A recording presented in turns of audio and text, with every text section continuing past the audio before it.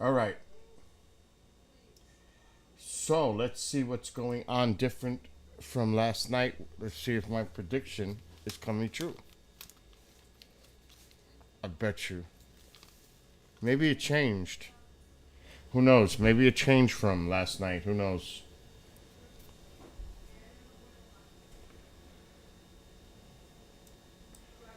Okay. I'm going to lower it now because my mom is talking in the background. I don't want everybody to hear her. So it looks, I don't trust the model. I got to look at the satellite. But let's set up these streams first where their destinations are going.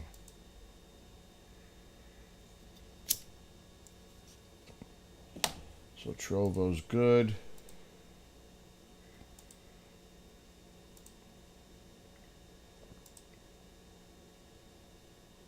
Okay, we're good on YouTube. I don't even know which one this is. This is the new Bill Skywatcher one. All right, let's go to this.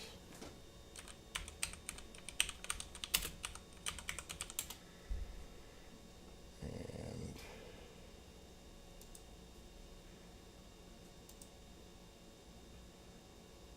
how come I don't see it here? Interesting. I don't see it here. I don't think anything got blocked.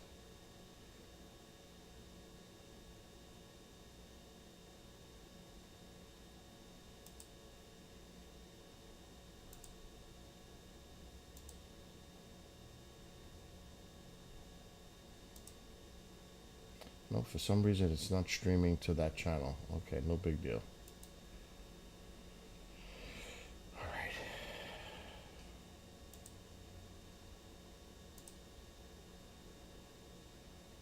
Oh, I already predicted it where it's going to go last night and the night before. And it looks like I'm going to be right ahead of them. All the forecasts said Tampa. I said Sarasota. I've been saying Sarasota for the last 2 days. But I don't know. I haven't looked. I just woke up.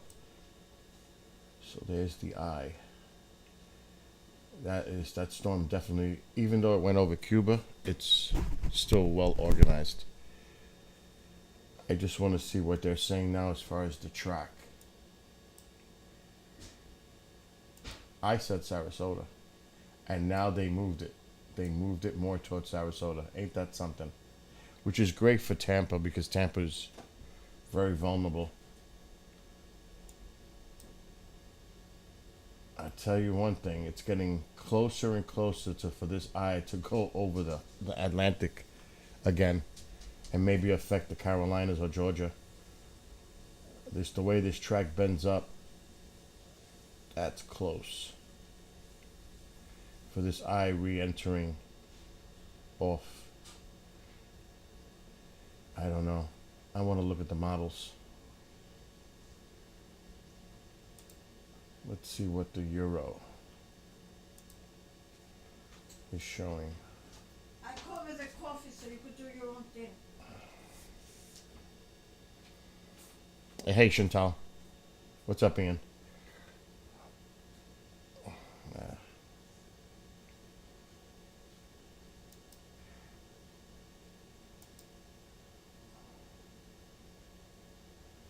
Yeah.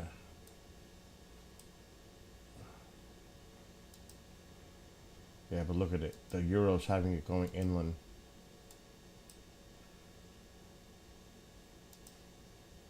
And then up. Let's see what the American has.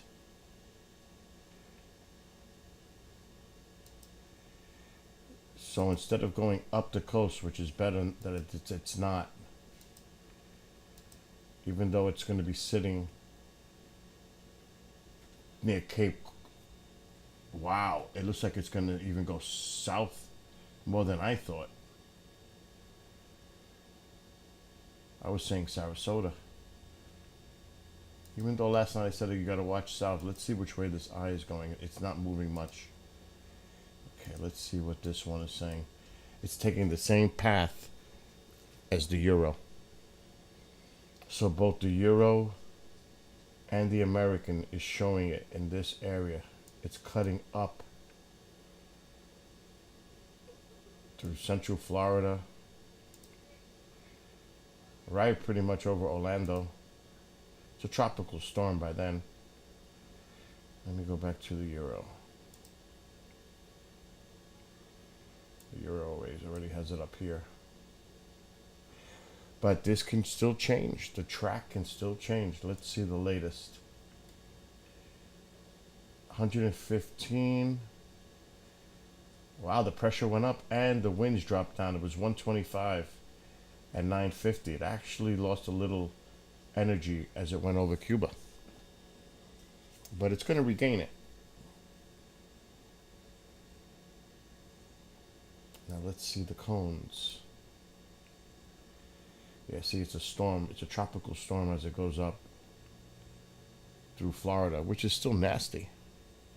And a lot of rain and isolated tornadoes in the bands. All that.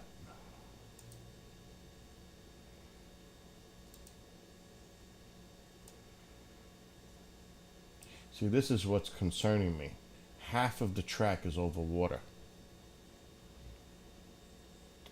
They're hoping it takes the middle track and goes up. But if that eye reemerges over off the East Coast, look where the cone widens out now. The Carolinas. So we don't, this thing keeps trending east. It has kept trending east. This track has been as far out as here by Panama City. It keeps retreating to the east.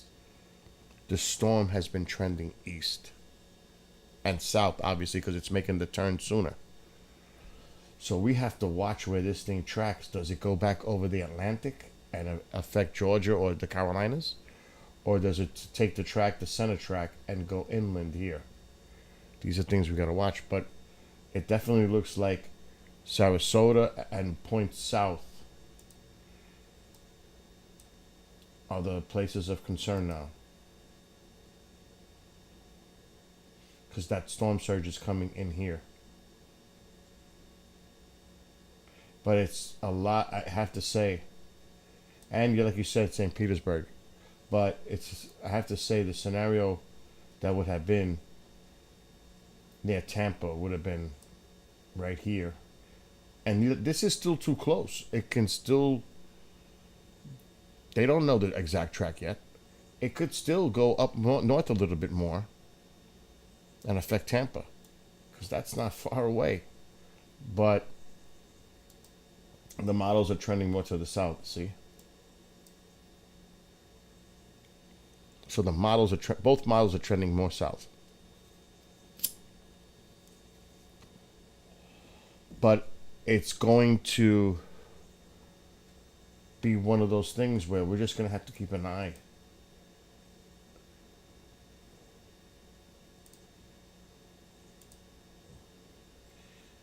Because right now it's there.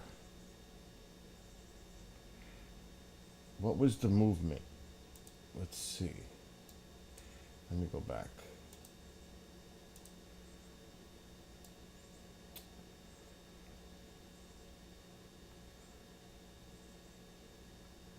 Moving north.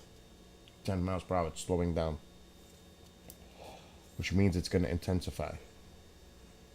So these numbers are definitely going to go up by 2 o'clock. The pressure is going to drop to like 958.5. I'll guess. Winds will go up to 125. And the speed and the direction it's moving is important.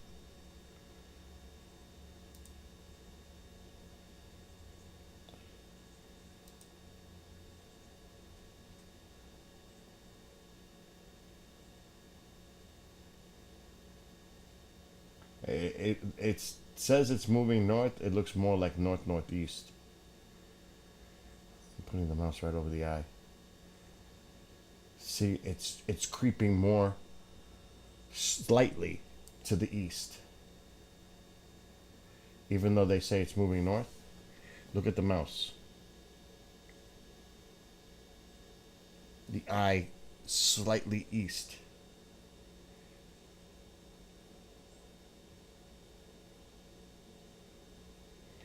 So this thing is still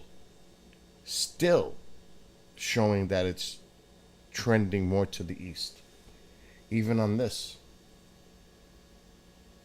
They say it's moving north. Well, let's see.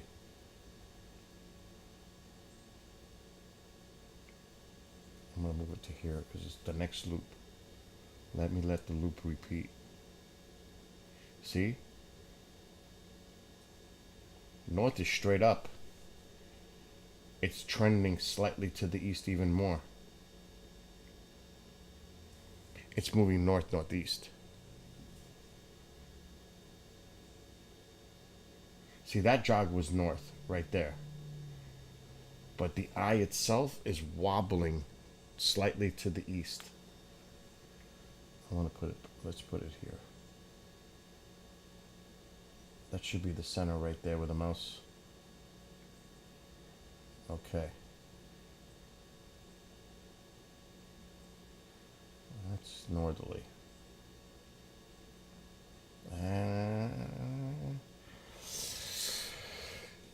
That's going to be the momentum in which way this thing goes. It's definitely trending more to the south. We have to see where it really starts to make more northeasterly turn in. Let's put that model back. So this thing has it going. Now look at that. Look at this track. Is that a north? That's not north. That's north-northwest. This has it going north-northwest, so it's off track already. It's trending to the east. It's looking like it's going more toward the east still. Yeah, Teresa, remember I said last night, don't put your guard down? Well, it's trending more south, right toward your direction. Right now, it's probably a Cat 2, borderline 3. If it's 115, it's a 2, but it's bordering on 3.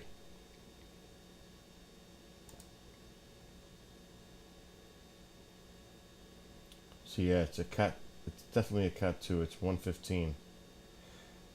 And you can look that up.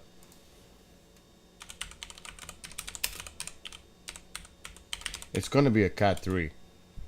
Definite. Most likely if it... Oh, it's actually a Cat 3 technically. It's 111 to 129. It is a Cat 3 now. Will it get to Cat 4? 130? It's possible. It's very possible. So it's a Cat 3 now technically. It's going to get stronger. The eye has reemerged over water. It went over Cuba.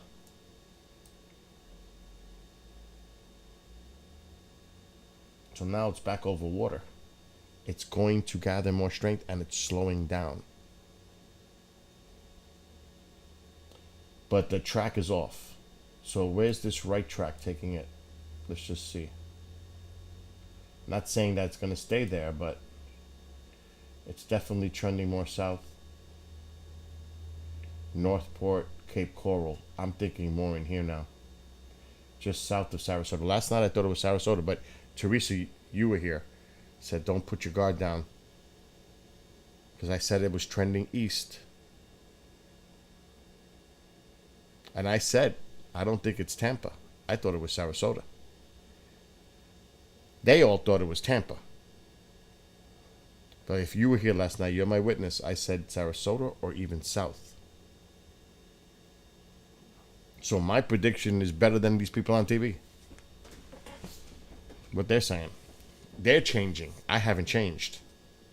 I'm not saying that to brag or be egotistical. I'm just saying by looking closely at all the models.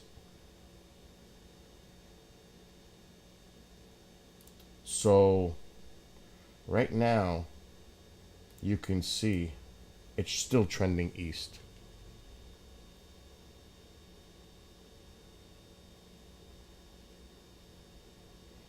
Now, will it wobble back toward the center track?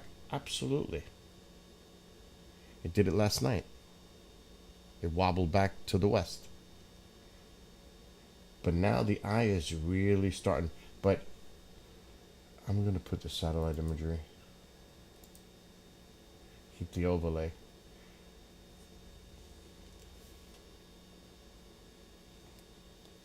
Let me get my coffee. Oh! Mom? Mom? Mom? Where's the coffee? Oh, okay.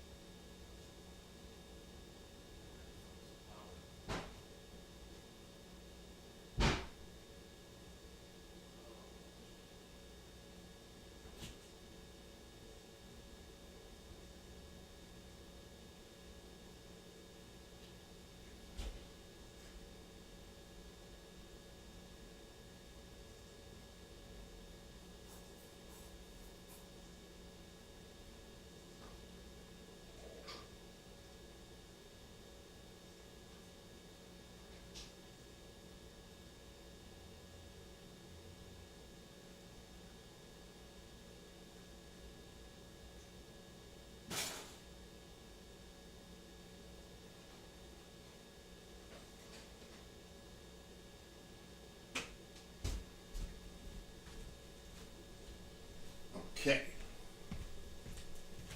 Gotta have my coffee. So, the two concerns really are, well, there's more than two. There's a few. There's actually several.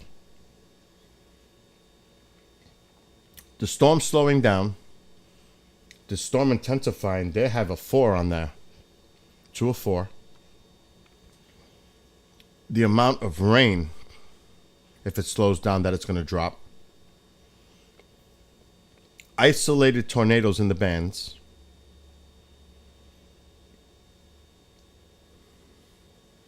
And the track, if it takes an inland cutting through Florida from south to north, cutting right through Florida, through central Florida, staying inland through central Florida and going up into Georgia, or does the eye reemerge over the Atlantic and then affect Georgia and the Carolinas? It's going to be close. That's all. There's so many concerns here because that track, there is a lot of possibility here. It's not going this way. I don't see it going on this side of the cone. I see it going this side. This side of the cone. Remember, if that eye reemerges as a tropical storm, this is still warm water. It can definitely, especially if it's still moving slow, it can re-intensify because now a lot of the storm would be over water where the wind is, the right quadrant. You can see redevelopment, and you could see a Cat 1, possibly even a Cat 2 affect the coast. Because it is in the cone. So there's still a lot that can happen with this storm. I don't like this. I don't like how they have half the cone and it's been moving more and more over water. That would be a very bad situation for the people in Georgia and the Carolinas if that storm was to reemerge over the Atlantic off the coast of Florida. So, yeah, I have a lone wanderer. I have a lot of family in Orlando and Tampa. Tampa looks, it's still too early to call, but you're definitely going to have tropical storm conditions, most likely in Central Florida. It's going right over Central Florida. Both models are showing this thing going over Central Florida. So it's a Cat 1 as it enters land, but I'm not trusting this model. Look at Orlando. Look at Tampa. This one has it going right over Tampa. It's going to be nasty. But I'm a little concerned on the track because it's still trending east. It keeps trending east. And if that's the case, this has a better chance of going over water again into the Atlantic.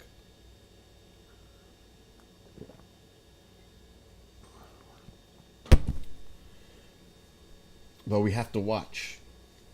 We have to watch these models.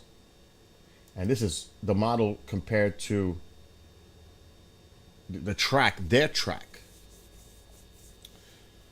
This is their track compared to what the storm is actually doing. And look where the eye is. The eye is trending more to the east. Now, if that's the case, widen out. It's taking more of this line or in here. What would that do to the overall? It puts it here. And what does that do for the rest of the cone? It puts it over the Atlantic. That's what I'm watching now. Because right now, it's going to strengthen. The eye is back over water. Cuba weakened it slightly. But the eye is reforming again over the water.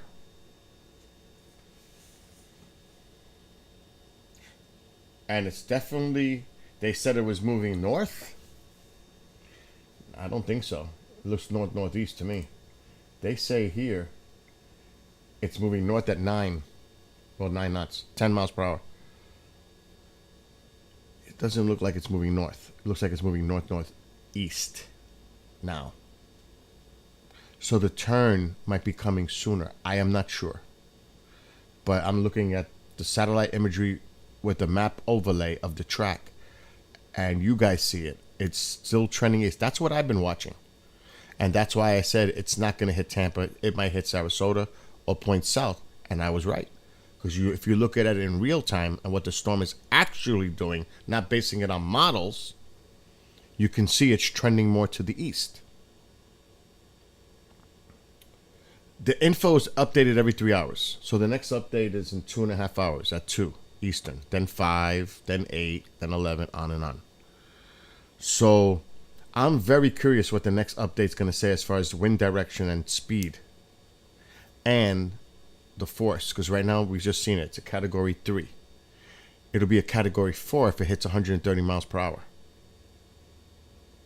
Which I predict it'll be, in 2.5 hours, it'll probably be 125. I don't see it going to 130 yet. I see it going to 125. I don't know if it's slowing down, but it does look like it's not moving quite fast right now. That gives it time to develop. That's all that does. But you see the track, and where's the eye? To the right of the track, east.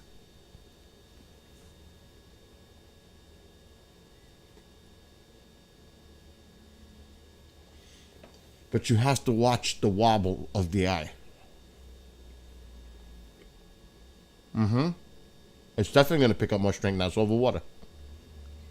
Even though the inflow with the land is still affecting it, because that's dry. It's landmass. It loves water. These feed off the water, the warm water. So now that the eye is re-emerging over water, it's going to intensify. And that's warm water. That's like 84, 85 degree water. Somewhere in there. So there's no reason for this not to intensify. Look at this is a big storm too. This is not a small storm.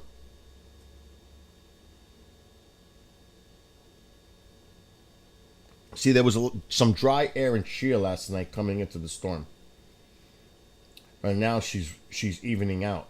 If you were here last night, you would have saw that this side was weak. It was not developing because there was sheer and drier air trying to influence it. But now she's widening out. Now that I don't see that influence of any sheer or dry air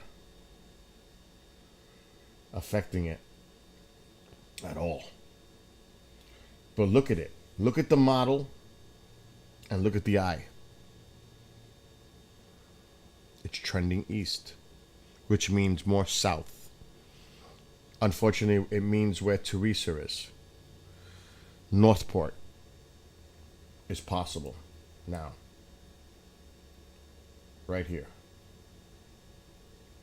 Sarasota still, I said Sarasota last, I've been saying Sarasota for the last 3 days. But now I have to say, it looks like it's trending even more south.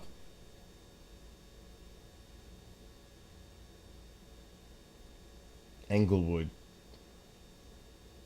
Venice. Yeah, the Fiona was last weekend. Saturday, Friday night into Saturday affected Canada. I'm still waiting on Amanda. She still had no power last I heard. But she should be uploading videos to her channel, The Aftermath.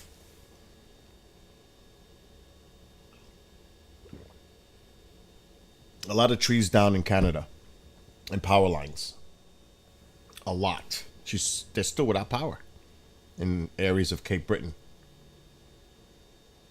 So yeah, this is what I'm looking at now. The actual track and the strengthening. Because they have it as a 4. But I'm watching that.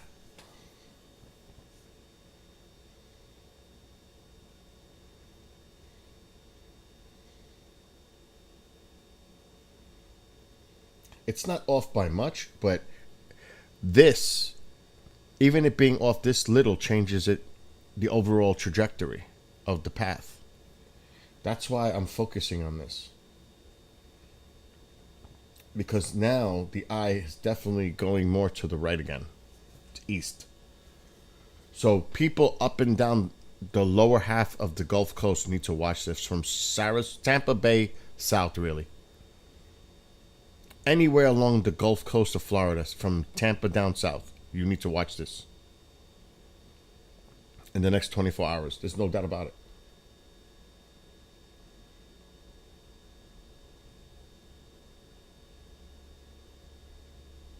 And I'm gonna continually watch these loops. Now, obviously, we're not gonna watch. I just want to see one thing.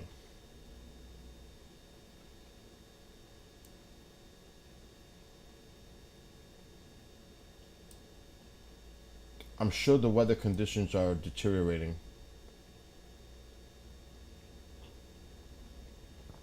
Where is it?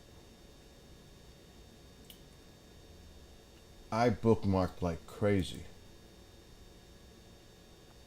Oh, come on. I was bookmarking it like nuts last night.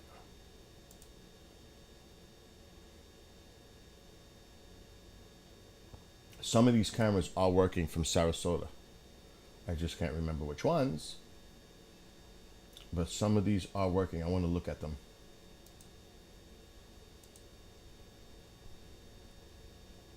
So there's one.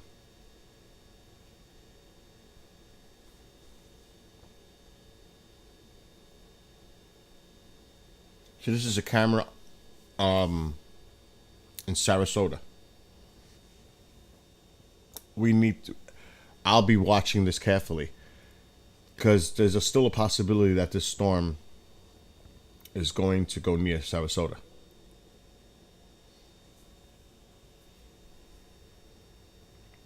So we're definitely going to be watching these cams. But later on today, I might have to go more to the south.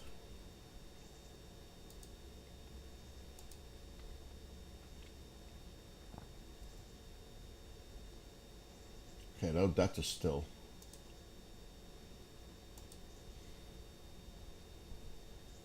Oh my gosh, Ian.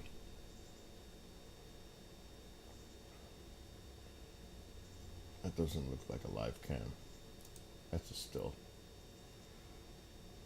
Let's get out of there.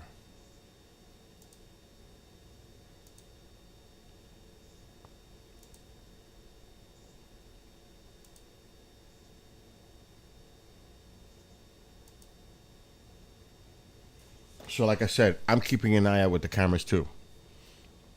Now, there's a few in Sarasota that I have ready to go to see, to keep an eye on.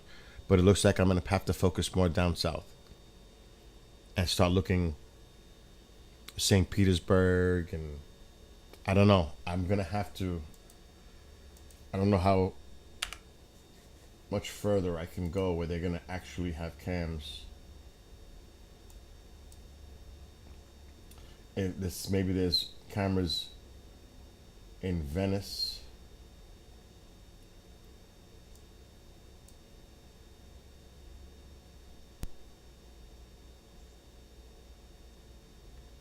So maybe Englewood, because I'm trending south too. So I'm gonna later on today. I'm gonna look at the cameras here, because we've got them up here.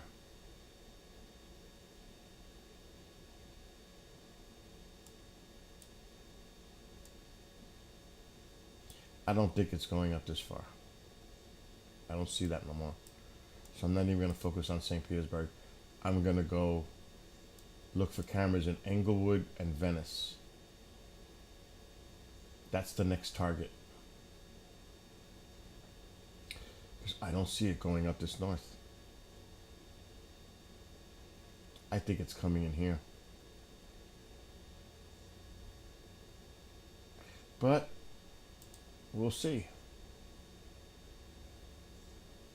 Live cams is live beaches. I mean, is a great site. So let's look Venice, Florida. Let's see if they even have.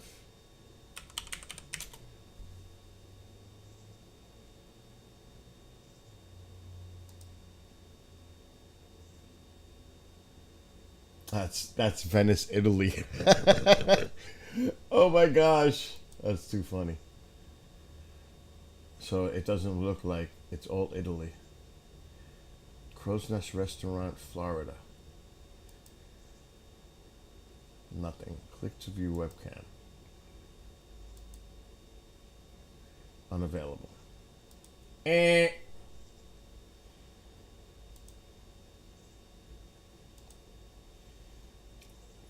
Sarasota. Venice Beach. Yeah, that's not live.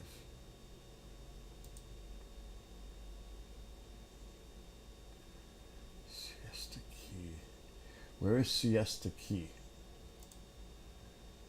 Where is that?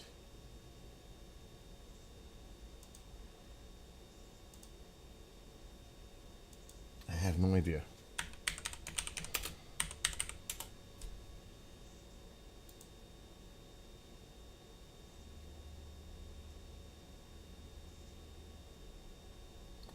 That's still, that's like up there. It doesn't really matter. Okay, so that's out.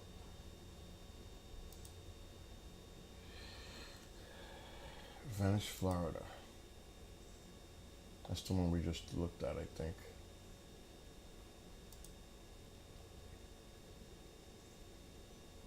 Punta Gorda. I don't know where that is. Here's Englewood. But they don't have cams. So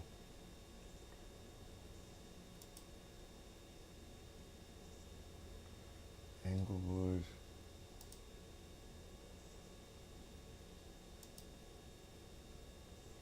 I just saw that.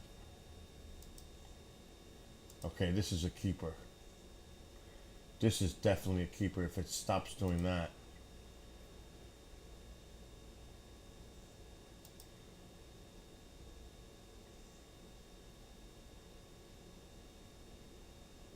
Oh yeah, so we're gonna bookmark this.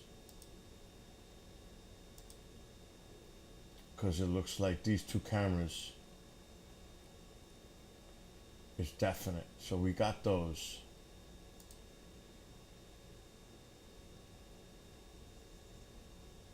This is all setting up in preparation to get cameras for tomorrow.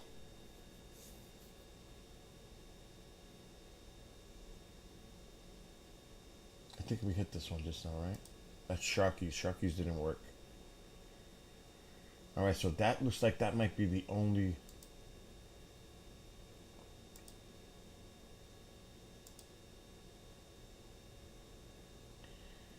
Okay. Sarasota, Venice, Fort Myers. Let me look at this windy map.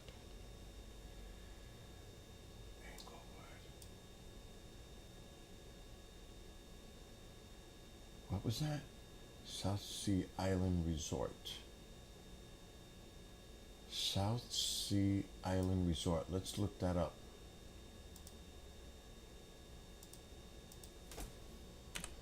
A lot of the hotels, they have cameras.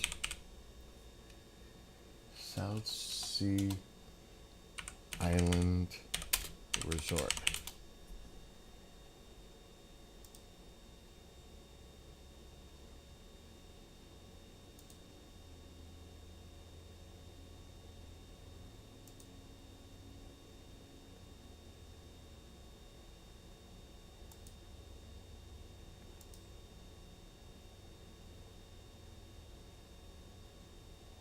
Look at this. The camera's already messing up. But it's a live cam.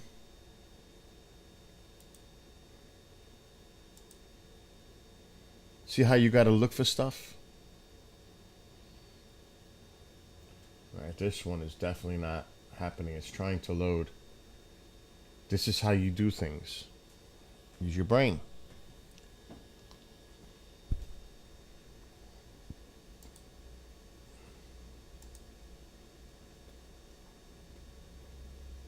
They're not working. One did, but it was not good. They're already having issues.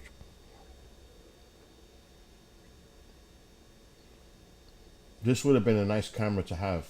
I'm going to bookmark the page anyway, because you never know if they come back.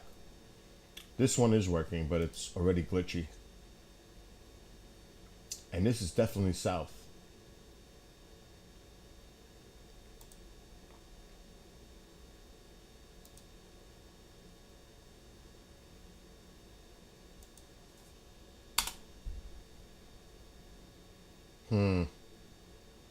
Let's do it again.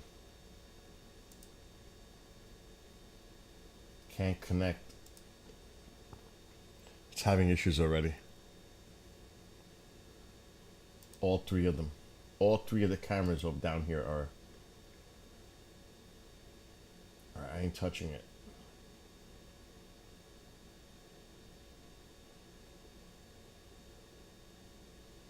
So this is, we're looking at right here. I looked up this resort. It had popped up on Windy. Right here. That's where this is. And you can see already the bands are entering that area, so the cameras are, it's going downhill. The weather's going downhill already here. The cameras are already being affected. So that's where this camera is located. And it's already having issues.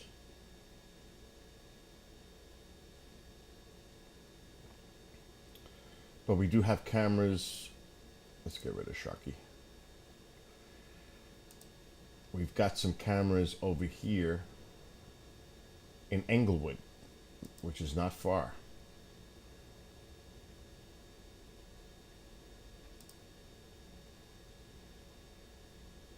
And that's a nice camera. It's fisheye, but still, it's nice. And then this one.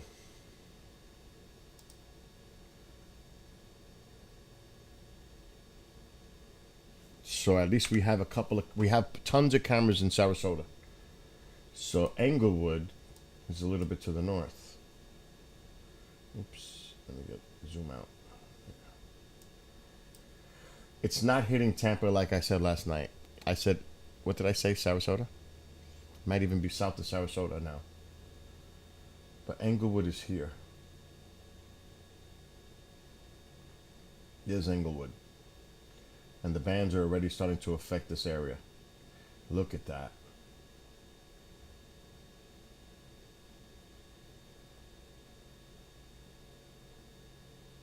And let's put the track.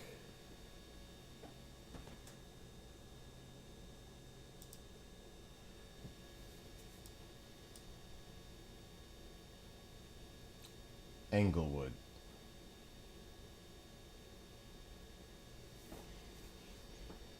The track, it's not tracking toward Tampa anymore. Like I've been saying for 2 days, it's trending east. Nobody listens to me. Oh yeah, the storm is sitting still right now. Let's wait till tomorrow. Plus, that's a bigger boat. My father had a 36-foot boat. It kind of looked just like that. Except, I think my father's was a little bigger than that. That's a big boat. It's got the fly bridge on it. This is a big boat. It's not a small boat. I actually lived on one of those for a year. Bigger than that though, but it's beautiful. When I was young. But yeah, this is something we're gonna have to keep an eye at 2 o'clock for the next update. I just gotta see something.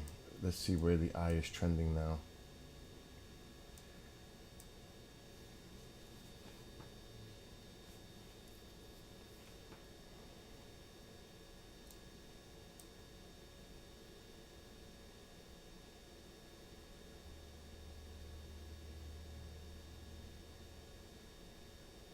It's following it.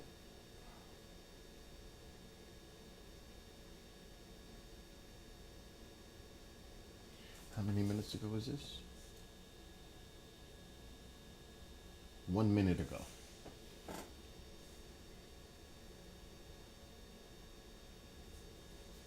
And now it's going to intensify now that it's over water. The eye is going to definitely get its act together. And the storm.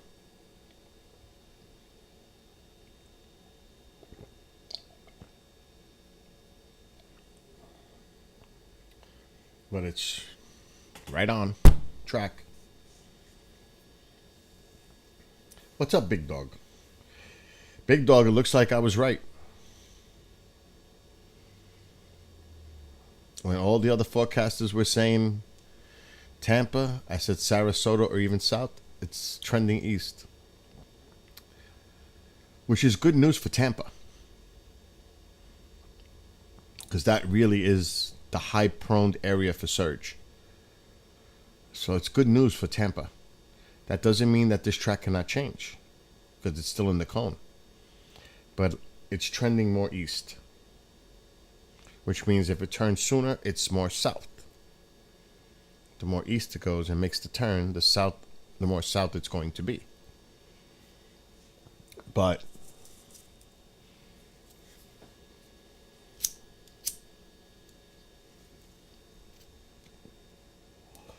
so the latest on it was 115 Cat 3, moving 11, I think, or 10 miles per hour. The pressure went up. It was 950 this morning. It's up to 963 now. Let's look. 115, 963, moving at 10 miles per hour north.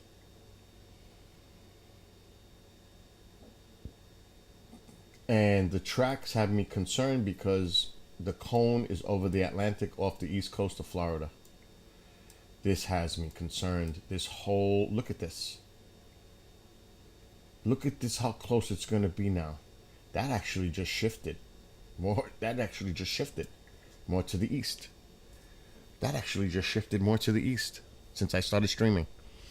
Look how much of the cone is over the Atlantic. What if that eye goes back over water as it crosses Florida? Where does it go from there? Georgia? South Carolina? Does it get stronger again? Maybe by one category? Because there's a tropical storm as it enters over Florida. There's no doubt about that. Once it gets here, it's done. It's a tropical storm here. But does it go back over sea? The eye? Get a little strengthening because this is warm water? And then head up toward the Carolinas? Or Georgia? Right now they have it going inland.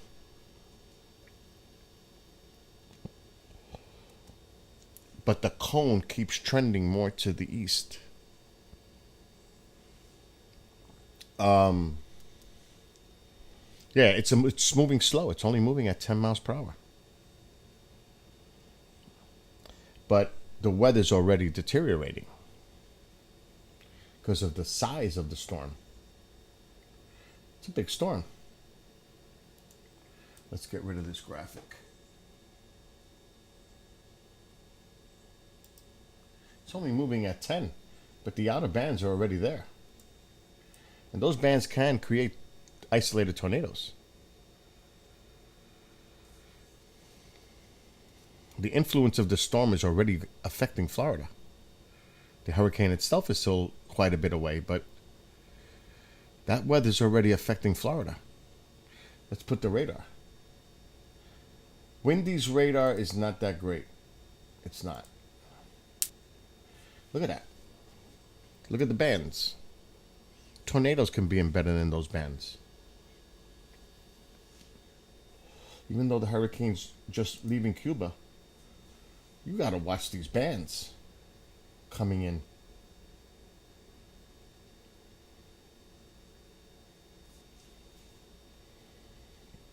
And that's a problem in itself. And this rain, the flooding, especially if this thing slows down, as they expect it to move 5-6 miles per hour. The models are scary. How this thing just sits for like 24 hours in the same general area. That's bad.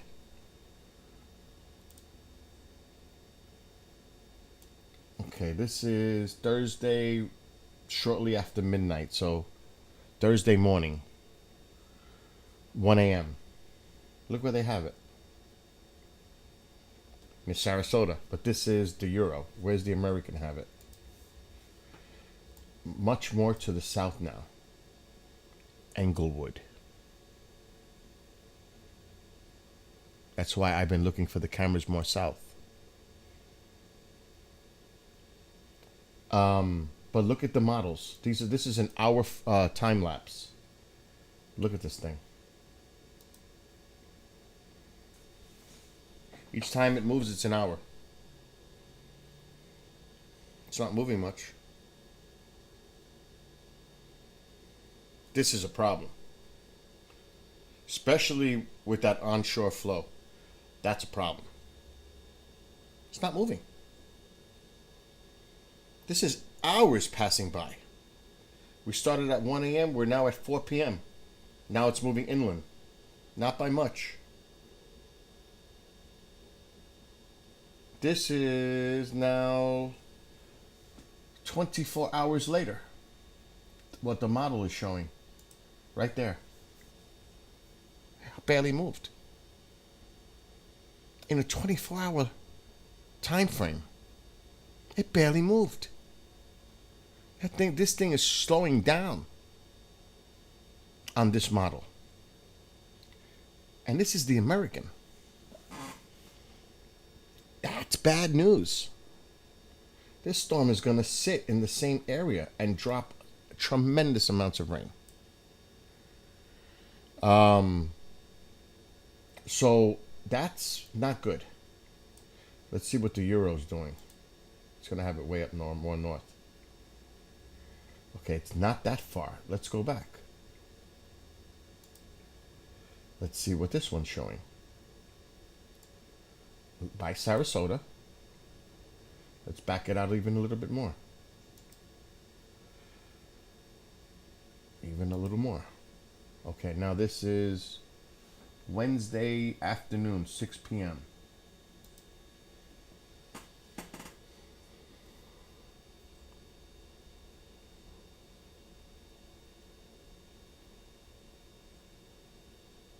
This one has it moving a little bit more northward, but not moving much.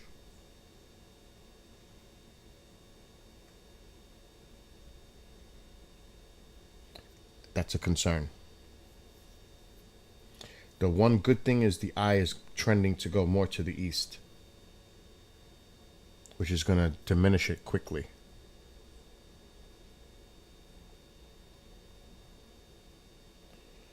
But this is almost now a 24-hour. There's 24 hours right there. It's not moving fast. It's going to dump a tremendous amount of rain. The thing is just not moving fast at all. Now it's going to go over Central Florida to the west of Orlando. Look at it. Here's Orlando. Kissimmee. What does the Euro American say? The American has it down here still, barely moving. So let's see what it has. 24 hours later, it's just to the north of Orlando.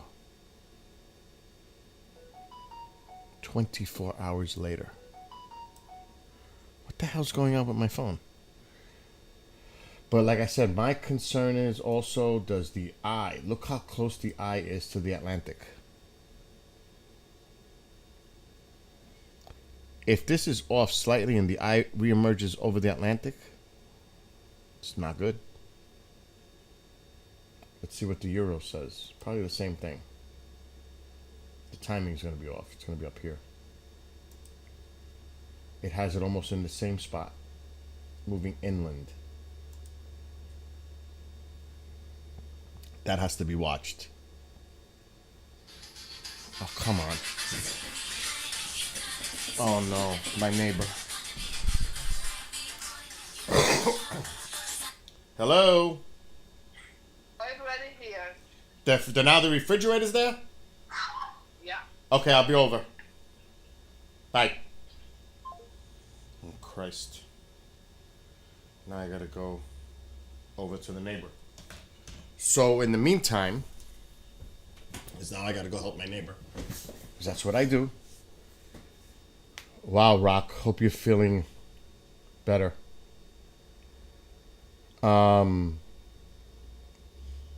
It's definitely going to pick up power. Oh, God, yes. Big dog. Absolutely correct. Let's see before I go over to the neighbor because I have to.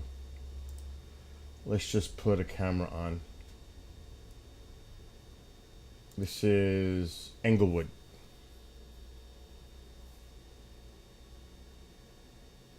Is that moving? That doesn't look like it's fucking moving. Play. Okay, now. So this is Englewood. This is maybe a potential landfall area. I'll be right back. I have to go help a neighbor with a refrigerator. This is what I do. So I'll be right back.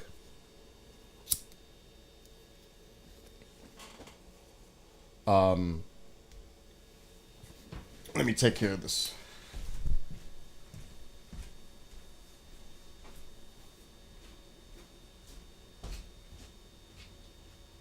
Right next door, the refrigerator's there. What?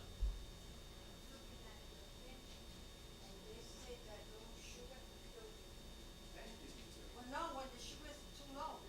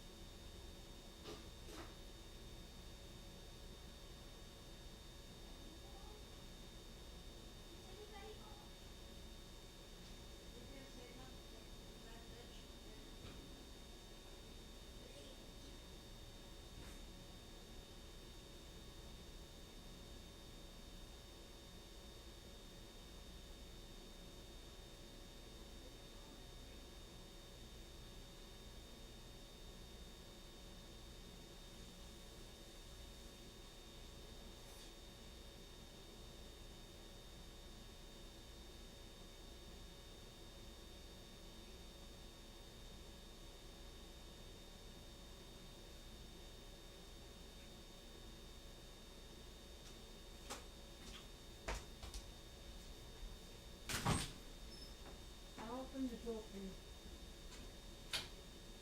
So you could have some.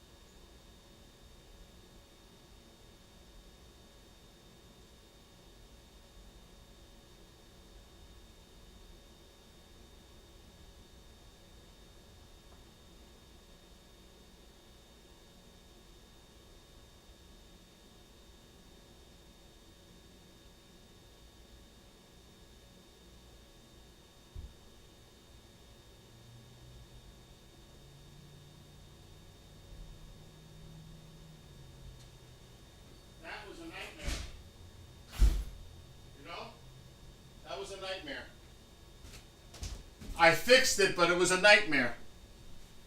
You don't even know what just happened. I gotta call him and tell him what we had to do. Oh my gosh, that was crazy. Huh? So they brought, the stove came earlier, the new stove, right? We took the door off and it fit. The new refrigerator fit, but guess what? We had to take the door off again, but the refrigerator didn't want to fit in the spot that it's supposed to go to because the cabinet was in the way. So I had to tear out a molding on the bottom, about a half inch or even an inch. I don't remember the size of the molding. I had to rip it off the wall to fit, and it barely fit. Then they had to change the way the door opens on the refrigerator because if it was to open the other way, it wasn't going to open. So they had to change the door to open the other way. Abby had that problem, you know. So now The size. I have to call him. I don't even know what I do with my phone. Ma, give me my phone right here. Wow, that was crazy. I gotta put pajamas on because it's cold. Did the camera freeze? It looks like it did. Wow, that was I'm wearing crazy. pajamas with a long sleeve. Toma, nene. Hold on, Ma. I'm a little busy right now. Give me the phone. I gotta call him and let him know what the heck is going on. Because now there's gonna have to be some compound. These don't look too good. Where's the boat? Let me put pajamas on because I'm not going nowhere. I gotta be warm because tengo un frío.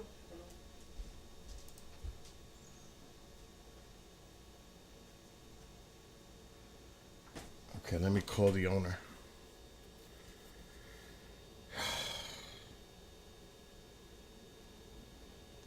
That was crazy. Thank God I brought my tools.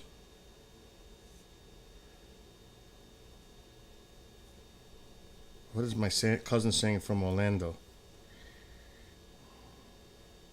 They are shutting down early tomorrow. The weather people are going nuts down here. She's in Orlando. She said the weather people are going nuts.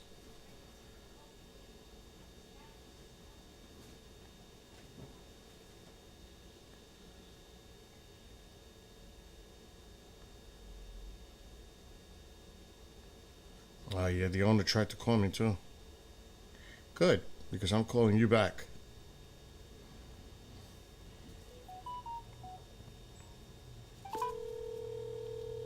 Yeah, they're probably getting the boats out of harm's way. Hello? Hey, okay, couple of things. Yes, please. The stove, no problem. Okay. New refrigerator was too wide by like 2 inches. I had to tear out the molding on the wall on the right side. I tore it out because it wasn't gonna fit. So now I got to go back there, probably Saturday or Sunday, and compound that and fix it up. You know, just put some compound, sand it down, then repaint it. But it fit. It fit now, barely it fit. As long as it fits. Oh my God! I had to tear the molding out the wall. That thick molding on the bottom, I had to tear it out. But it fit. That's the main thing. Everything's good. It's in the house, and they put the other refrigerator in the garage where we said to put it. Oh, okay. Very nice. How is it? It looks good? It looks great. They loved it, right? Yeah, she loves it. But they had to change the way the door opens on the refrigerator because it wouldn't open the way it originally came. So then they had to switch it. But they were happy because she took care of them. You know, both of them. They gave nice tip, and it was no problem. You know, they did what they had to do. It's their job, Said. It's their job to do that. So, but the thing is, everything's good. I just got to go back Saturday during the day and do some compound. Then Sunday, let it dry and then sand it and paint it. Or even the father could do it. It's not a big thing. You know what I mean? It's a little thing. Oh, that's good. As long as it fits, man. That's why I was. Yeah, you're good. Everything is good, thank God. Everything's good. And the refrigerator, no scratches or anything on it. Nothing. And- Looks great. Okay, that's very nice. That's very nice. And also, I tell her they're gonna bring tomorrow. The boiler. They told me. Yeah, so they can clear the garage. Garage. The garage is absolutely clear. Oh, good. They're gonna bring it tomorrow. Yeah, there's nothing in the garage except for the refrigerator. Oh, cool. Okay, very good. So everything is good, so you can be at peace of mind. Thank you very much, Billy. And I told Sadia to tell her father to help John Sunday. If they don't help, I will help. Oh, thanks a lot, because he needs my son-in-law was going to help, but they're going away with my daughter, so he's not going to be around. I'll talk to John. As a matter of fact, I'll call John because he's probably heading to work, and I'll tell him, John, if you need help, call me Sunday. Oh, good. Okay. I'm going to call him now. Are you coming this weekend from the city? This weekend, I think Saturday. Yeah. Okay. But when is he supposed to do the boiler? The boiler he's going to do Sunday. Okay. Well, you could still look how the refrigerator and the stove looks and all that. It looks nice. Yeah, good. I think I got good stuff, Billy. No, it's nice. I'm telling you, it's nice. Yeah, and I got like each one of them has 5 years warranty. I bought Good. extra one. Good. I'm going to call John now, so call me when you get here on Saturday. Thank you very much. Alrighty. Take care. Bye. Okay. Bye. Thank you. This is what neighbors do for each other. I run that house. For the last 15 years, I've been running that house. Anything that happens in that big house next door, I'm in charge. That's the trust that he has with me with that house. He's the owner. It's rented. So anything that happens there, I have to be there. Even when the lease is signed, I'm there. I'm like the manager of that property. No joke. That's trust. It's one thing to walk and talk, but it's another actions speak louder than words. Now I gotta call John, who was a neighbor that actually lived there at one point. Then I'm gonna get back to this storm thing, but this is important.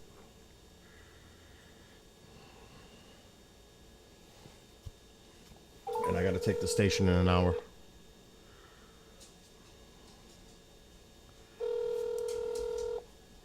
Hello. What's happening? Hey, Bill, how's it going? Everything's great. How's everything with you? Oh, it's same shit, different day. Oh, listen. I just talked to Sade. The boiler's coming tomorrow. When are Right. you doing it? Sunday? I might do it Saturday. Okay, he's coming up Saturday. If you need my help, call me. Okay. Because Because what I want to try to do. The only thing, Billy, are you doing anything at 9 o'clock tomorrow morning? no, why? I might need you to, because I'm having troubles getting my truck out of the body shop. What's oh, you might need me to drive you or something, pick you up? I might need you to pick me up so we can wait for this delivery. Oh, Because the delivery's coming, they're going to call me. They told me between 9 and 12. so you want me to be here? You want to be here for when the delivery gets here? Yeah, I want to be here for when the delivery gets here, or, I don't know if the father is going to be there tomorrow. No, what do you call it? He's working. That's why I had to go next door just now for the refrigerator and the stove. Yeah. So what I'll do is I'm going to stop in about 15 minutes. I'm going to stop down and see what's up with my truck. Because the finish, I had a clear coat put on it, Uh-huh. clouded up. Wow. Right. So they got to buff it out. They Yeah. got to buff it out, but there's an issue with buffing it out. It may have damaged the paint. So then that's on them. No? Right, no, I know. So they were supposed to call me back at about 11:30, but I haven't heard nothing. So I'm going to take Gabby's car tonight. All right. I might need you to meet the delivery till I get there. No problem. Just call me. No, I will. All right, John. And then maybe, we got to hang out sometime. No, we will, Billy. It's just been so with getting stuff done around here, and I'm not moving as fast as I used to. I know. And plus with the arm and the shoulder and all that. And Yeah. when we're doing stuff here, it's taking longer. Yep. Just And and that's why I turn around and it's just there's a lot. And then we had the front steps done, and the lie ran onto the steps, so the guys got to come back and power oh wash jeez. and clean. And it just seems like everything that's happening. It's always something. It's always something. It's always. I go through the same thing here. You know that. Yeah, you just turn around and then just trying to keep everything, and I'm on light duty at work, so I'm restricted what I could do. Yep. So that makes it frustrating too, because sometimes I know I can't do it, and then sometimes I think, oh well, I can sneak that in. Yeah, but you can't take chances, especially on the workplace, because then you could jeopardize your job. You understand? And that's where I still remember when the nerve blocker wore off. Mm-mm. And the painkillers they gave me when the nerve blocker wore off didn't kill the pain. It Well, just made me dopey. We'll talk about this on the privately tomorrow. Yeah. Okay. Because I may be able to, assist you with that. Okay. All right. All right, call me. Call me in the morning. I'll talk to you later. Later. Bye-bye. Bye. Bye-bye. All right, so that's tomorrow. See, I'm always busy. Always. It's a good thing, though. Oh, come on now. All right, let's go back to Wendy. But he's another neighbor that moved and bought his own house. And his mother lives in the house. You hear the boat? That's a truck. I thought that was It sounded like a boat, but that's a truck. that's the one that goes to the Hudson River. No, that's not a boat. That's a truck. Oh shit! I thought it was. I thought it was too. That's why I stopped. I was like, what is that? It reminds me of the thing mantle. Oh, yeah, look at the eye. Oh, the eye is definitely getting its act together again. Wow. Right over the water. And there it goes. It's becoming stronger. It's becoming more defined. For where? The storm is getting stronger. Jacksonville? Holy shit. Why do you keep saying Jacksonville? Oh. No. I didn't say. Jacksonville is north and toward the east. I was thinking of Fort Lauderdale. No. But there's another They're one. getting storms and Tallahassee rain. or something. Ma, you're all over the place. Right now, it's in southern Florida, the outer bands. It's going to affect the west side of Florida where the eye is going. But that doesn't mean that the rest of the state is not going to have tropical force winds and a lot of rain. It's going to affect the whole state. But the main power side is going to be on the west side of the state.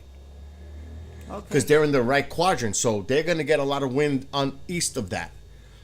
How about Cuba? It's already past Cuba. Oh yeah?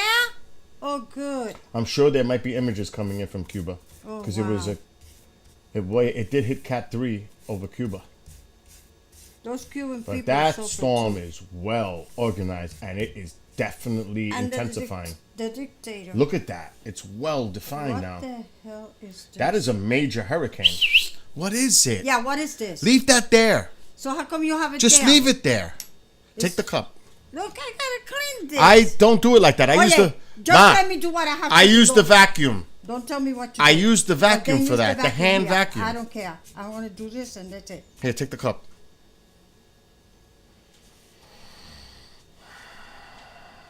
I need to chill for a second. Chill. I don't trust the tracks. Bob, I've been right. My tracks have been right. Their tracking has been wrong. I've been right. And you know that because you've been here for the last few days. Whose track has been more accurate? Theirs or mine? And I'm not saying that again to be egotistical or bragging. It's just I studied weather. I can see it. With all the players involved. I'll check it out. But they're just going based on the Hurricane Center's models and forecasts and spaghetti models. But you got to actually look at the track itself. By the satellite imagery, the movement of the storm. I did call it. I did. Remember, everybody's saying Tampa, Tampa, Tampa. Who was saying Sarasota and possibly south of Sarasota? Me. I'm probably the only one that was saying Sarasota and possibly south. They were all talking Tampa.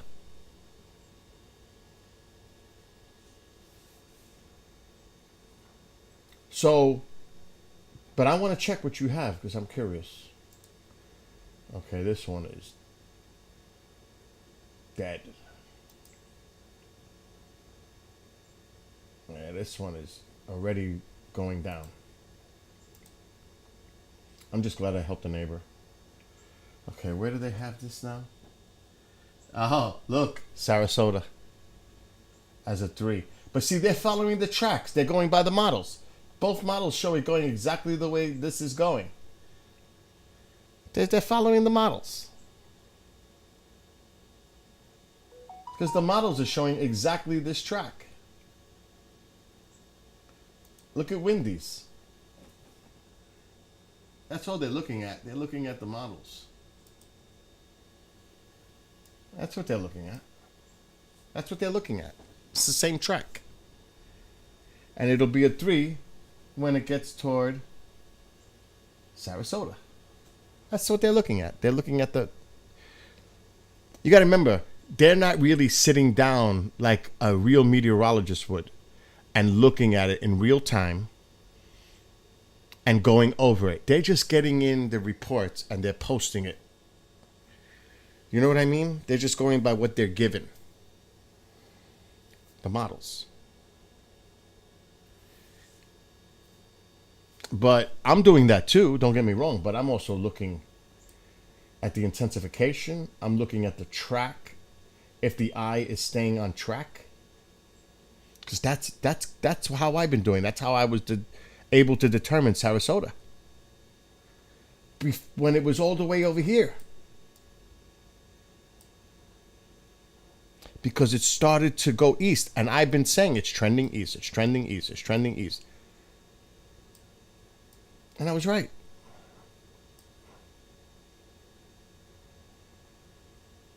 But right now it's pretty much going on the track that they're saying. But you see how it's wobbling. It's because the eye is forming again. But it's still trending a little bit more to the east. See it? It's going through a wobble. You could see the wobble. But look at the... Let's put the mouse down here. It's going to have to go through a loop again.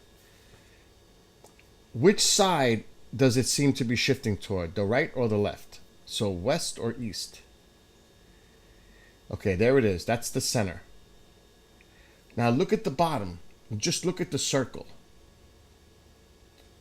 It's trending more north-northeast. Which means it's probably going to go more in here. Right in here. It's not exactly on the track. So if you follow that, even though they have Sarasota,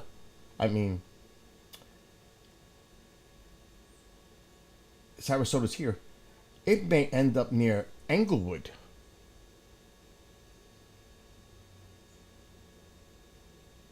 It may end up in here.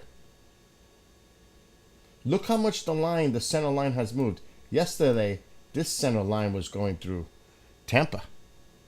It trended east. And it still looks like it's trending east. Englewood, I said Sarasota. But I also said when Teresa was here, you got to watch where you are in Port Charlotte. So it might come right over Englewood. It might even be south of this center line.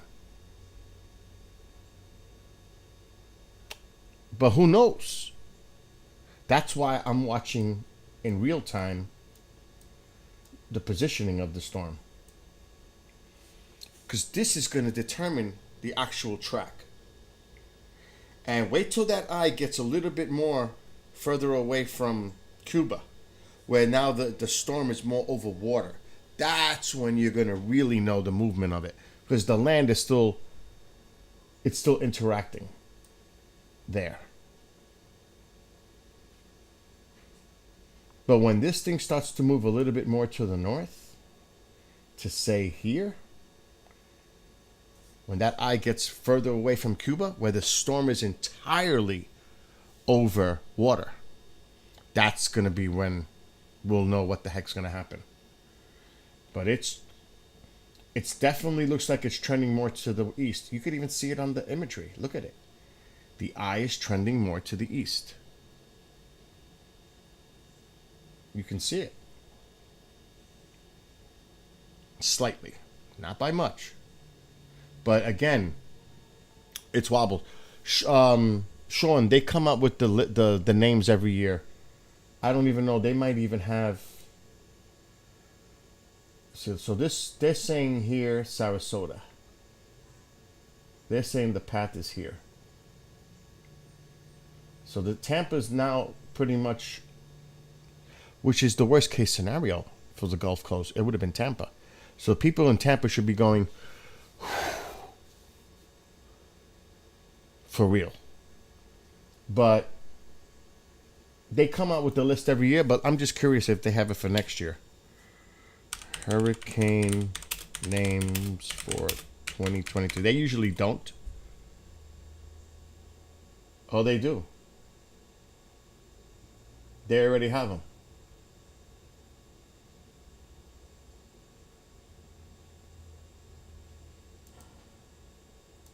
They already got them. There you go. There's your list. So right now we're in Ian. The next one would be Julia. They already got them up to 2027. All the named storms. In the Atlantic. They already got them. So that's how you can find out the names. I'm just curious if my name comes up in anyway. There it is, 2024, William. I was looking for Bill. Bill is in 2027. So my name actually appears twice in the next few years. The chances of it getting to W are it's slim, but it has happened where the names have to go over again. It has happened. Doesn't happen often. But in 2027, I'll be second on the list. Teresa, be careful. The post office may be open even tomorrow. Because tomorrow night is when your conditions are going to get really bad. Remember, the mail people, they get up early and deliver the mail. My mom used to hit the street by 10:30, 11. I don't know how it is where you are to do your route. But usually by 10, between 10 and 11, they're on the street. And I don't know, I could pull mom in here. She used to have to clock out at 3:30 in the afternoon. And then, there's always the overtime issue. But the post office is a pain in the ass, worse than ever with that overtime. But you know what I'm talking about. I grew up with a mom as a letter carrier in New York City, so I know all the bullshit that's associated being a freaking letter carrier. Just saying. Yeah, next update's in like an hour. Big Dog, wherever you're getting it from, you're getting it before I am, so that's good. I'm not going anywhere, but I do have to take the station in an hour. But I'm set for the next few hours after that. And I don't have a live show tonight, unfortunately, because one of our hosts is hospitalized, and I'm praying for him. And the other show is being reformatted, organized. So I don't have live shows till 10 when John B. Wells goes live on KGRADB.com. Because for those that don't know, I am the program director and executive producer for the station. Oh my God, Big Dog. It's like Jaws. I mean, listen. When I'm in a situation, like in a crisis situation, I love to use humor. Because what the hell are you going to do? Stress and freak yourself out? You just do what you got to do, prepare best you can, and you deal with it. That's it. And I like to use humor when I'm in a crazy situation like that. What else can you do? Stress yourself to death? Whatever's going to happen is going to happen. It's just that you want to put yourself in the best possible preparedness position if something like this happens. That's all you can do. And I personally, like I just did with my neighbors, you seen it live. Well, you didn't see it live, but you tried to help your neighbors. Do they need help? Do you need anything? Do you need food? Do you need me to go to the drugstore for you to get your medication? Are you okay? Call me. That's how you do. Communities need to come together and help each other. That's it. And it's good also to have somebody to talk to and relate with if you're alone. It's good to have that support, that networking going on. That's just my opinion. What's up, Derek? So it's just a matter of doing the right thing that you need to do. And if you're going to ride it out, you ride it out best you can. And just go on. Yes, you're going to be worried. That's a totally normal human, mental, emotional, anxiety, stressed setting. That's going to happen. It's part of life. But you deal with it the best you can. And you just don't let the shit eat you up with fear. You just deal with it the best you can. And that's all you can do. Because then when you look back, I did the best I could under the circumstances. I did everything I should have done. There's no regret. There's no guilt. There's no nothing. You did what you had to do. If you have family, you have to consider them. If you have kids, you got to figure, get them out. Why would you endanger them? I mean, if you're thinking about it and it's risky, you're risking them as well. It's not just you. You have to think about the whole. That's all. And if you do everything responsibly, you should be fine.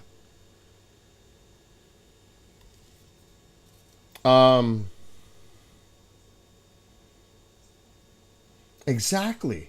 Dude, I was just now, before I came back, I was helping my neighbors just now. I ran over to their house. That's how you do. People need to look out for each other. Call your neighbors. Knock on their door. If they're elderly, sick, whatever, go knock on their door. Do you need anything? Are you okay? You need help? Especially in the days prior, to make sure that they've got everything they need.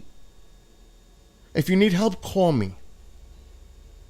But I would joke. Just don't call me when it's 80 mile per hour winds outside. I won't be able to make it. See, I use humor. But I would say something like that. That's me. To make it more lighthearted. To make them laugh. If it even brings a laugh, that breaks the tension. It's psychological too. If you show you're scared and feared, you have fear, so are they. It's that simple. You have to be the one to keep everything sane, calm, as much as possible. You set the example for others.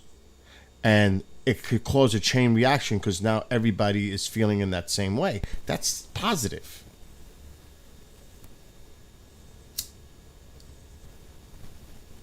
Exactly. You just got to deal with it. Like even Amanda that had the storm in Nova Scotia.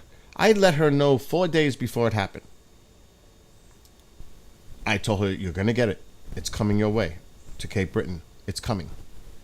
Take everything inside, get the cats, go shopping, do what you need to do. And she did it. And everything turned out fine. I'm not exaggerating it. If there's a threat that some kind of storm, even if it misses you, like it looks like Tampa's going to get grazed, but it's not direct. Even if you prepare and it doesn't hit you, better to be prepared than not.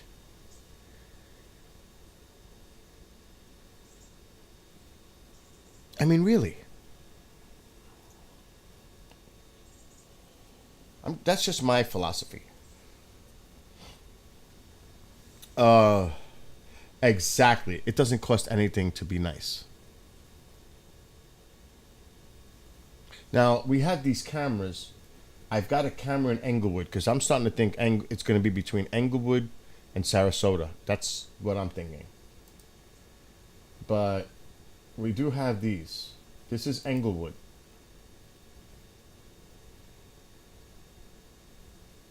Is that camera feed working? Looks frozen to me.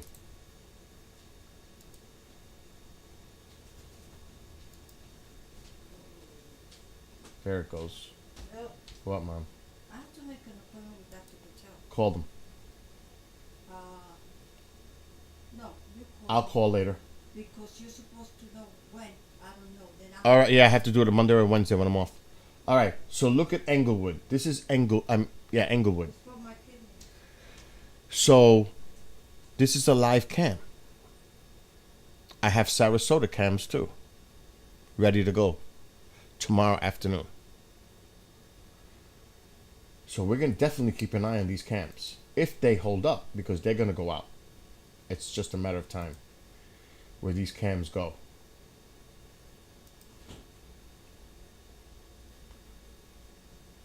There was a boat, but it left. They were near this one earlier.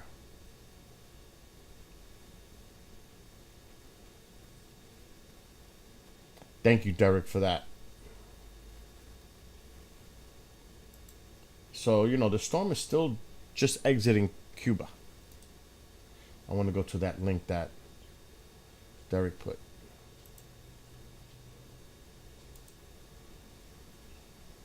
I've got a lot of windows open. So let's get rid of the name storms.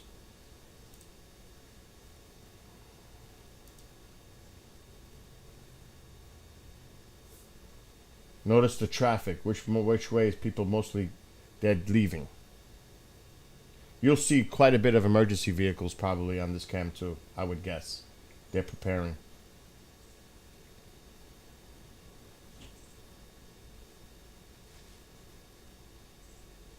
I'm going to, well, I don't have to bookmark it because it's already on my history.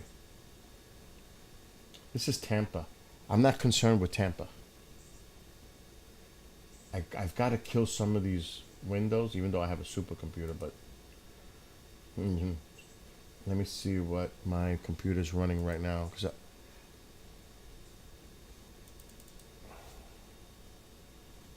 The cams rotate to different roads. Good. I'll keep it up, but there's so much going on. So my RAM is at, and I have a lot of stuff I'm streaming. My RAM is at 12. My CPU is at 20, 16, 15. So despite everything that I've got going on right now, my computer's running fine. It's less than 20 on both RAM and CPU. Because I built this myself, this computer.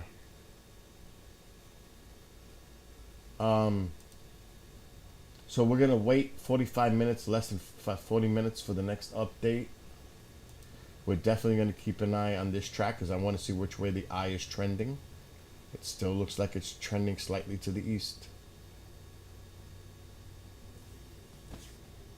Let me see the latest loop. See how the eye is trending more to the east a little bit? And this storm is getting its act together now over water. The eye is definitely getting it. Look at that. Look at that. Look at how this storm is intensifying now.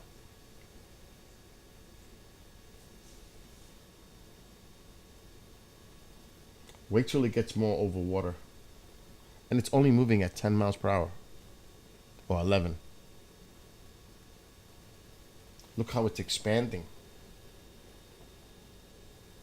It's growing in size.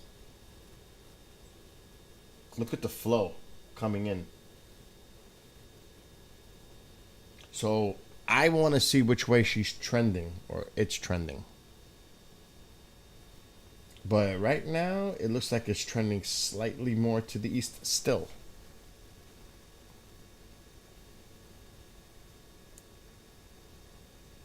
Slightly. But it'll wobble.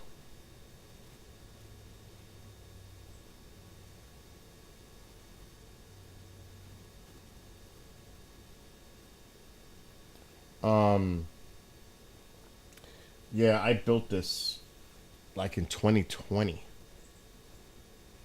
It has I could have put 128 gigabyte of RAM. It has 64.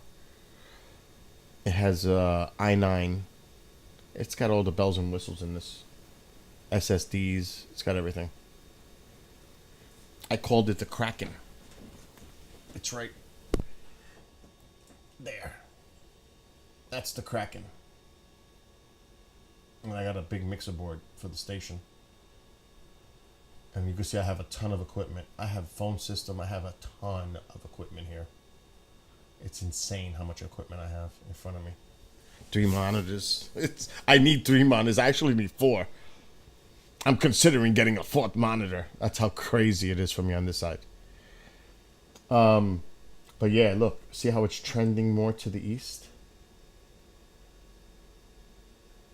It's to the right side of the main track, the middle track.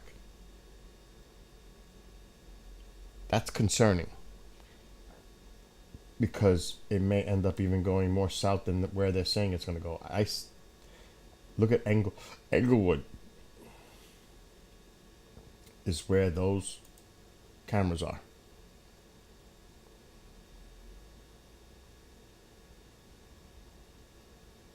And then I was looking here because I think this is the only working one and it's not good. Yep, cannot connect. So this camera's in trouble.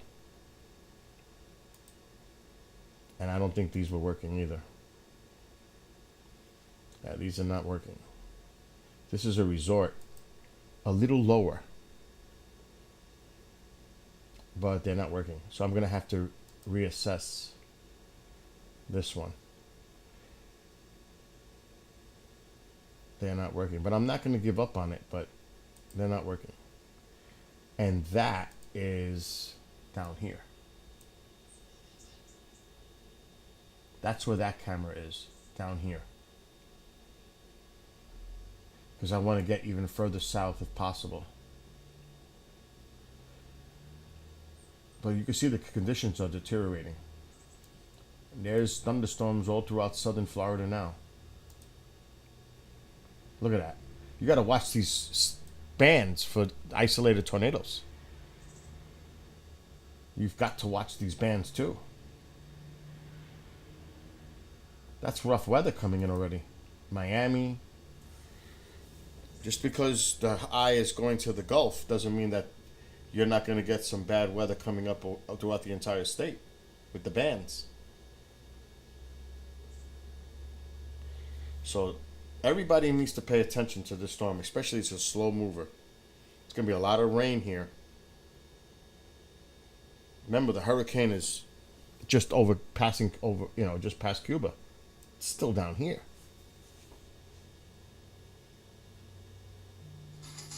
Oh no.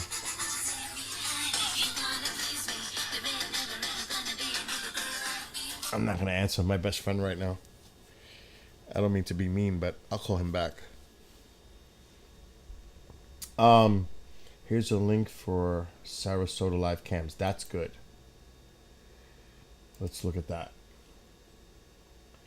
I'm going to overlap this one and use the one you just put.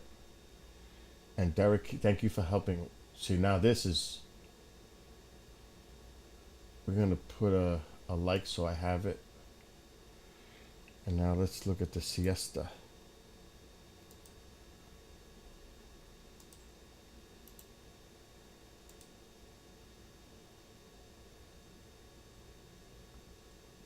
Wow, we're definitely giving that a thumbs up. Now, where is Siesta Beach located? I can search it.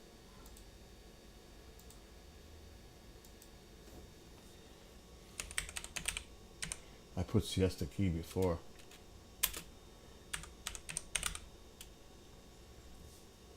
Oh, it's near Sarasota. Okay. All right. That's a good position, though. Yeah, I see it. Oops. Right there. That's a good cam. That's a good cam. Because even if they're to the north of the eye, it's still gonna get crazy. So that's good. It's so eerie when you see the calm before the storm. That's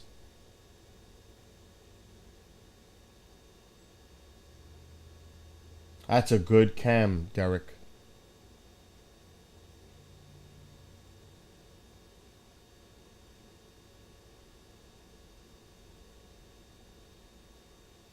Yeah, but you guys remember, you're just getting the extreme outer bands entering right now. This storm is still it's a few hundred miles away still. I mean, and Windy's radar is not the best radar. So let's actually go to weather.com. Now is the time to evacuate. Look what they're saying. Let's play this. We are looking at your latest storm surge forecast on the west coast and from the Cape northward into the Carolinas on the east coast. Brunswick, Georgia could see 4 to 6 feet of surge, but we're talking 8 to 12 feet in the highest areas along the west central coast. So now let's take a look at your winds. Down at Key West through your Tuesday evening, your winds are going to be gusting up to 60 miles an hour, but as we get closer to midnight, you're going to find those hurricane force gusts coming in as well. Not so much going on at Naples and Tampa. You'll see 35, 40, 45 mile an hour gusts as we get into Tuesday night, but it's really Wednesday in the late morning through the afternoon. You're going to start to see those winds really pick up. Hurricane force gusts are possible even above that going into the late Wednesday night, early Thursday morning time frame. So trees going to go down, power lines going out. Cedar Key could see gusts up to 60 miles an hour, and even Jacksonville, as we look at your Thursday, 50, 60 mile an hour wind gusts are possible there. We're seeing big changes with this latest update to Hurricane Ian. First, the strength has come down. We're now down to winds of 115 miles per hour. This is expected with its interaction over Cuba. Do not be fooled. This storm will strengthen once again. Also, watches have been extended now north and include parts of Georgia and South Carolina. Now, here's a look at the difference in the track. Landfall is expected earlier Wednesday night, and it has shifted to the south. So just south of Tampa is where we could be looking at a major landfalling hurricane by Wednesday evening. From there, this storm will continue its northerly track inland, bringing copious amounts of rain. Now, with this change in landfall, we are also seeing a change in where the worst of the storm surge could be. And that right now is falling south of Tampa around the Naples area is where we could be looking at an 8 to 12 foot storm surge. However, the west coast of Florida still looking at extreme storm surge with this system. And there's a look at the rainfall forecast. Not much change to this. We are still expecting major rain and major flooding. Ian has gone from a tropical storm to a Category 3 hurricane in just a few days, strengthening quickly as it moved through the Caribbean. That type of development is known.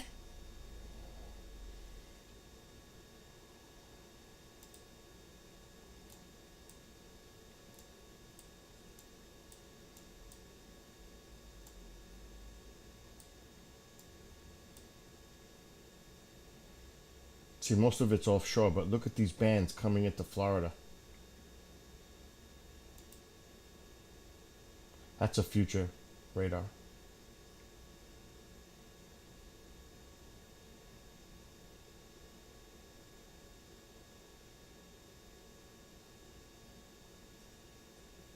This is more current.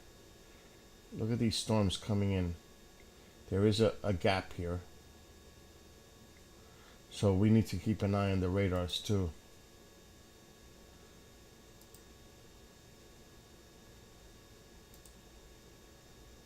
Uh-oh.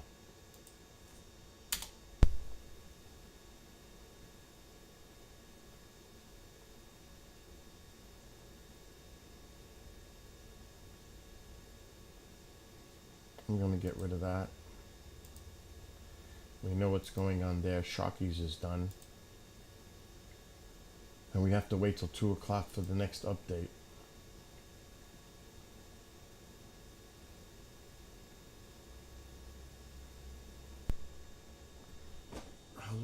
was that?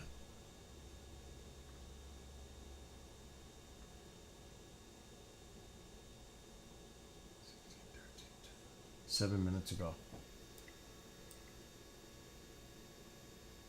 See how it looks like it's trudging more a little bit to the east?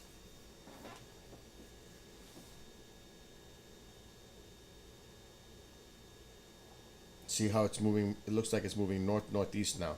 Let's see what the next update says. Is it moving north-northeast? Because the last one was east. I mean north. The 11 o'clock says movement north at 10 miles per hour. I think it's going north-northeast now. I may be wrong.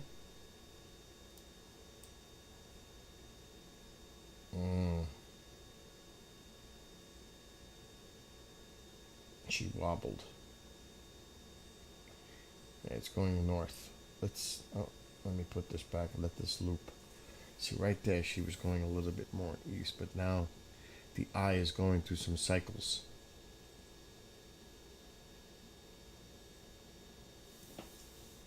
Let me look at the satellite.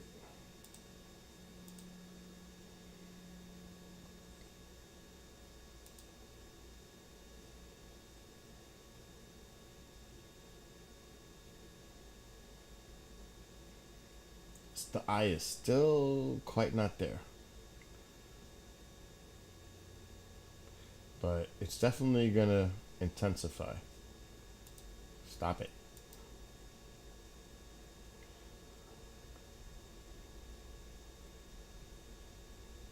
I want to get to where it's in the center. See, we're pretty much in the center there. I'm gonna move it a little bit over and up. I'm trying to get the center on the loop.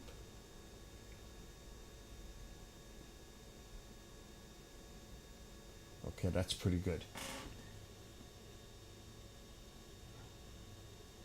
Now look at the bottom, the circle. The entire circle, the outer area. Do you see how it's moving a little bit more toward the east, north-northeast?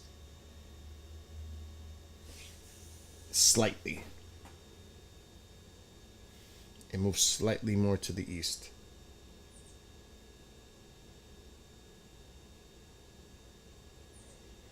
So we have to watch. Right there, it took more of a northerly jog just now, the last clip.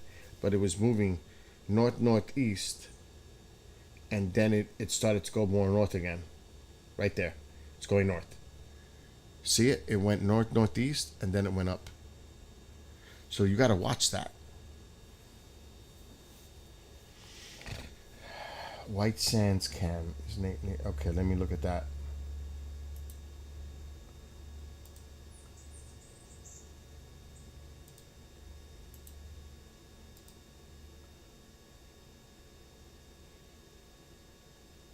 Let me put a thumbs up.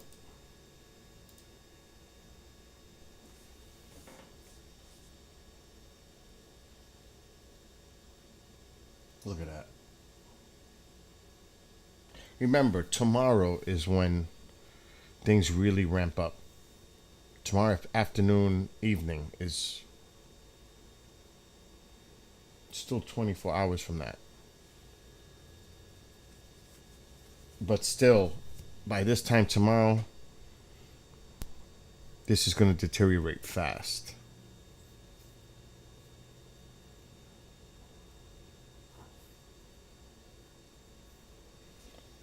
Derek, thank you again. So we had these on the history, so these three. That camera's giving a lot of issues.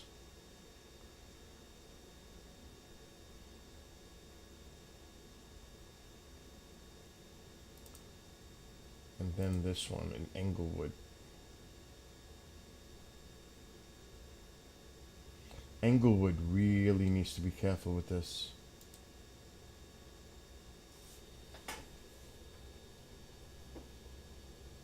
My God, look at the boats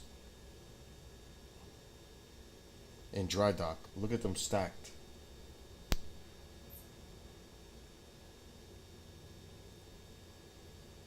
I don't even want to think.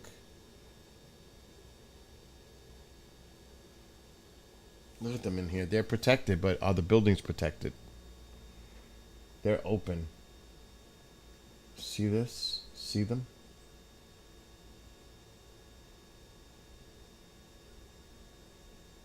Boy, oh boy. If a Cat 3, I'd be worried. As a boat owner, I'd be worried.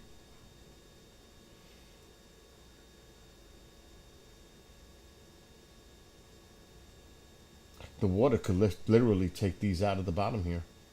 If the surge is like that, this is bad.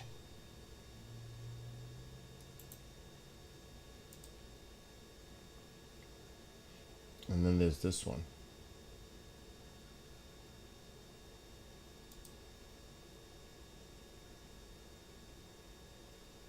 This is Englewood.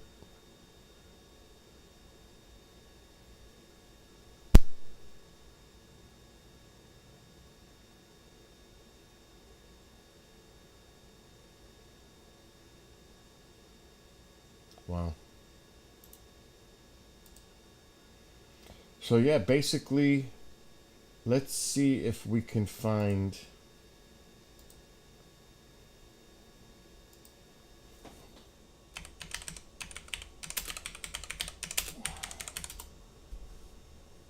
I should have put live.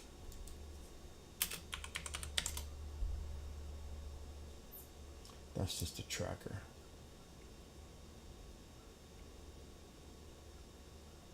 It's not. That's not true. All right, let's hear this for a bit. Please contact us if you're in need of assistance. But again, at this time, if you're on the water or have a vessel on the water, please take appropriate action to avoid damage from the storm.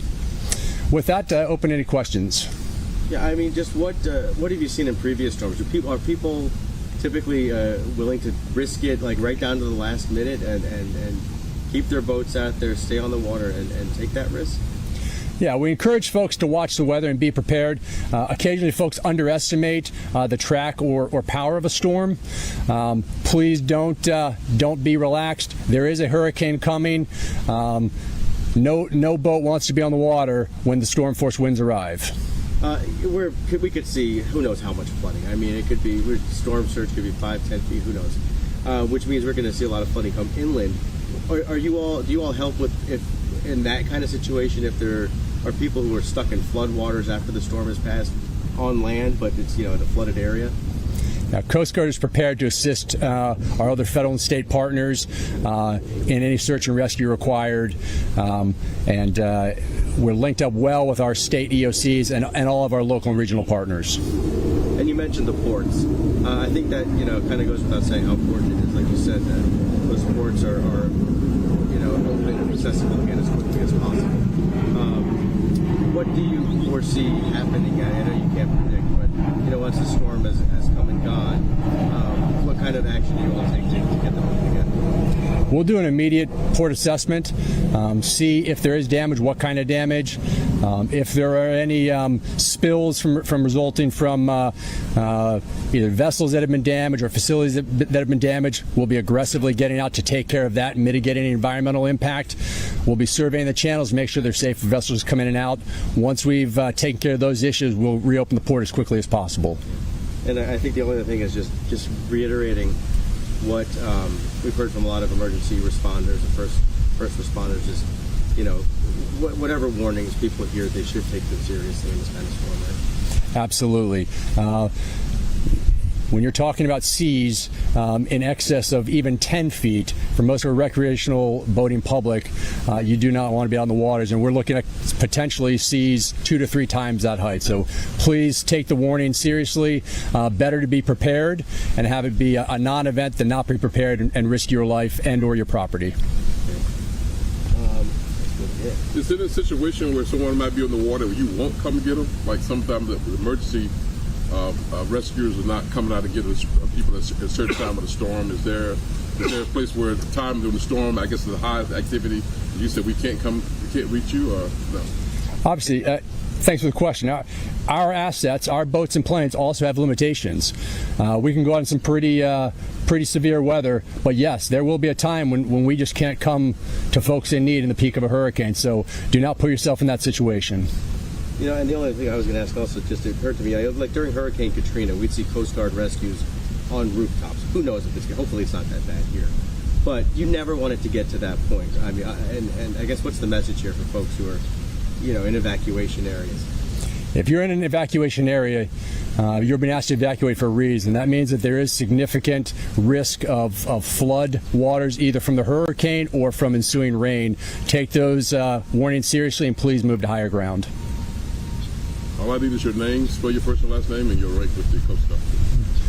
All right, so once again, our Coast Guard here giving us a lot of great information, especially for those who are right there on the water, reminding everyone that you do need to make sure you're listening to those officials ahead of time and preparing yourself to get off of that water, put and store those That's water, crazy, Teresa. That's away. crazy. And right now we do have President Joe Biden. He is speaking at an event about Medicare, but he is making some brief remarks regarding this preparedness for Florida. Let's go ahead and listen into some of that right here.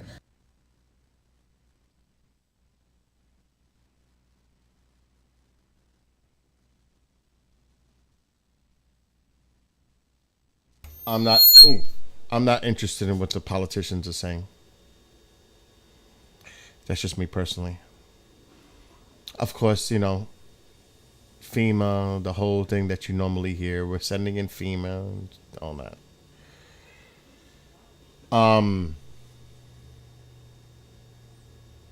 I know Jamie Englewood. I'm talking Englewood, bro. What's up, James?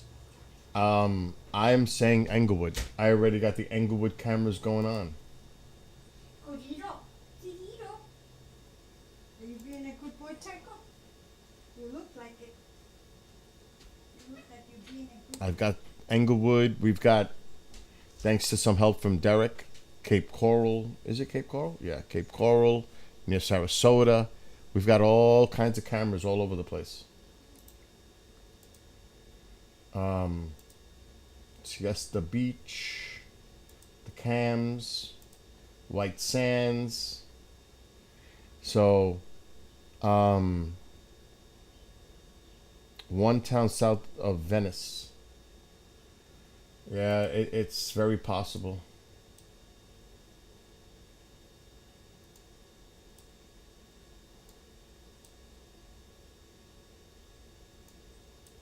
I see that. I do see that. I've been predicting that now. Yeah, I see that. I definitely see that. It coming right in here. And it's a slow mover.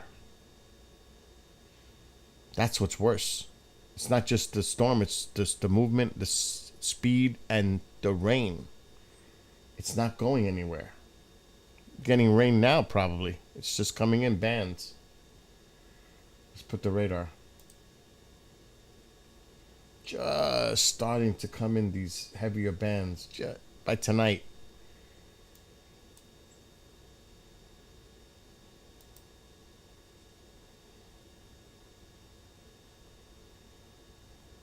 And the next update's in a few minutes, so let's see.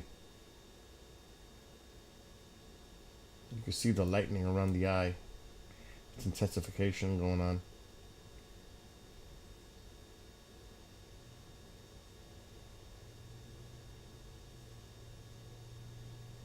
The eye is definitely, looks like it's intensifying.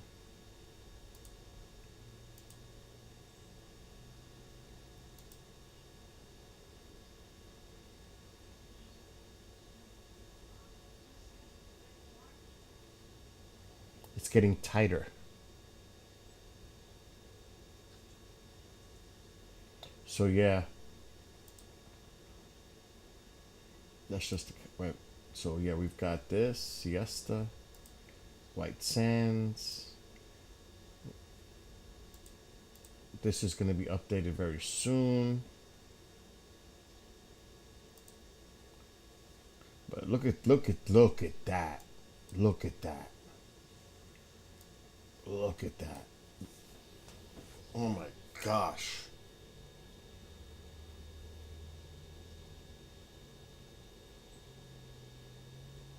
Look how it's expanding and intensifying.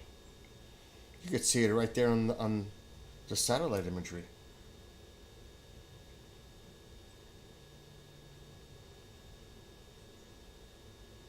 Looks like a saw blade.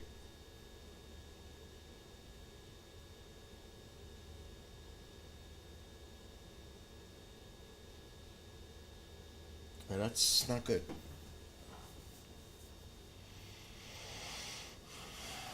And the Keys are definitely gonna. Key West is definitely gonna get these bands too. Tropical force winds. The Keys are gonna get affected a little bit too.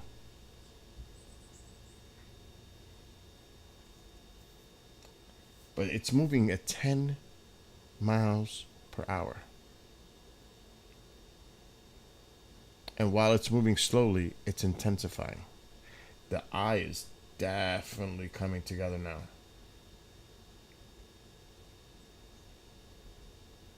And it's tightening. It's a monster. And it's expanding. It's intensifying. You could see it's widening. It's getting bigger. Because now the eye's over that water. And it's not moving fast, so it's going to intensify. They better hope this thing, the highest it hits is a Cat 4. But the land interaction, though not much right now, it will start to affect it a little bit once it starts to get closer to Florida. The right quadrant side. But right now, soon it's going to be completely over water as it gets away from Cuba.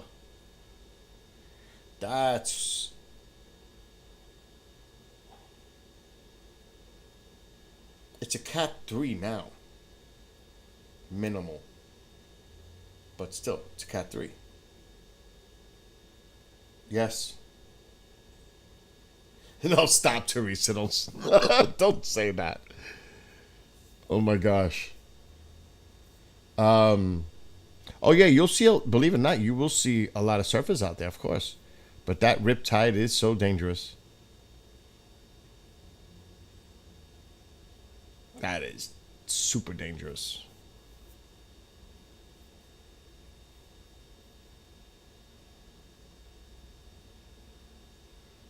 I wonder. We need to see something. I gotta look something up.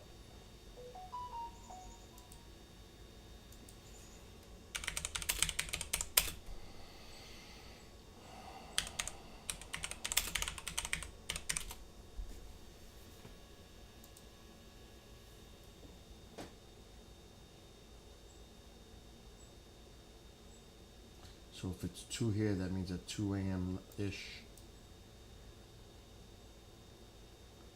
So 2 tomorrow, that's not good. So when this thing starts to come in the wee hours of the morning is when the next high tide would be. So that's not good.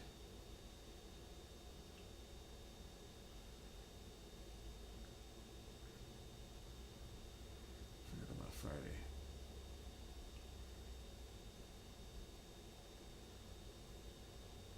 Wow.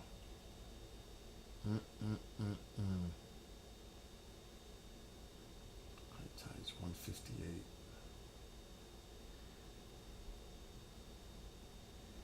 Wow. It's also about the tides. I mean,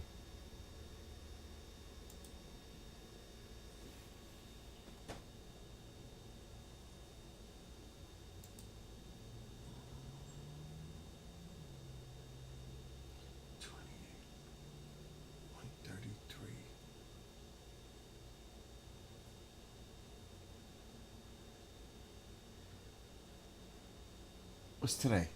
Tuesday, it's 27th. So the 28th. So let's look at the 29th. 2 a.m. Wow. So Thursday morning. It's at 2 a.m. That is not good timing.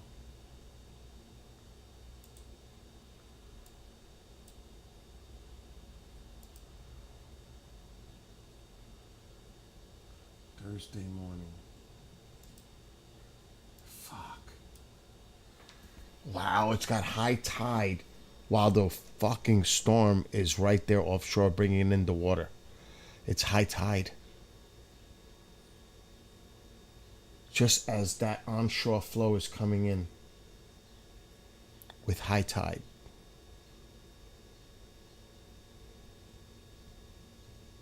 That's bad. Plus the heavy rain. That's not good.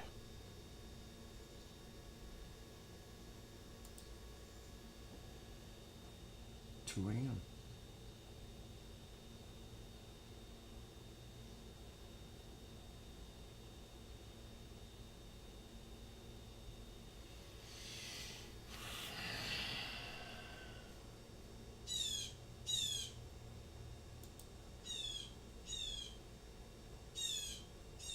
You don't let your guard down here over the southeast. Let's go back and look at the wind field. We had talked about this all week, that as it moved into the Gulf of Mexico, it would get bigger. You can see it playing out here. This orange area here denotes the size of the wind field, and look how large it's starting to get as it pulls into the Gulf of Mexico. And this is unfortunately bad news, because bigger storms produce more storm surge, and we'll talk about that in a second. In terms of timing, really things for Southwest Florida here, you got today. Not to put too fine of a point on it, but you got today to make your final preparations. Then conditions starting to spread over central Florida on Wednesday, and then Thursday for southeast Georgia, and then Friday for the Carolinas. So we got a little time up here, so we're going to focus a little bit more over Florida. This is the damaging wind potential. I think this is an important graphic, because I fear a lot of people north of the track, especially you in Tampa, are going to say the track's shifting south. I'm out of this. No, absolutely you're not. We're at the end of the rainy season here in Florida. It's going to be a lot of rain. You've got old trees up there, old growth trees. So when this damaging wind potential, the winds with this system come ashore, if the soils are soaked, trees could come down, power lines could come down. You're really, really, really treacherous to move about when this system comes ashore. I mean, these numbers here, these are probabilities, or the chance. You're looking at the chance of damaging winds up in here, 80 to 90%. That's really, really high. So take that in consideration. Don't get enamored with the track and its recent shifts of late. I alluded to this both in the rainfall and a second ago. Look at when this rain comes ahead of it and then the actual hurricane comes ashore. Significant rain potential again at the end of the rainy season. So a lot of potential for flooding. And then when you have the winds of a hurricane come in there, a lot of potential for trees down, power outages. So really think about that. Think about, are you ready to go without power for several days? So keep that in mind. Now, as we get closer to landfall, we're starting to hone in on the surge risk as well. And it's this little red area here, and if you've been watching, these numbers have come up over the last 24 hours, is really a big concern here for us. We're looking at this area from middle of Longboat Key to Bonita Beach. So that includes southwestern Florida, Charlotte Harbor area, Fort Myers. You really need to start thinking about what you're going to do the rest of the day. If evacuations are ordered, you need to heed them. There's just not a lot of time to second guess it. So if you are ordered to evacuate, you need to go ahead and do so quickly. But then also look at the values are starting to come up here. And so I'll explain it really quickly if it's not intuitive. The hurricane is the center of low pressure. There's high pressure up here. So as the hurricane sort of bangs into this, you get this really long easterly flow that'll start to pile up the water in advance of the hurricane. So don't think you're out of the woods either. These are some pretty significant surge values. For example, 4 to 6 feet from the mouth of the St. Mary's River to Altamaha Sound. So we'll pick this out a little bit more in subsequent briefings, because now I really want residents here in and around Charlotte Harbor to pay attention to this evolving surge risk. Is really, really important. Areas pretty much from just north of Tampa all the way down under a surge warning. That means dangerous conditions are possible. But also note the new warning up here in and around Jacksonville area, including the St. Johns River, is now under a surge warning as well. So just because you're inland on the St. Johns River doesn't mean you're out of the surge. The water can actually go down the river. You know, we want to end again with the radar where we started. It's now, when you can see it on radar, it's getting close.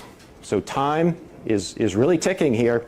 If you're in the path of this storm, especially if you've been ordered to evacuate, you really got to do so. I mean, we're really concerned about this area in here with the surge, but also the rain. You can see the rain sort of sweeping out in front of it. The heavy rain co-located with the storm surge could present significant flood risk. So please listen to your emergency management officials. If they order you to leave, please do so. That's it from the Hurricane Center. We'll be updating you as necessary and certainly every day at this time. And thank you so much to our officials there. They are going to be giving us another update here shortly after the top of the next hour. Live now from Fox, of course, going to be bringing that to you just as we have with all of these updates happening across the state of Florida. You can see again that track going to be hitting directly over that Tampa area, maybe just a little bit south. One of those areas that's going to be seeing a lot from this Hurricane Ian, is going to be not only Manatee County. They are going to be giving us an update here shortly. We do have our folks getting ready for that press briefing. But also St. Petersburg is going to be preparing their residents for some of the possibilities of the effects from Hurricane Ian, including what to do with all of that rain. Let's go ahead and play out the very latest press briefing with our St. Petersburg officials as they are giving us some more details into some things that they're reminding their residents about ahead of this storm.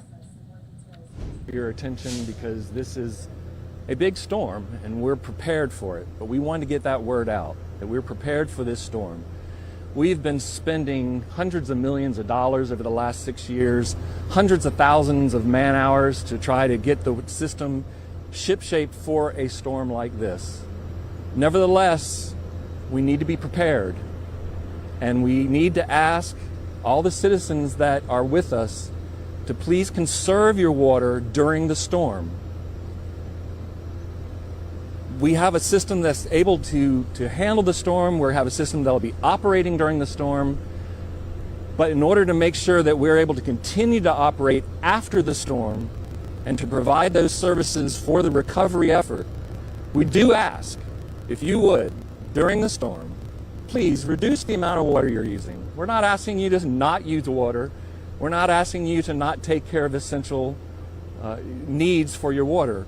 But we are asking you not to do the unessential things such as clothes washing or dishwashing, so that we can then have the system ready to hit the ground running and be fully operational when those that have evacuated return and when we get the city back up and running as a whole. So we appreciate the opportunity to give you this message, and would be happy to answer any questions that you may have. A lot of upgrades have been made over the last couple of years. Can you break down what's changed and how they're ready for the wet weather that will obviously likely be getting over the next couple of days? We've added a lot of extra capacity at our plants. We have capacity at our plants of about 155 million gallons per day on a peak day, like during a storm. That is significantly more than we had in 2016.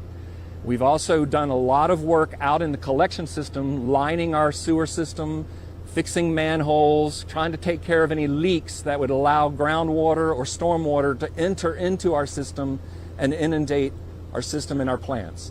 So we've put a lot of work into it. So they're expecting a storm surge up to 15 feet. We could get 20 inches of rain. Can the system handle all this water that's about to come? The system should be able to handle the water that's about to come.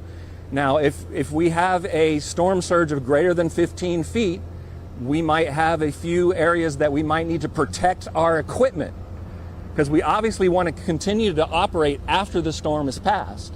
And so we'll be monitoring the storm throughout the event and to look at the storm surge. If we notice that a storm surge is getting close to some of our equipment, to our electrical equipment, we may protect that equipment for that period of time so we can turn it right back on when the system is ready to go. So when you say that, that means if storm surges are over 15 feet, you will be turning off water. No, I did not say that. Can you explain? No, as I said just a few minutes ago, we'll be monitoring the system throughout the performance of this storm, and we'll be monitoring the storm surge. We do not expect a storm surge greater than 15 feet, and if we don't get one, we know we will not have to protect any of our equipment. But if we get a storm surge greater than 15 feet, we'll be watching to see what's going on. And we know the elevations of all of our equipment, we know the elevations of all of our facilities, and we'll be watching to make sure that we can adequately protect that equipment in case the storm surge goes well beyond what we think it will be. Is any water being shut off at all? No. In advance? No. Okay. No water is being shut off. Okay. Has there been any dumping or any mitigation ahead of time, ahead of the storm, to maybe brace for anything to happen in the worst case scenario? You asked if there's been any dumping. Absolutely not. We have not been doing any dumping. We have been preparing our system by making sure that all the tanks that we have enough capacity so that we're sending out our reclaimed water to our customers so that they can use it. We're making sure that all of our equipment is at top capacity, but we have absolutely not been dumping any sewage. Post-storm or during the storm, if citizens stay behind, do not evacuate, if they're having issues, can they reach out to the city? How do they reach out? What should they know? Yes, you can reach out to the city during the storm and after the storm. We have our dispatch numbers, we have C-Click Fix, we have our hotlines, we have a variety of different ways that citizens can reach us. And our citizens know this actually because we've been working with a lot of citizens, thousands of citizens over the last week who have been contacting us through these methods. How high does the surge need to be for the city to have to make those tough calls? It's going to depend on each piece of equipment. We've got hundreds, if not thousands, of pieces of equipment out there, so I cannot give you a single number that would be the cutoff. And can I have you explain to, if you guys face the decision of having to shut off water, how in the long term that's better for residents here? Sure. So first of all, we're not talking about turning off water. We're talking about turning Hi, folks. off These maybe uncertain a times can piece cause of uncertain equipment gut. in our entire system. We have a huge system with hundreds, if not thousands, of pieces of equipment. So I do not foresee a scenario at all where we are turning off water to the entire city or even to entire neighborhoods. What we're talking about is that if we have a specific pump or a specific piece of electrical equipment that might be inundated by storm surge, we will then go and make sure that piece of equipment is turned off, that one piece of equipment in that situation.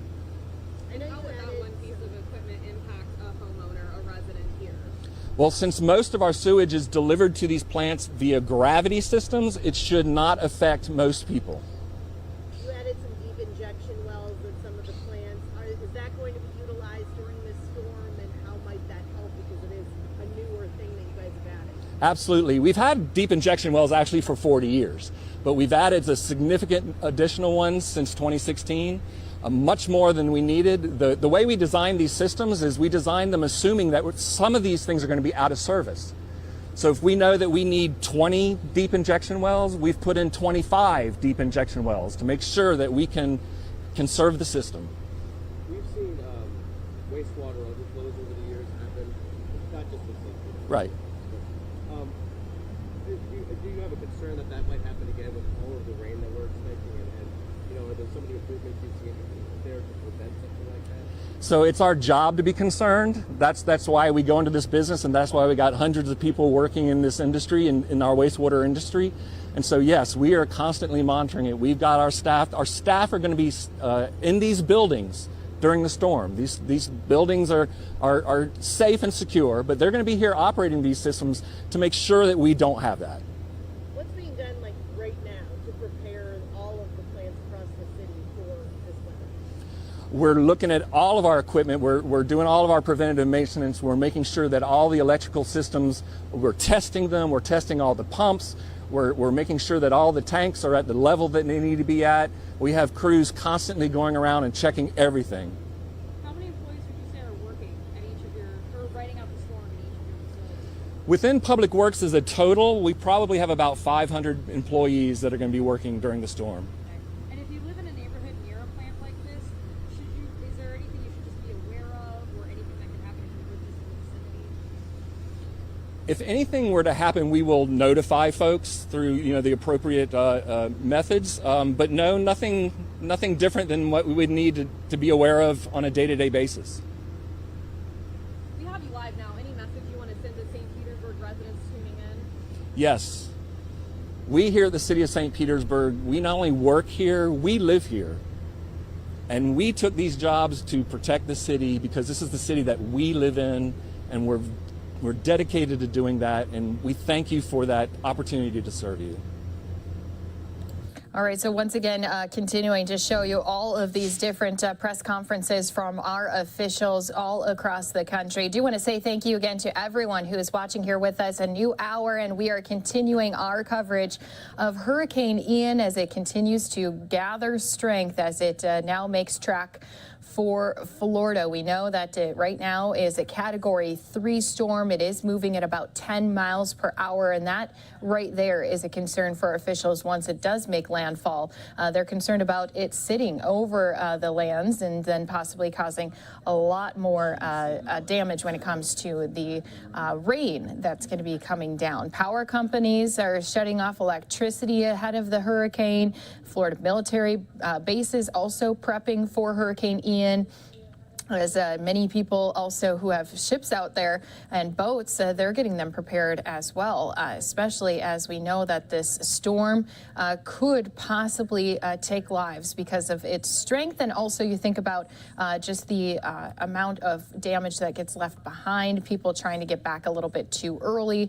Unfortunately, that can create a lot of problems and issues. We've heard some of our officials already speaking about that here today, talking about what to do once you are allowed back into some of these areas. And did want to also let our viewers know that, of course, not only we're keeping track of this throughout the rest of this evening, but into tomorrow on Wednesday, going to continue to keep our full coverage right here for you on Live Now from Fox as we are going to be tracking this storm. Do you have another update coming from our officials here shortly with our Hurricane Association as they are continuing to keep everyone else up to date. So we'll be bringing you their very latest one coming up here very shortly. It's supposed to be happening here in this hour. And if you're just new here joining with us on Live Now from Fox, thanks so much. Don't forget that you can always make sure to save the channel that you're watching this on or star it on your bookmark, your tab. That way you can always stay up to date on the latest press conferences happening all across the country. Right now, more than 2.5 million Floridians have been ordered to evacuate this because of all of the preparations that are underway here for Hurricane Ian. Let's go ahead and take a look at just some of those videos that we have coming in here to our Live Now from Fox desk as we have some of our officials giving us some looks up in the air as they're tracking this storm, but then also a lot of people down on the ground. As we know, again, a lot of evacuations already underway. There's mandatory evacuations in place as well as some voluntary areas of volunteer evacuations as well. Some of our police officials have been updating folks saying that once you evacuate a neighborhood, it's going to be hard to get back in, especially because they're worried about who could be trying to take advantage of neighbors being gone. So they are going to be out patrolling the area. They said you are going to need some official identification if you're going to be coming back into your neighborhoods once this hurricane has passed. But right now, a lot of eyes on just how intense this is getting to be, especially as it is rapidly approaching Florida as a major hurricane. Florida Governor Ron DeSantis said in a press conference this morning, there's still uncertainty with where that exact landfall will be, but just understand the impacts are going to be far, far broader than just where the eye of the storm happens to make landfall. In some areas, there will be catastrophic flooding and life-threatening storm surge that we have to be concerned about as well. Let's go ahead and bring you that very latest update as we do have our officials giving us some more looks at these tracks as they are continuing to make their way into the Gulf. I know a lot of folks have already been evacuating the area if they're in the path of that storm. But let's go ahead and bring that very latest update right here to you on Live Now from Fox.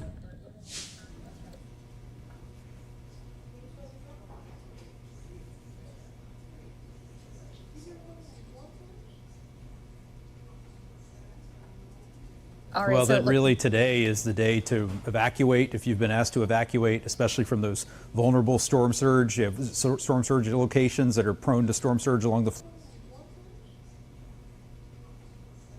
All right, so it looks like he may be talking with one of our stations, giving them their latest update. If he does do an official update for their Facebook page, of course, we'll be keeping track of that right here for you on Live Now from Fox. That was going to be an update with our National Hurricane Center's acting director, as he's giving us sometimes these updates regularly throughout the day. But we do have Manatee County. They've been giving us an update on the very latest, as they are right in the direct path of the center of this hurricane. Our officials speaking now. Let's go ahead and bring that to you here on Live Now from Fox. And thank you for being with us. This is our first afternoon briefing for Hurricane Ian today. With regards to emergency management officials, the expanded the mandatory evacuation order to include both level A and B in Manatee County. Additionally, residents living in evacuation level C are encouraged to find shelter further inland. We are evacuating tens of thousands of people from the barrier island as residents and visitors are heading to are heeding to our advice. I can tell you, yesterday afternoon I saw golf carts leaving on Manatee Avenue, leaving Holmes Beach. Level A, and it's important to note, Level A includes Rabonia, Palmetto Point, Terracea, and the tens of thousands of mobile and manufactured homes in Manatee County. We will be turning off the water to the islands at sunset tonight to try and save the infrastructure from Ian's wrath. The sewage lift stations on the islands will also be turned off to prevent possible damage to the system. People need to take this seriously. Evacuate now if you are in level A, level B, or if you are in level C and are concerned, especially individuals around Wares Creek. We have more shelter locations open today at noon. We added Hale Middle School and Buffalo Creek Middle School. In addition to the others opened at 8 a.m. this morning, Braden River High School, which is pet friendly, Manatee High School, which is pet friendly, Mills Elementary School, also pet friendly, Bayshore Elementary School, Freedom Elementary School, Gullett Elementary School, Harvey Elementary School, Lee Middle School, Myakka City Elementary School, Miller Elementary School, McNeil Elementary School, Rogers Garden Elementary School, Williams Elementary School, and Willis Elementary School. And I feel like I'm back on the school board. More than 229,000 sandbags have been distributed to date at sites all over the county. Our supplies have been exhausted, though. We are out of bags. This storm, even though it's doing what hurricanes do and it has a little jog here and a little jiggle there, it is still a major hurricane. Hurricanes do what this one is doing. A little bit of guidance to the south doesn't mean we are out of the woods. We can expect flooding, tornadoes, driving rain, and storm surge are the threats that we are anticipating. And we are anticipating it to start tonight. We will probably begin seeing tropical storm winds and rain, typical tropical storm conditions around midnight tonight. If you are in an evacuation area, evacuate and be in your safe area by sundown. That way you can get settled in, because when the tropical weather begins to come into our area, we will lock down the EOC and we will lock down the shelters to protect the individuals that have evacuated and gone into the shelters for safety. If you are evacuating to a friend's house, now I'm muted, but it's jogging a little bit more to the east. What, Ma? When you gonna rest? Not right now. I'm not resting. I'll rest in a little while, but look at the bands. Look at it. It's definitely jogging more to the east. It is really looking at. I thought people are saying Venice. Yeah. Right in here would be disastrous, but I don't know. It might even be more south of Venice. you need to finish securing your homes. You need to make sure you're packed for a couple of days. This storm has picked up a little bit of forward motion, but it is still moving slowly. We can expect hurricane and/or tropical storm conditions for at least 36 hours. It is not going to pass through our area quickly, and it's going to drop a tremendous amount of rain. What's up, Asher? It's going to have intense gusty winds. This will come on shore north of Venice at the moment. Right now, but thoughts and how prayers to many of everyone you down have there. driven to Venice Beach? It is not that far. If you look at the size of that storm, and that image was taken about 2 hours ago, it has grown into a very large hurricane.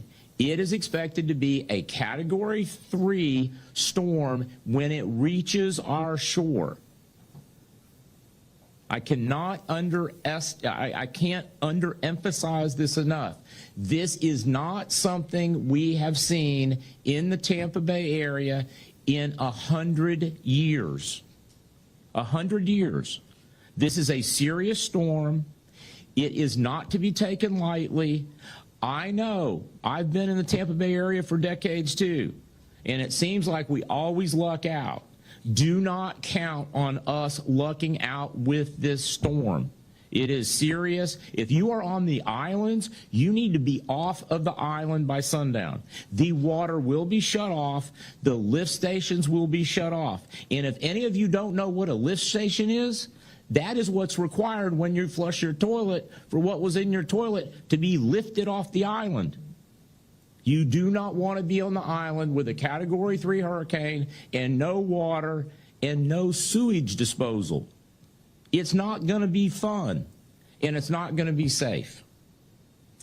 This is going to be a slow-moving storm. You want to be in a safe location to ride it out. Fill your tub with water to flush, but hopefully you're not on the island trying to compensate for the lift stations being shut off. And remember, if power is out, no lift stations in your area are going to be working. As the storm makes its way closer, remember to not head out in the storm. Once we get word out that it is not safe to be outside and driving a vehicle, please don't do it. Because if we tell you it's not safe to go out and drive around town, it means if you have a problem, our emergency vehicles aren't going to be out driving around town either, which means you're going to be stuck. If you see water in the road, unless you are absolutely sure you have X-ray vision and depth sounder eyes, don't drive through it. You may get stuck. As our utility folks are reminding residents to not try and remove manholes and cleanouts to clear clogs. Let our experts do it when it's safe to do it. Don't play utility guy. After the storm, if you want a job in utilities, you can personally call me. We'll hire you, and we'll train you to lift those manholes. Current projections have landfall as a Category 3 somewhere north of Venice on Wednesday evening. That's about 6 to 12 hours sooner than was projected this morning. So we can expect landfall Wednesday evening, but remember, this evening is when we are going to start receiving tropical storm weather that is going to continue to escalate until we get the outer wall of the Cat 3 force winds, 120 to 125 miles an hour, with gusts pushing 150. Jesus Christ. That's like flying a small airplane. You don't want to put your hand out in it. That is a lot of wind. It's a lot of impact, and it's going to be pushing a tremendous amount of water. It's not going to be Stay north of in Venice. a safe location. It's gonna be Venice or south The of Venice. track remains uncertain. I'm thinking Englewood, Port The Charlotte, track or Charlotte remains Harbor, Charlotte Harbor. uncertain.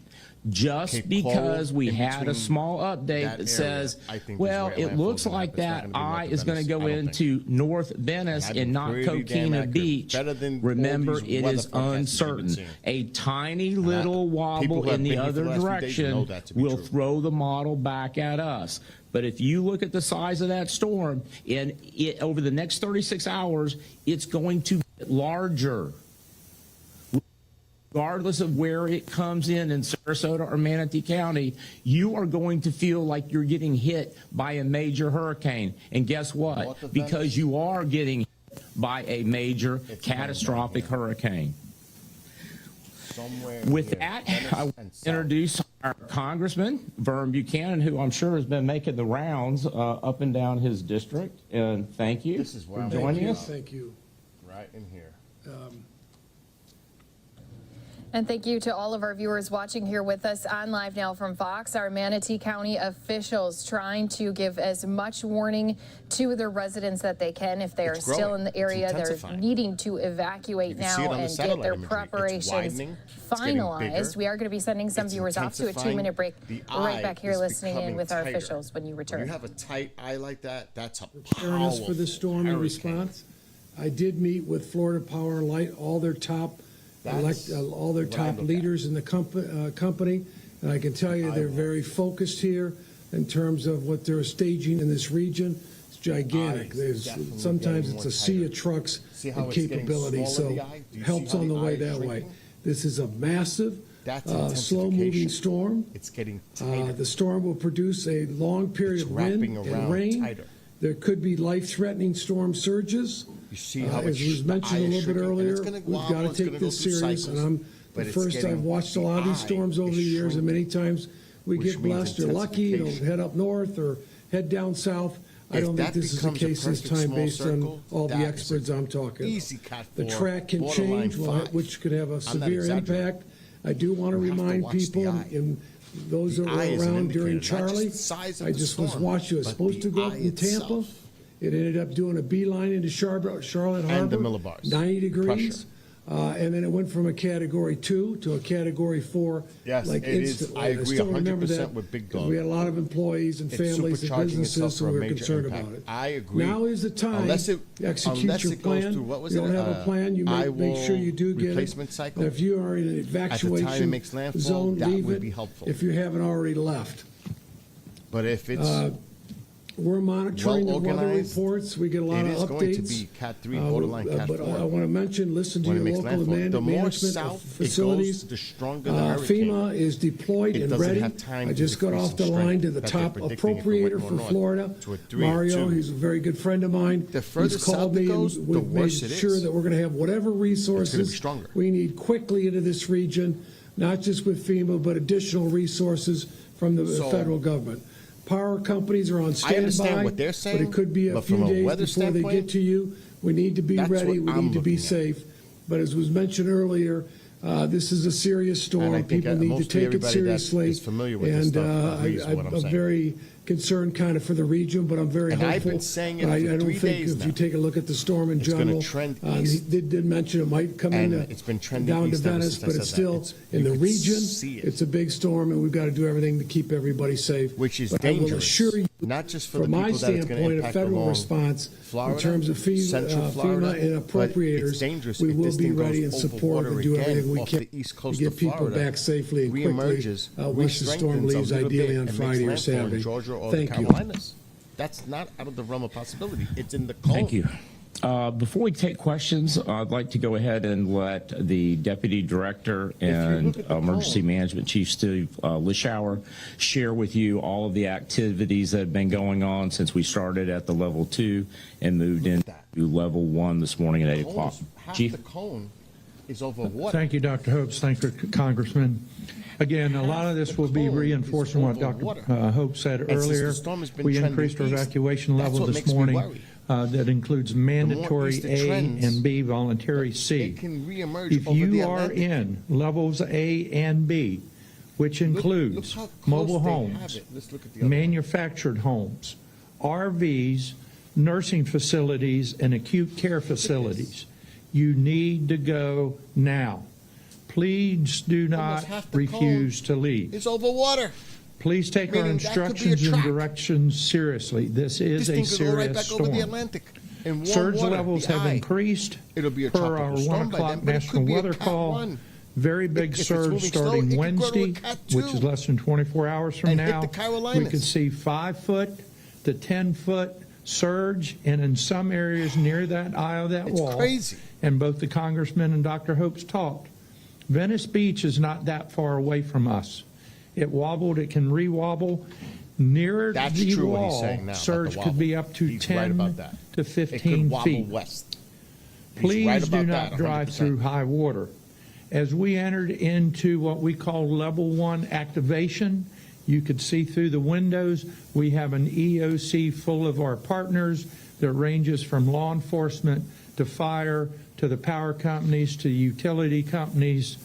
The Red Cross is here, the health department I is have here. family in Tampa. State assets I have have family in already Orlando. come into I have our family in Fort EOC. Myers. Out of I county have a lot assets of have family come down here. They're working Matter of fact, I'm calling diligently one of them. to prepare for when the storm passes, right that now. we can react as quickly as we can. But please heed our warnings in our evacuations area. Please adhere to the evacuation orders. See mymanatee.org/weather to see your evacuation level or to see a map. If you're going to a shelter, you must take a cot or sleeping bag, personal items, and especially your prescriptions. So please adhere to our instructions. Please be safe and listen to our instructions. Thank you. Folks. Thank you, Chief, and thank you, Congressman. And I can't emphasize this enough. Our federal partners, through the funding that Congressman Buchanan and his colleagues have provided, have given us exceptional analytic tools to be able to go in and look at individual homes on streets and look at what the prediction is for storm surge. And when we say 5 to 10 feet, that's 5 to 10 feet above ground level. Let's see what my cousin. I gotta lower the headphones so you guys gonna get a feedback. Cause that's how I'm able to hear. I have the headphones blasting, but you can see I had almost a feedback issue just now. Let me call my cousin Sandy. Now she's in Central Florida. She's near, I'd say northeast Orlando. I just want to see what they're saying locally. I have a cousin in Tampa, but I don't want to call him. I don't. I have another cousin in Fort Myers.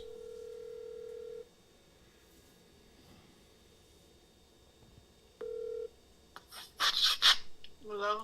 What are they saying in Orlando?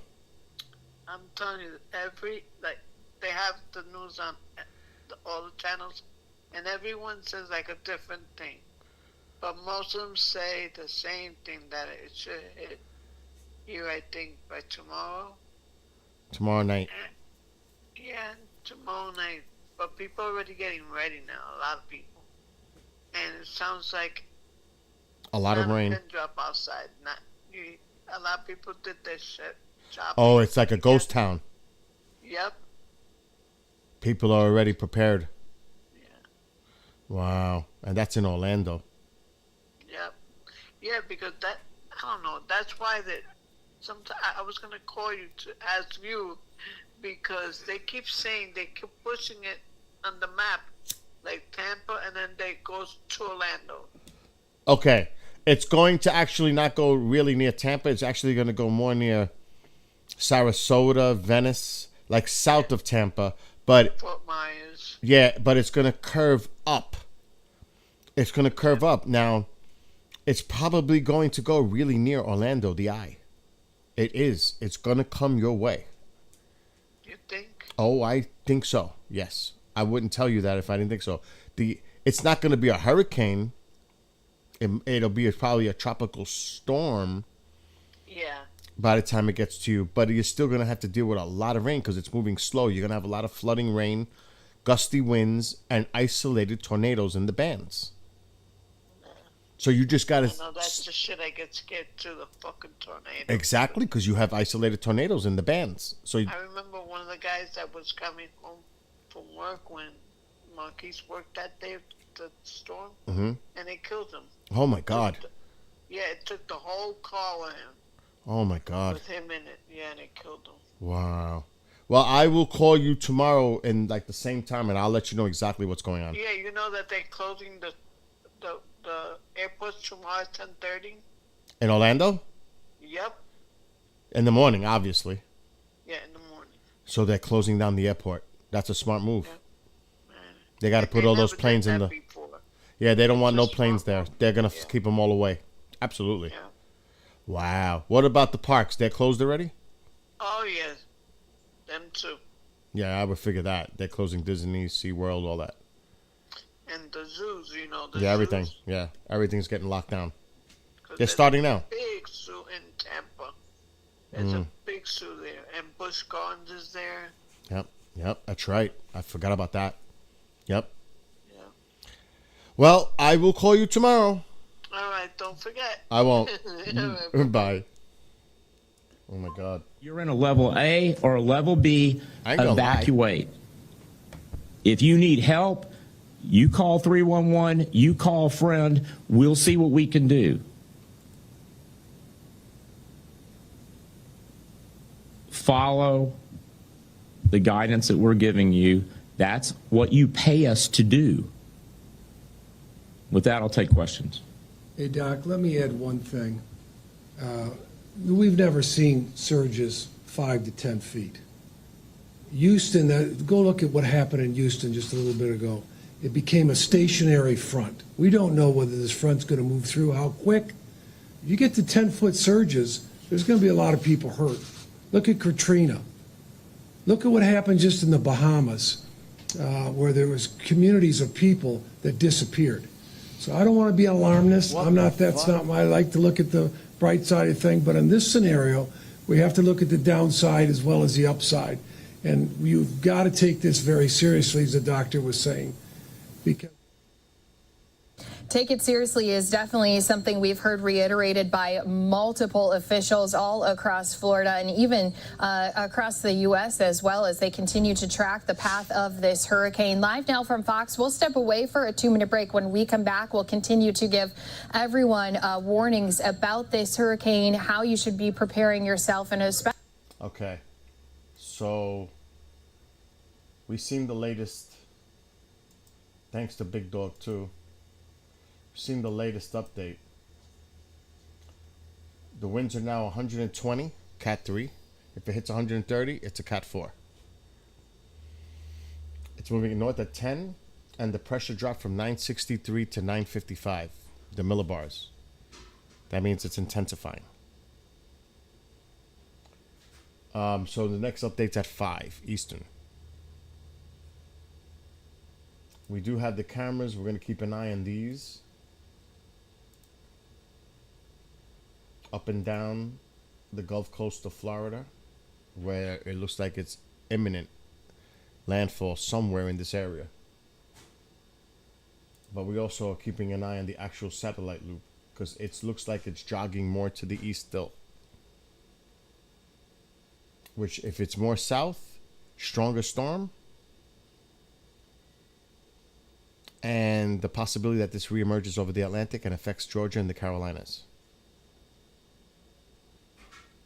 Or hugs the east coast of northern Florida. So Jacksonville. Don't put your guard down on the upper east coast of Florida. This thing might be going, you won't be on the right quadrant, right east quadrant, the northeast quadrant of the storm, but you will be right near the eye.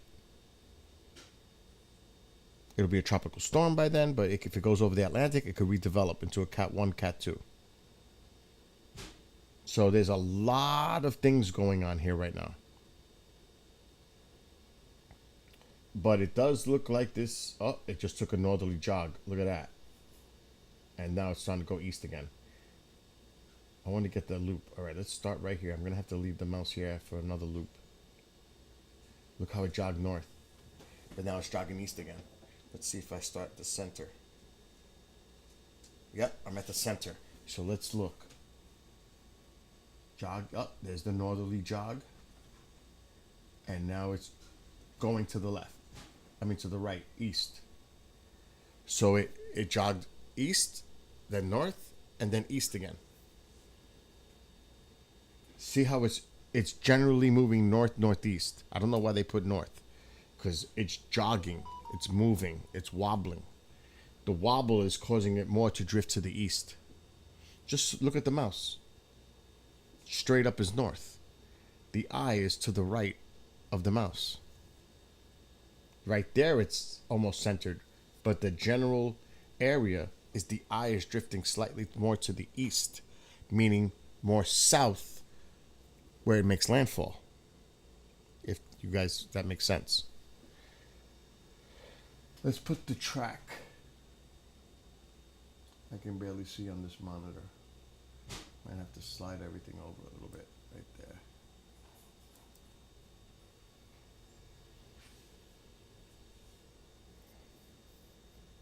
So right there, it's right on track. There it wobbled and wobbled north. And now it's a little bit more to the east of that line. There's the wobble going on. That's what we got. That wobble is important. There you go. You better eat it. That's it. So right there, it's right on track. Wobbles to the east, but then north again. And now it's more to the east. So it's wobbling. But does it wobble more to the east? Does it continue to generally move north? Or does it even wobble back to the west?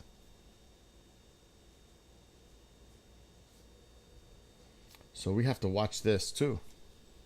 And you also have to see the tightening of the eye, intensification, and the growth of this storm. It's exploding. This is exploding.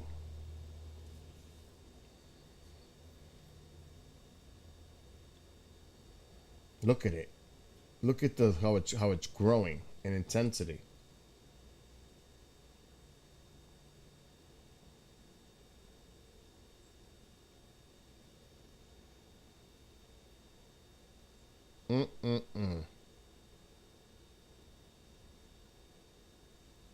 Now, where's that center track taking it? Sarasota?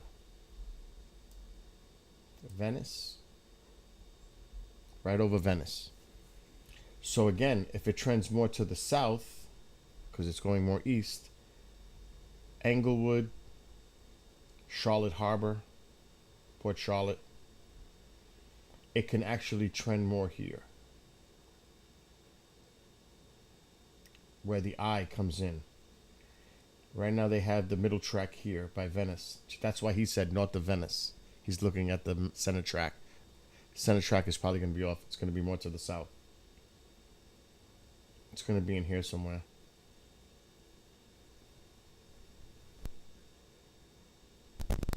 Outer bands are clear up by Tallahassee now. I mean, look at that. Again, put the radar over it. The bands are there. Look at that. Oh, now what?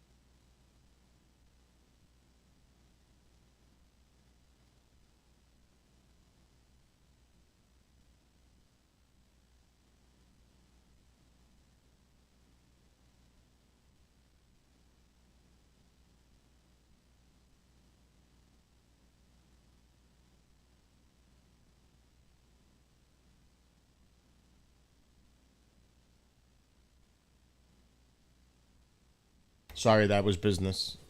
It's not meant for public. Getting back to this, let's go back to the live coverage. Okay, they're still on a break. Let's take a look at some of these cameras. So this is Siesta Beach. Thank you to Derek for providing some links. Thank you to Big Dog also providing information. Everyone that's providing information to make this more informative. But remember, right now, it's about preparation, being safe, protecting yourselves, protecting your properties, vehicles, boats, home, helping your neighbors if you can, and keeping an eye and ear with your local forecasters in your area, especially from Tampa down south and throughout Central Florida and even on the east coast of Florida. The whole state really should be monitoring this storm. It's a slow mover. It's going to drop a lot of rain. And you got to worry about that storm surge on the Gulf side. Now, remember, if the eye reforms off the Atlantic, that's a big if. That's slight. Then you have to worry about, as the eye is churning up the coast of northern Florida, you have that wind coming in and causing surge above it. Also, there's a high pressure to the north that's bringing the clockwise winds in onshore. So now you have an onshore flow coming in this way and an onshore flow coming in this way. So two of them coming in this from the top and the bottom, which is why Carolina, both Carolinas and Georgia, need to watch this if you're on the coastal areas, because you may have bad storm surge. Because you have a high interacting with a low. And the gradient, it becomes smaller with higher winds where they meet. So there's a lot of pieces involved here.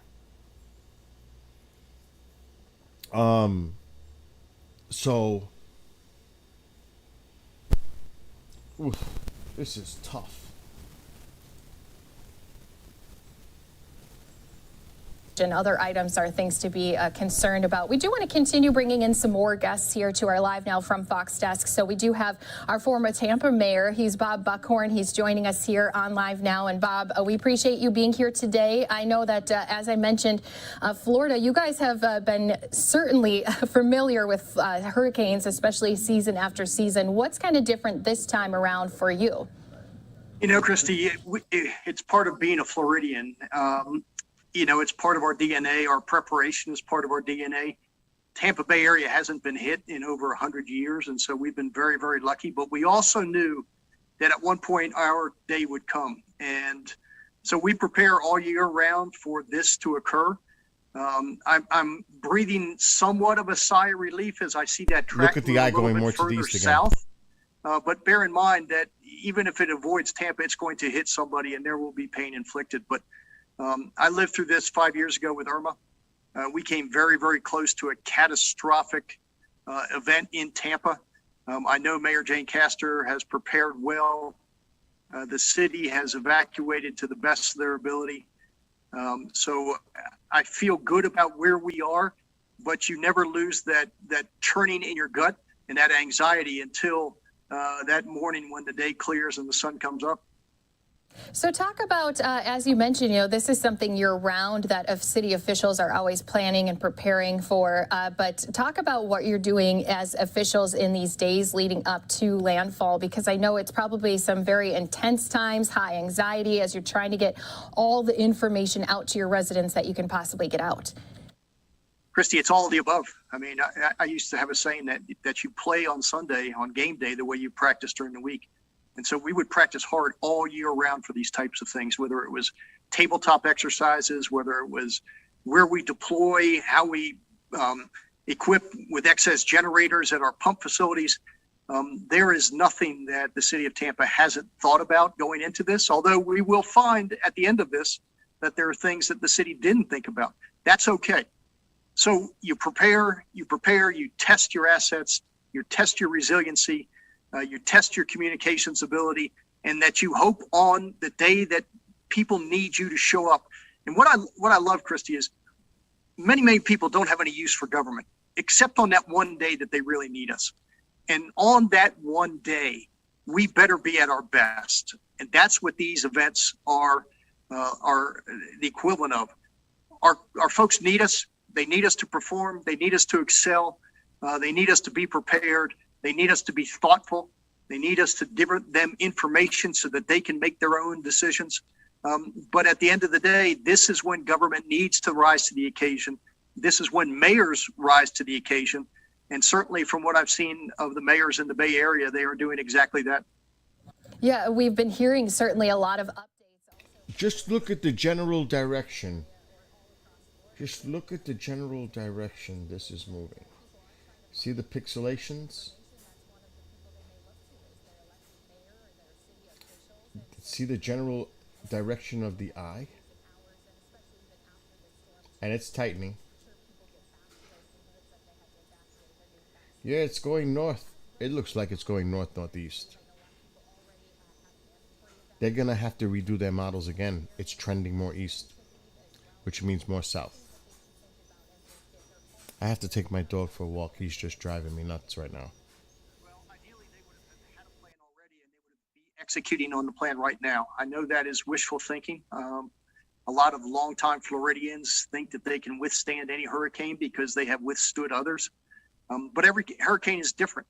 And so you have a plan, you execute on that plan, you know where you're going, you know who's going with you, you made your preparations, you've identified all of the places that you need to take with you, you've secured your house, and if you're in an evacuation zone like I am, you evacuate. The key is to pay attention to the local government officials. I mean, this is not about politics. This is not a Democrat or Republican thing. If you don't listen, although you may be inconvenienced, Christy, and this storm may blow by, I would rather you be inconvenienced than have to come for you in a body bag. So think about that and think about your family as you make these decisions. Hopefully folks in flood zone A have already evacuated, as I have. My wife is a doctor at Tampa General Hospital. She is on the team that is there for emergency, so she will be living there for the next 5 days, but I took the rest of our family. That's their sound. That's not my sound making all that noise. That's their end. I'm going to take my dog for a walk. I'm going to continue airing their end. Exit routes are increasingly busy, and so hopefully you were smart enough to do it before you got to that point. Yeah, and that's something I'm sure you guys year after year are reminding people, have some of those emergency kits, have some of those items ready to go so that if it does start to come upon you quicker, you are ready to leave your house. I know there's quite a few people that I know down in Florida who've also already heeded those warnings. They've started to evacuate their homes, just as you said you have. And then let's just kind of talk about after it makes landfall, what's going to be some of the important things residents do. It's probably still listening to their weather updates and listening to officials when it'd be safe to get back. Well, and that's exactly right. And particularly as you think about coming back into the city, if there has been widespread damage, if there are a lot of power lines down, if there are a lot of trees falling, don't rush back. Wait till we get the clear to go, because otherwise you are just impeding the public safety officials, the police, the fire personnel who are trying to get in there or trying to check houses, trying to look for people who stayed, God forbid, look for casualties. So let them do their jobs. Let the power companies come in and do their job and try and restore power. I will tell you, Christy, as I was leaving Tampa, heading up the interstate, there must have been 500 power company trucks from all over the country that were coming like the cavalry into the Tampa Bay area to help Tampa Electric, Duke Power, restore power when the storm passes through. So the cavalry is coming, but try and stay out of the area until you get the clear to go sign, because otherwise you are part of the problem, not part of the solution. Well, and as you've said too, and you pointed it out, you know, these officials, some of these people are essential. They are staying behind for those emergencies that may happen. But of course, if you're able to leave, that's probably the best and wisest choice to make. Any final thoughts about these next few days and this next whole week as the storm gets ready to set upon the Gulf Coast there? You know, Christy, I never thought that I'd be in a position to quote Mike Tyson as a mayor, but Tyson famously said, everybody has a plan until they get punched in the face. Well, the Tampa Bay area and areas south are about to get punched in the face. So all of the best laid plans, please understand that elected officials and folks need to adapt. They need to make decisions on the fly. It's not going to be perfect. What you did in anticipation of this changes by the minute. And so be patient. Look out for your neighbors, listen to your elected officials, and we're going to get through this with a little prayer and a little preparation and a lot of hard work. Yeah, and hard work by so many people, not just the officials, but as you mentioned, too, all of those others who have come to the state to lend an extra hand during these next few days and even after to help with the recovery as well. We do appreciate you giving us a little bit more insight, especially on the preparedness from the city's side and our officials' side of things. Bob Buckhorn joining us here on Live Now from Fox. We do appreciate you so much for being here with us, and we hope you and your family and your wife and everyone stay safe. Thank you, Christy. And Live Now from Fox, we'll continue our coverage right here for you, especially as that storm continues to track towards Florida. We'll step away for a brief break, continuing to give you more officials, press conferences and updates. Let me lower that before I get my ears blown out on all of you.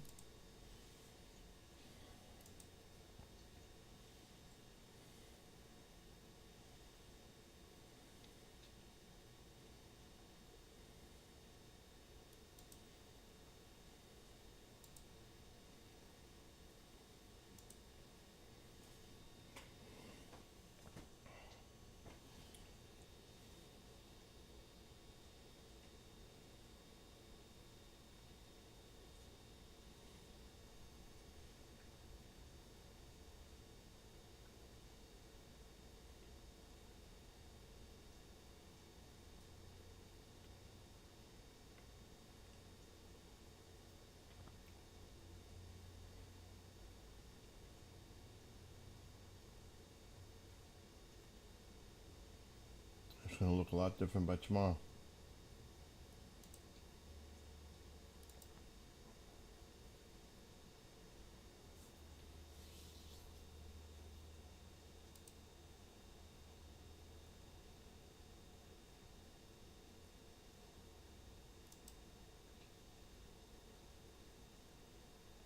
Uh-oh.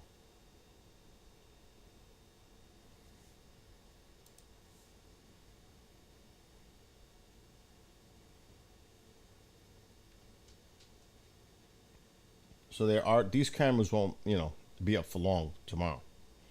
By tomorrow evening, chances are these cameras are down. Highly likely. But we will start to see the conditions deteriorate mid-afternoon tomorrow. I mean, it's starting now, but I mean really. It's not even close to here yet. This is Englewood.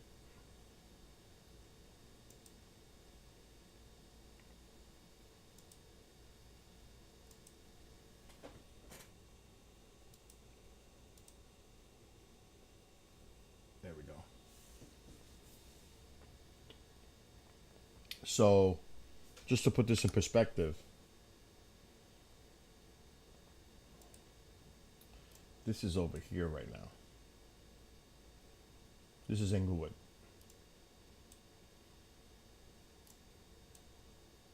So these are the extreme outer bands just starting to come in.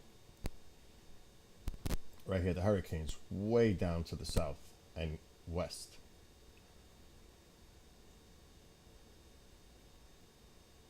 But that, like, who said it? Big Dog, was it? That water is just going to be pushed with the storm moving northward too.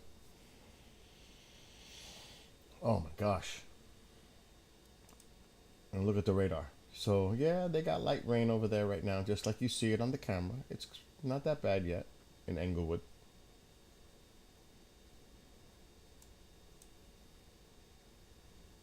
A little rain, but that's still coming. So, like I said, tomorrow, this is a slow mover. I actually want to look at the models right now and see if they've updated them.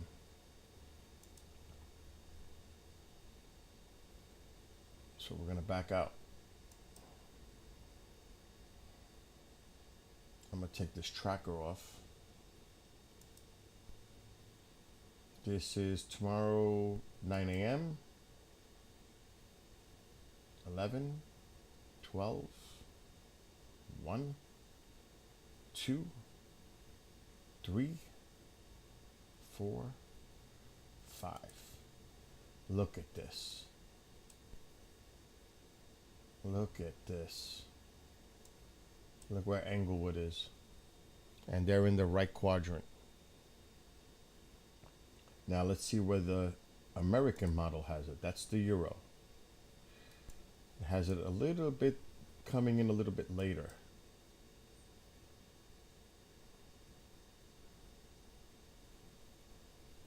Wednesday night. Look at that. Oh my God. And that is south of Venice.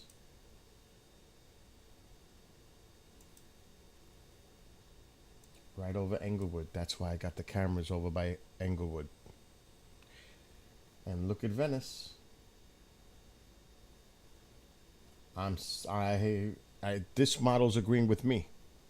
I said south of Venice. Englewood. I've been focused on Englewood. And don't discount Port Charlotte coming in through this way. If it trends more east, it goes more south. And right now she's trending more east. So that's what I'm seeing. And it's because of this.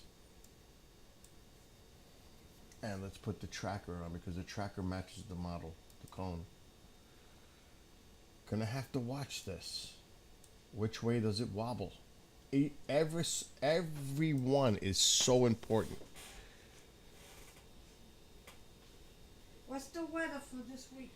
Look at where the eye is now, east of the line. Yeah, it jogged north. I don't know. I'm not worried about the weather here. It's not going to be like what's going to happen in Florida. Now, where's the eye? God protect them, all of The them. eye is to the right of the center line. East. Which means more south along the Gulf Coast. Does that trend continue? I don't know. Can it still move north and west? Absolutely. It's going to move north, obviously. But will it jog more to the west? That's the question. But right now, the trend has continuously been, for the last couple of days, more east, more east, more east. Oh my God, big dog. I mean, it's gonna, and you know what? It's gonna be a long 24 to 36 hours. And then you have to go through all the high tide cycles. And that water is being pushed in.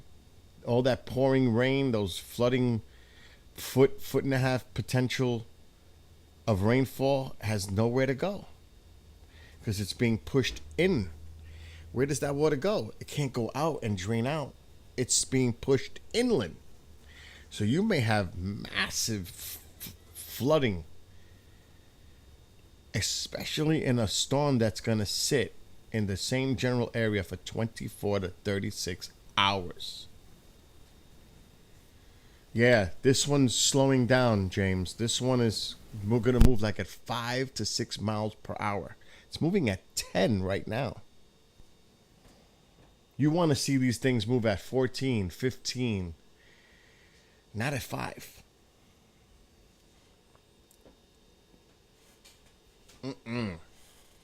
So, Again, I'm just showing you in real time. They're looking at models, all these people that are on TV and all that, they're just looking at the model. But they're not looking at in real time what the eye is doing. Though I give credit to the one guy that said about the eye wobbling and jogging. Good on him. Because he's paying more attention. That's what that shows me. He's paying more attention. Right now, that eye is jogging east again. Now, this latest one shows it moving a little bit more north, but it already moved to the east. It's east of the center line right now. Look at it. The eye is toward the east of the line. That's not good. And this thing, the more south it hits, the stronger the storm. Because they expect it to lose energy as it heads more north. If it continues to trend southward, that means you have a much stronger potential hurricane making landfall when it does.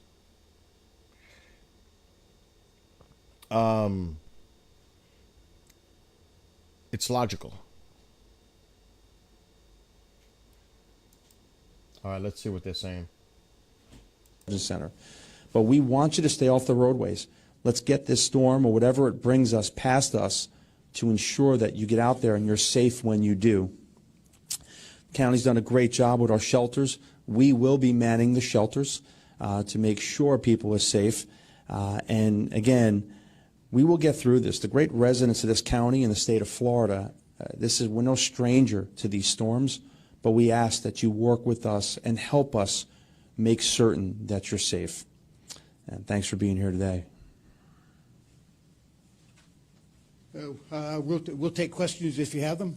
Yes, ma'am. How much space do we have at these shelters, and what should they not bring? Sandra? Yeah, we feel confident that we're able to adequately support the number of people in the evacuated areas that we feel will be seeking the shelters.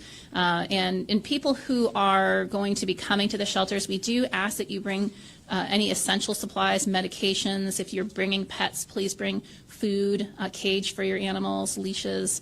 We don't have cots at shelters, so please bring something to sleep on, a pillow, and some entertainment, books, because if you do, power goes out, then you can't charge your devices. So just bring anything that you feel that would make you comfortable. Keep in mind that there could be crowding at the shelters, so try not to bring too much stuff. When you enter, you'll get a small area in the shelter to reside in during that time. Before Irma, I believe you issued an order 2 to 3 days before impact. We expect impact tomorrow. Did you kind of consider issuing this order before? What stopped you, and what kind of changed overnight? We did consider calling for evacuation yesterday, but given the uncertainty of the path, the timing just wasn't right. And so the current path with the anticipated impacts of the storm meets all the criteria that we use for calling for evacuation. And the areas being evacuated are small compared to the evacuations during Irma. You may recall that Irma covered the entire state with hurricane force winds. This storm is much smaller. We don't expect nearly the same kinds of wind velocities that we saw during Irma. So calling for evacuation today. Notice how all the eyes looked at him when he said that? Did you see that? This was the storm much smaller. I know it's being compared with another hurricane, but did you see all the eyes stare at him when he said that? In the last several years after Hurricane Irma, which of course was the last storm, is they should stay tuned to the local television stations and news outlets for all of their information, and we will continue to provide storm information to the TV stations and others, so that people will then they'll know exactly how to react, whether it's evacuation. Body language is important when reading someone.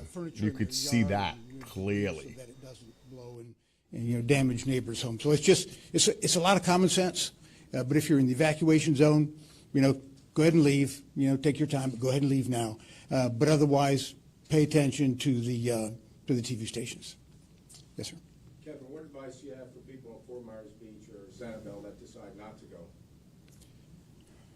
Well, if people on the barrier islands who decide not to go, they do so at their own peril. The best thing they can do is leave. With the kind of tidal surge we're talking about, it would not be uncommon for both islands to be overwashed, and it's a dangerous place to be. We cannot, by law, force people off the islands, but we strongly recommend that they go. Yes, sir. As far as trash in yard waste goes, are you advising residents to still put that out today? Are we still picking those items up to make sure that they're not flying around in the case of strong winds? If you're in the evacuation zone A and partial B zone, partial evacuation zone and B, that you not put your trash out. Everyone else, go ahead, put their trash out. We'll be picking up today based on the regular schedule, and then we'll see how the storm progresses, and we can announce later today or tomorrow about future trash pickup days. Yes, ma'am. We still have residents.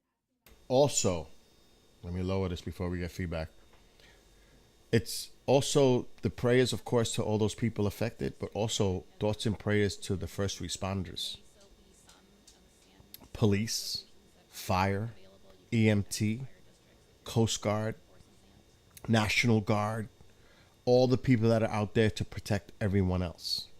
Let's not forget that too, what these people do, because they have families too.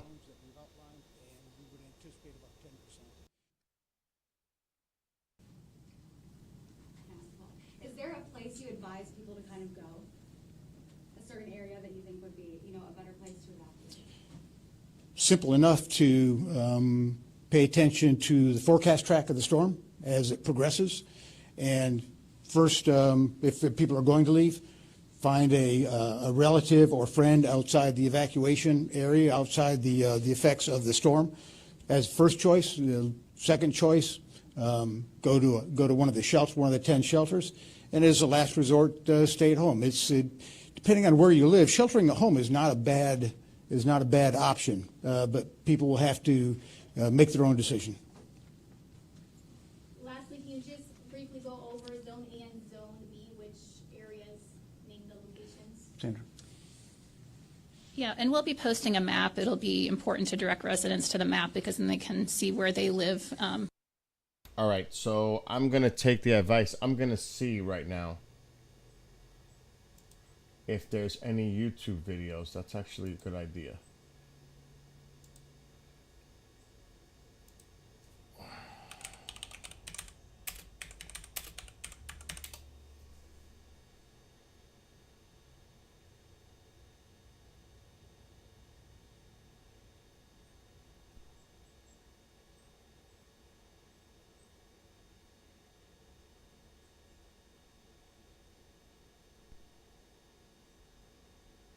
I'm trying to find a longer clip.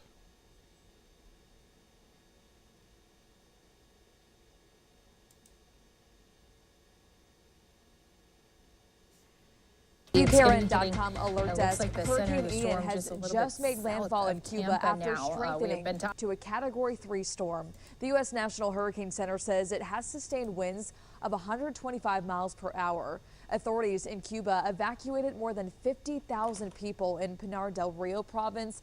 That's the country's main tobacco growing region. The government has set up dozens of shelters in the island. The hurricane is expected to strike Florida as early as Wednesday, possibly as a Category 4 storm. The first wave of mandatory evacuations have been put in Central Florida. Tampa International Airport announced they will be stopping all operations at 5 p.m. today. Hillsborough County schools will not be open. That's from the Caymans. Early impacts. As we just saw, Ian is hitting Cuba right now. NBC News correspondent Guad Venegas is in Havana this morning. Guad, good morning to you. I know Ian made landfall earlier this morning on the western tip of Cuba. That's about 100 or so miles from where you are in Havana. What are you hearing about conditions there?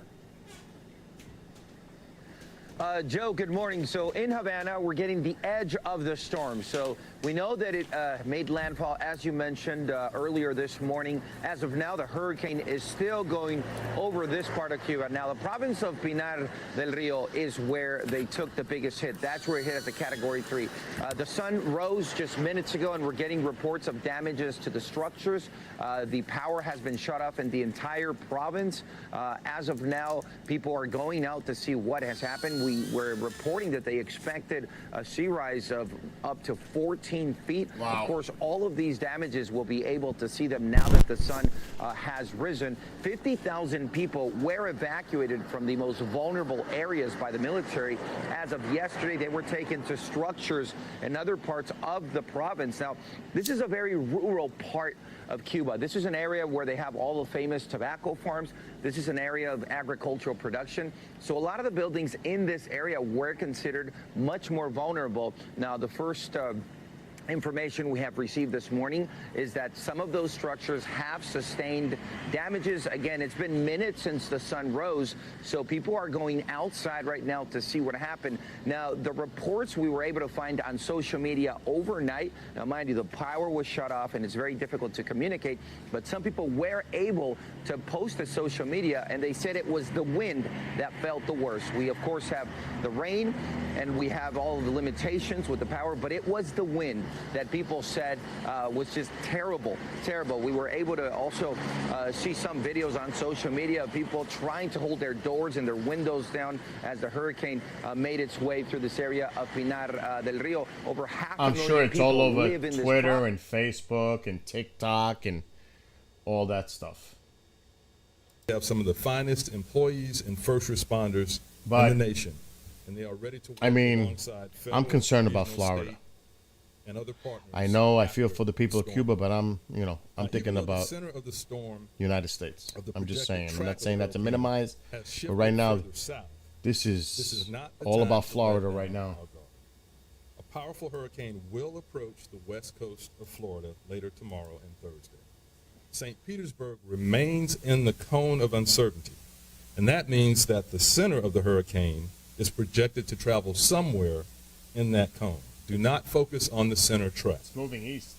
While we are hopeful that the current southward trend will lessen our impact, I know. this still I know, is a that's huge what I'm storm saying, that will big still dog. bring damaging weather to our. That's what I'm saying. It's trending fucking, excuse my language, it's trending east. We have the potential for extended rain and major flooding. It's trending east. You could see the original track, the center line. The eye is trending to the east, northeast. Storms are also known to It's obviously moving north, but it's trending northeast, northeast. predictable, and at any given time, we could see hurricane. And if you look at the pixelation area, okay, right there was a little slightly jog to the north, the last one. But if you look at the pixelated areas, it's moving northeast. That tells you where the whole momentum of the storm is heading. But that last one shows maybe a little jog more to the north. As Governor DeSantis But stated in our press conference yesterday, you can see it. you don't need to go to Georgia. You just need to get to higher ground in a non-evac zone with your storm kit and supplies. Finally, thanks to the St. Petersburg City employees who have been working around the clock to ensure that we are prepared for this storm. And after Ian passes, we will make sure any interrupted services are restored, and we will move down a path of rebuilding with resiliency in mind. Thank you to the St. Pete community for doing your part and taking the time to plan and prepare for the storm. Remember, you can visit stpeteprepares.com for real-time updates and information. And now I'd like to pass it on to our emergency manager, Amber Bullock. Amber? Hell yeah, it's trending more to the east. Thank you, Mayor. So some of you may be It's breathing very- a sigh of relief as It's very possible because it's in. Forget about this track. I'm not even paying attention. Half of this track is over water.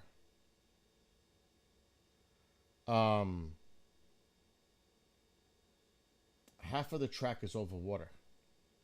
It could definitely, especially if it trends more east of the line, it can definitely re-enter the Atlantic off of Florida, northern Florida, which would then bring, let's say it's here, those winds are going to wrap around this way, and it's going to bring the water in But there's also a high pressure to the north up here that can bring the wind right into it too. And you have wind direction coming from two different places. So there's crazy. It's crazy. I actually want to see. So you see, you got those winds coming in off the Atlantic. Let's go future a little bit. It still has it down there. It's a slow mover. See how these winds are coming together? Look at this. And they have it inland. What if this is here? Look where they have it. Look how close to the shoreline they have it. And believe it or not, that line has been itching more and more to the east. Every time I look, it's getting even closer to the east. The center line. And the storm has been trending more east the whole time. So can it go over the Atlantic? Definitely. Can it hug the coast and then go inland? Absolutely. But I mean, you could have landfall potentially again in Georgia or the Carolinas. Potentially. I don't know if it's going to happen because we have to see when it makes that turn. And then again, the turn northward. There's a lot of uncertainty still. When it comes in, where? So now this one is projecting Venice, just north. I'm thinking it's coming through here. So now that changes everything here. What if the eye crawls more this way?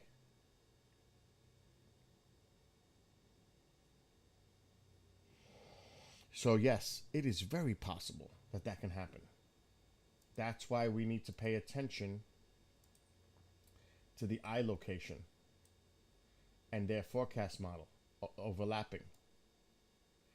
Because when it really starts to make more of that northeasterly turn, that means a more of a south impact along the Gulf Coast of Florida.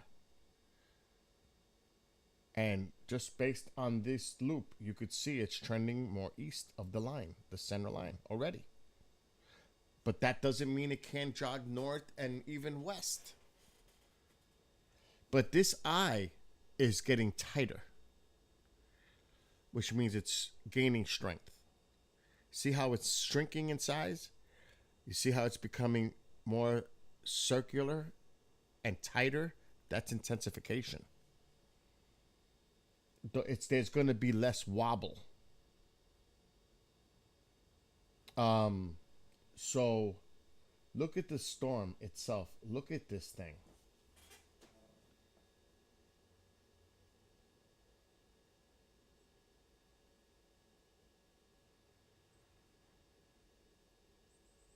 Look how it's getting larger. Look at the outer bands. And it's moving slow, so there's going to be a lot of rain. It's going to even slow down as it approaches. This is not a good scenario. Now, you know, maybe it'll weaken. Maybe it'll... But right now, that close to Florida is scary.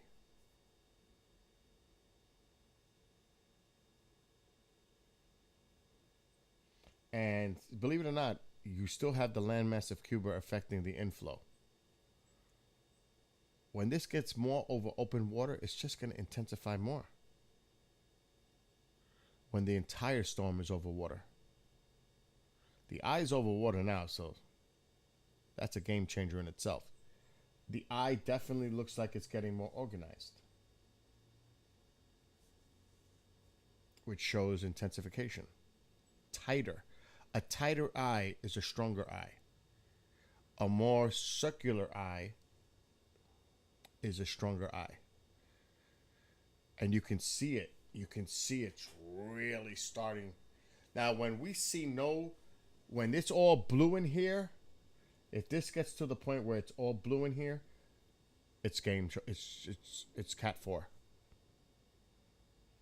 That's what I'm seeing too. I want to see if this develops into a completely blue, the eye of the hurricane, the calm within the eye. Where it's all blue, that's bad. I'm telling you that right now. If that becomes all blue, that's bad news. Because that really shows a really strong system. So, again, there's a lot going on here. Making its track towards the Gulf Coast. Of course, right now, millions of Floridians already ordered to evacuate as this continues to make its way towards land. But we will continue to give you more of these updates right here for you on Live Now from Fox. We'll step away for a brief break, bringing you more content across the country and especially across Florida as they. So, yeah, they're going to focus. The next update's in an hour and 90 minutes or so. But like I said, my focus is this. Where is the eye heading? And Big Dog, I think you said that earlier. It is definitely the remnants of the system can come up to where I am by Monday, maybe. If it picks up speed, we'll get rain out of it. We might get rain out of it. Well, you got to look at the cone. Now, the cone's not going to go that far out. But it's definitely not, I don't believe it's going to be up here. I think it's going to be more over here. Who knows? But the trend is it's generally going to end up going north and then curving. Now, see this system? If this system was still there, this would drag it off the East Coast. Because that's a system up in Canada. Right here somewhere. It's probably in here somewhere. But that would push it out. But I don't know what's behind this. If there's any systems behind this. This is a big system. Now this is a slow mover. So you got to look at the winds prediction and see where your systems are. So there seems to be a high in here.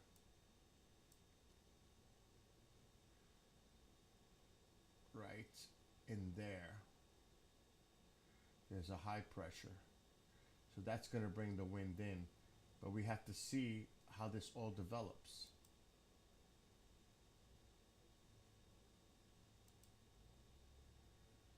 So there, look what Windy's doing. Let me take this off.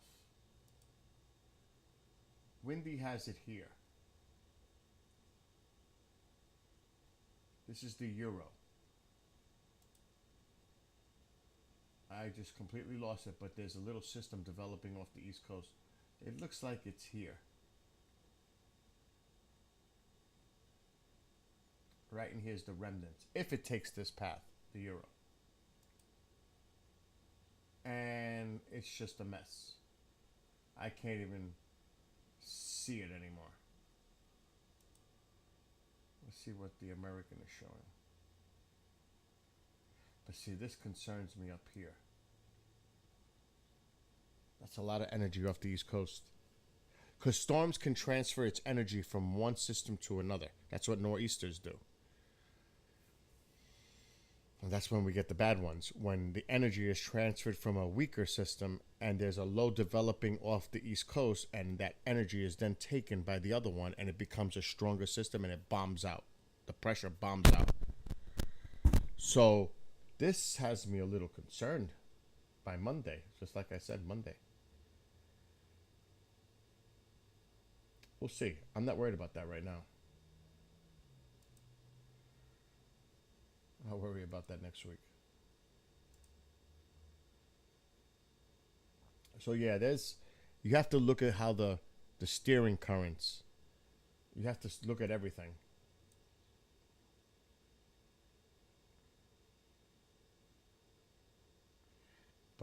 I just want to see this again. Let's put my mouse right there. Wow. Look at the wobble that it was doing before. A few hours ago. A couple hours ago. I just want to see if I can find the mouse center. Right there. Right there. Look at the mouse. Now look where it's heading. Does that look north to you or north-northeast to you?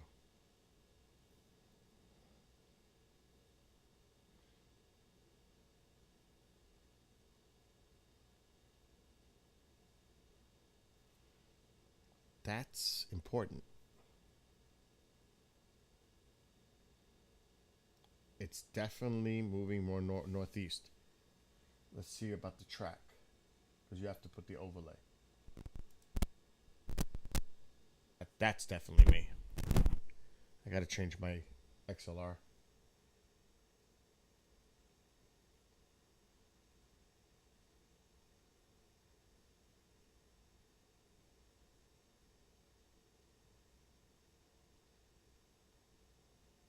See, they even changed. Look how slick they are.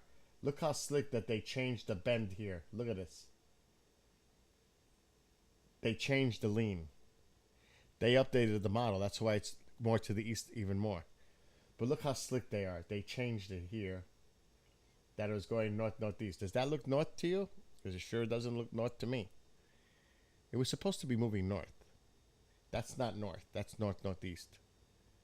And now they have it going straight up, even leaning more to the west. Oh my God. Exactly. That looks northeast to me. All right, I got to change a wire. Let me just leave it alone. But they definitely changed this. They had to, because that's the track it took.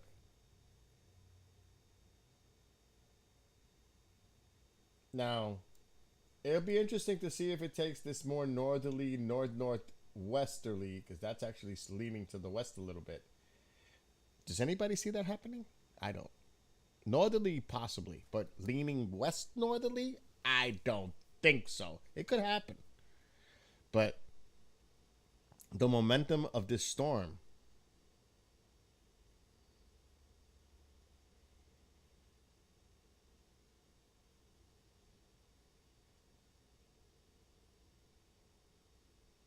see, now right there, it took a northerly turn. Right there at the last hit. Did you see that? It went up. It just did. It just went north. The last frame. Right there. It definitely jogged more to the north on that one.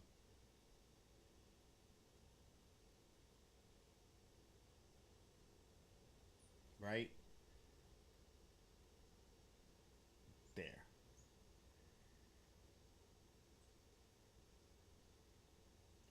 And there it goes.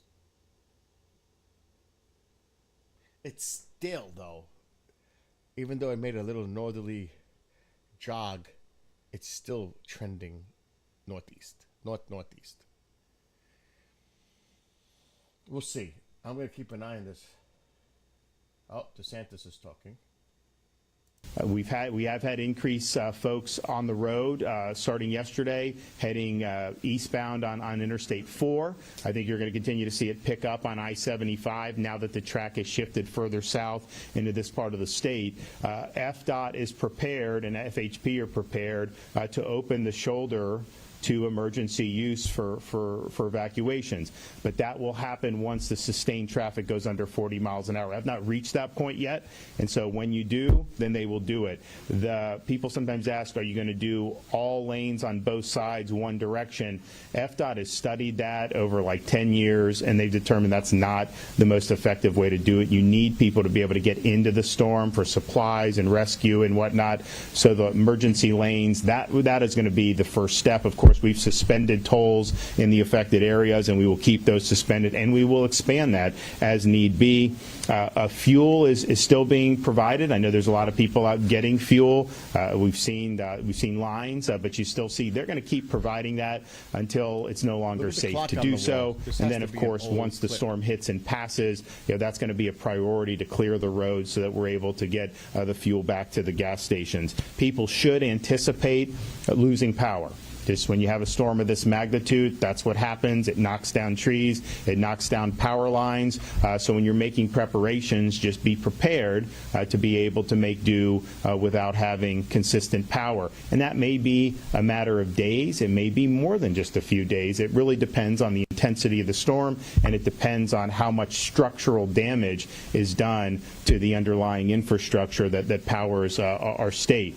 Of course, we have, I think we've got over almost 30,000 folks that are now stationed in various companies that are going to be ready to go and work to get the power back on once the storm has passed.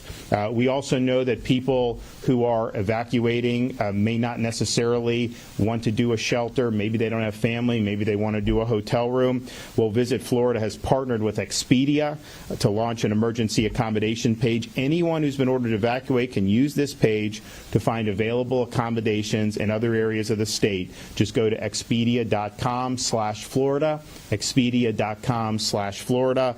We have probably more than 2.5 million people right now that are under some form of an evacuation order.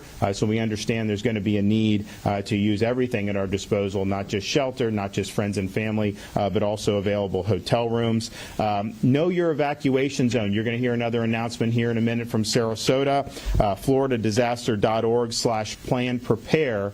FloridaDisaster.org/plan-prepare. If you go there, you can determine where your evacuation zone is. It's different from the FEMA flood maps. This is something that is impacting whether you should evacuate in the case of a storm, and that is what your local emergency managers are relying upon. Don't leave your pets behind. We need to make sure we're taking care of the pets. There are pet-friendly shelters. There's information about planning for taking care of your pets in the times of disaster at FloridaDisaster.org/plan-prepare, FloridaDisaster.org/plan-prepare. We have shelters open here in Sarasota and surrounding counties, and that's something that's going to be very, very important as the next day or two goes on. And if you want to see where the available shelters are in your area or even in other parts of Florida, you can go to FloridaDisaster.org/shelters, FloridaDisaster.org/shelters.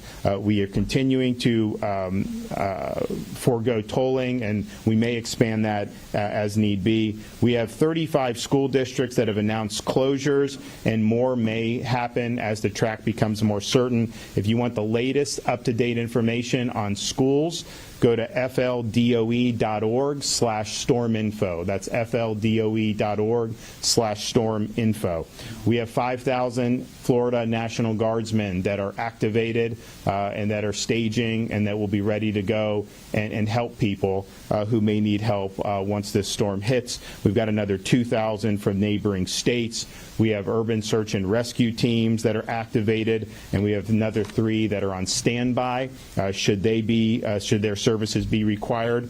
Florida Fish and Wildlife, they're activated, they're standing by, both in terms of vehicles that they would use to traverse water, as well as aviation assets. That's all tools will be at the disposal. We have FHP with 12-hour shifts and additional state troopers that have already been mobilized to the Gulf Coast of Florida. And of course, we now have Coast Guard. Who's in the Coast Guard at the EOC right now? Admiral McPherson. Yeah, we have Admiral McPherson is at the EOC in Tallahassee. So we appreciate the Coast Guard being there and offering support if need be.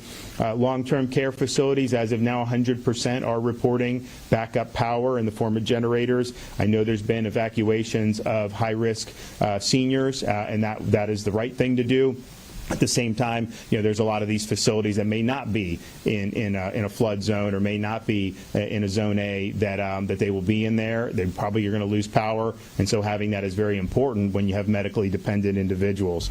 The entire state is under a state of emergency. As you see the track, there may be portions of the state that don't see any major impacts. Clearly, if it barrels into Sarasota and then goes out into the Atlantic Ocean off the east coast of Florida, probably not going to have significant impacts in Northwest Florida, whereas there had been tracks just a couple days ago that had taken it all the way into places like Okaloosa and Escambia counties. We also, though, because of the change in the track, there's going to be more counties on the interior that are going to have more direct impacts. I mean, everyone's getting rain. You're going to see that. That's going to absolutely be impactful. But if you have it come through a place like Sarasota, yes, it will weaken, but you're going to probably have at least tropical storm force winds all the way until it exits the state of Florida, wherever that may be. We've authorized emergency refills of medication and prescriptions for 30 days. We've suspended weight restrictions, and we've waived those policies so that commercial trucks can bring in as much supply as they can to make sure that the folks here have what they need.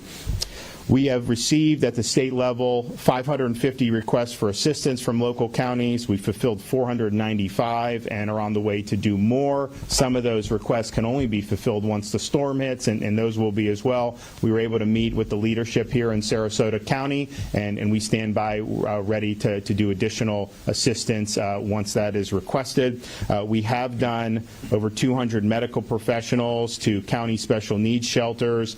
We have 120 that are in surrounding counties in the Tampa Bay area. On top of that, we have staging areas, and as the storm track has changed, Kevin and his people have migrated some of the preparations and the staging further south in the state. When you had the eye of the storm looking like it would go north of Tampa, that's different than when you see it coming now south of Tampa. So still have support in Tampa and in north of that, and I would say that just because the eye is no longer on Tampa Bay, one little wobble can change that, and I think you're absolutely going to see major impacts in the Tampa Bay region, regardless of whether the track continues to go south or not.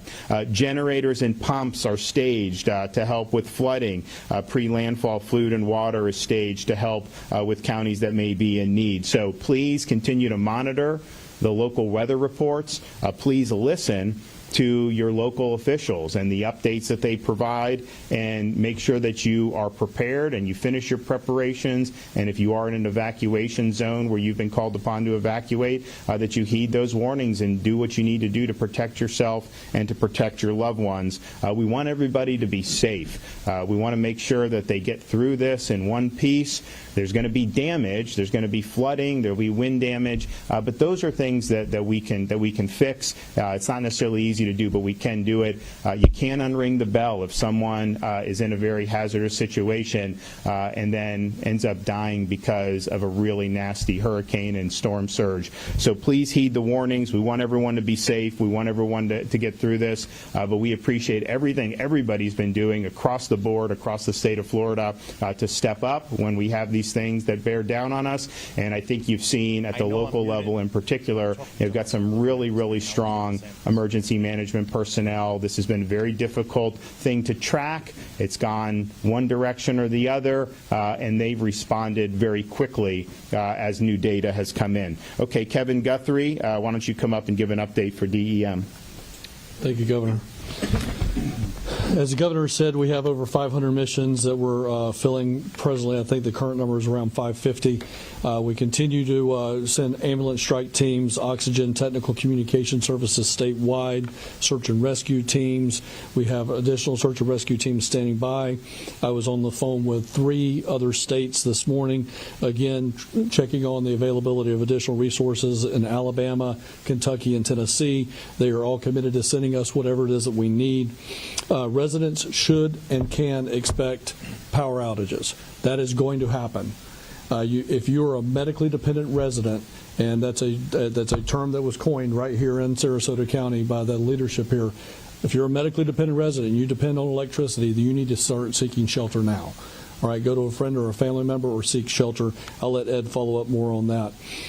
During previous hurricanes, we've seen certainly situations where communications go down.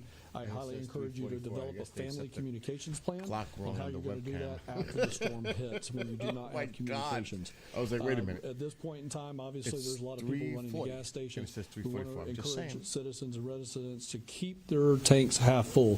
When you get to that half full mark, go ahead and start seeking to fill it up. That shortens the amount of time at the lines at the gas stations. It also conserves serve some of the bulk issues as we have somebody put 30 gallons of gas into a tank. Same thing goes for electrical cars. Keep those batteries at 50% or more. Make sure you have cash on hand. Make sure you go into the ATMs, and as ATMs and credit card services need power to function. So again, we've already talked about we're going to lose that capability. Plants, things around your house, yard furniture, go ahead. If it can, if it's out there on the lawn, go ahead and get it in. Make sure it's secure inside of a garage or some other area. The last thing that we'll talk very briefly about is many people are having trouble navigating websites and whatnot. There's so much information out there. Where can you go to get the best information? I know Ed is going to mention the local call-in center number here, but for us at the Florida Division of Emergency Management, we do have the SAIL line, the State Assistance Information Line, up and running, and I will give you that 1-800 number. If you have any information as it relates to the state, you can contact us at 1-800-342-3557. I will say that again. It's 1-800-342-3557.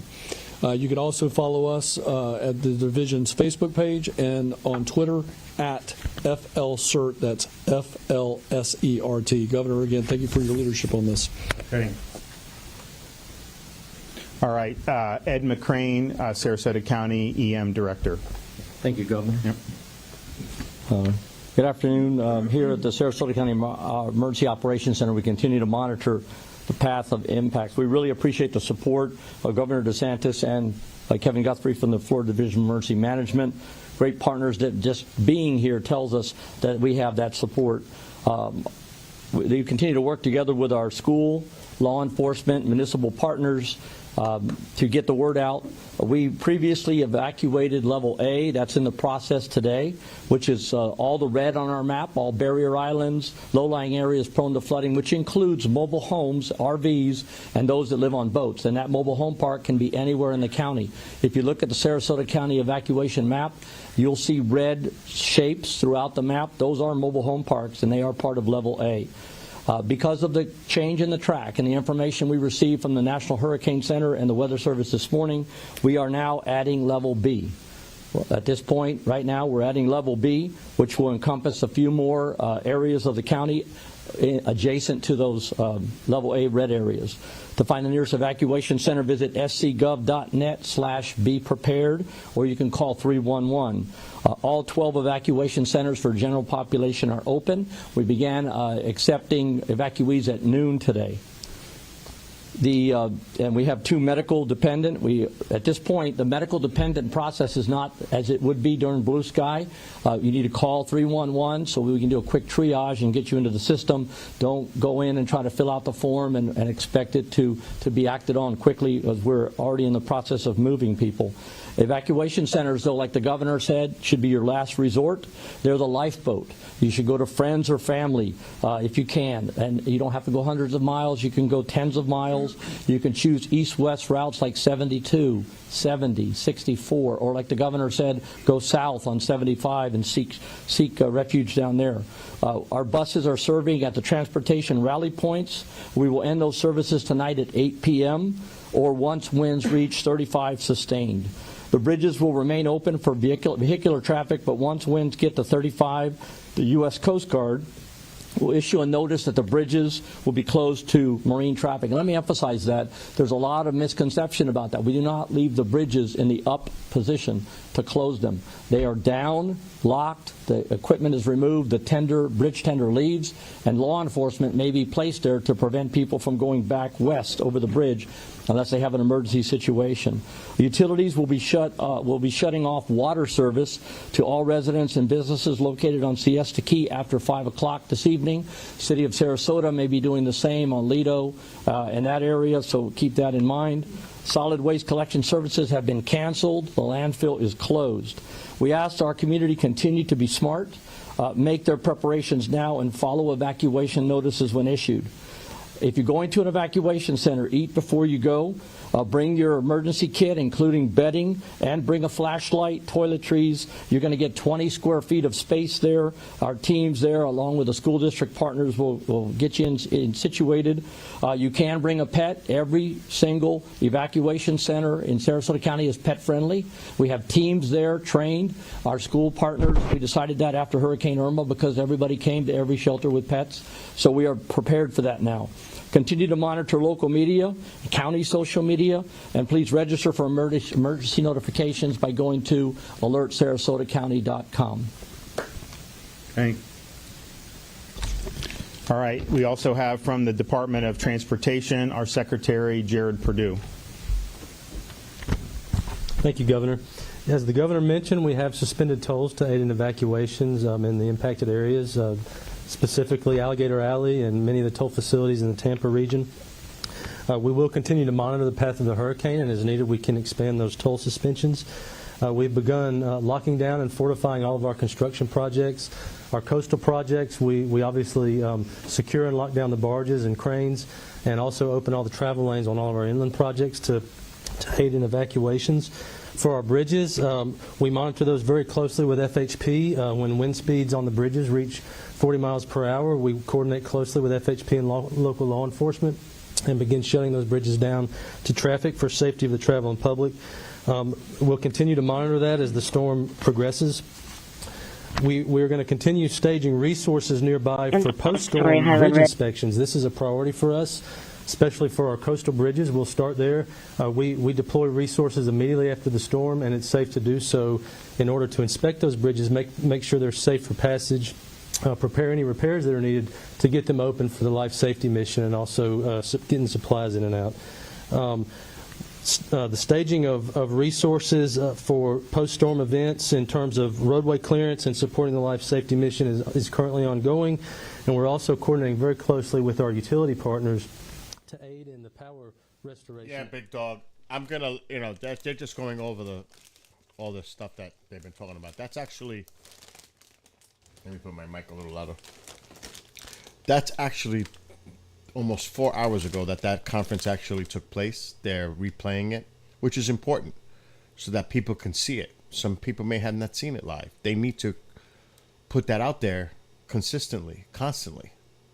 So people who may have not seen that see it again. Get the message out. But yeah, I've been watching that eye, and it is drifting northeast. That means more south. Definitely south of Venice. Right now. But like DeSantis said, and another person said, it's true.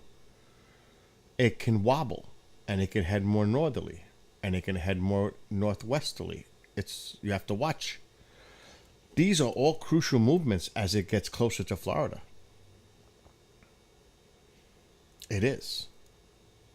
That's why the track shifted so much to the south, not north of Tampa, like originally thought. Not by me. But that's why it's now trending closer to Venice, even south of Sarasota. And I'm telling you, Charlotte Harbor, Englewood, Venice, Coral, what is that one? The other one? I can't think of it off the top of my head. Coral Cable, whatever.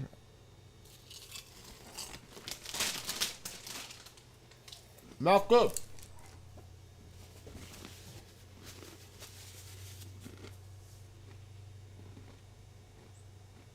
At some point, I have to end the stream because I have to eat. I've been doing this for how many hours now? Oh my God. Let's see what's going on here now.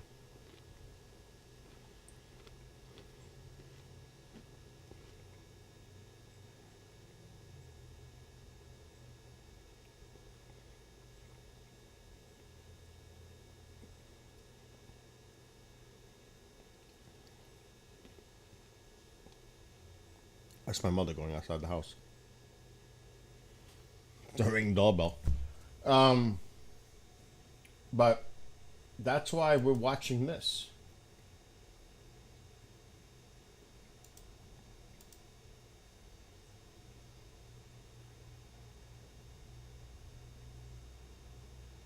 because it's trending again to the east.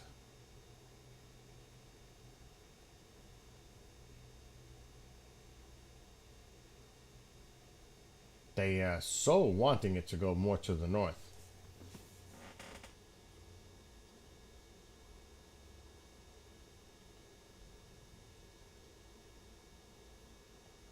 But it still looks like it's trending east,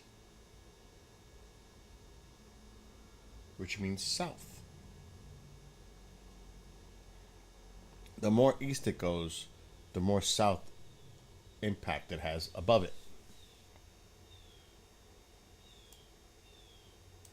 So you have to bring this line down, because if it continues to go easterly, northeasterly, that line comes down. So it's no longer just north of Venice. It comes down to, say, here, Englewood.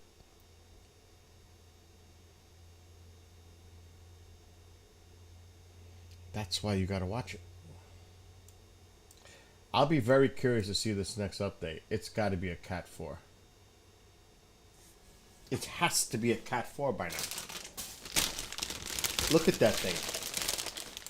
That has to be a Cat 4 by now.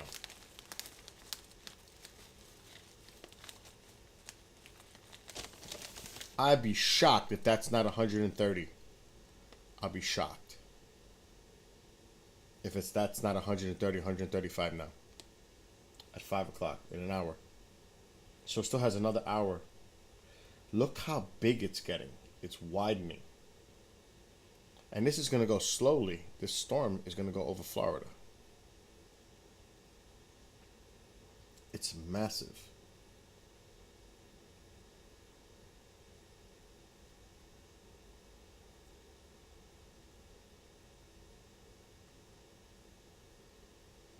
Wow.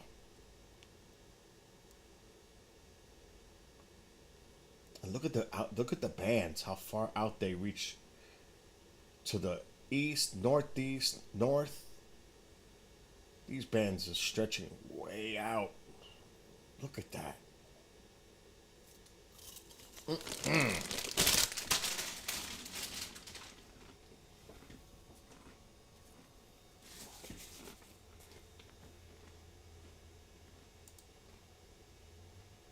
Look at that. Look how far north that freaking rain is.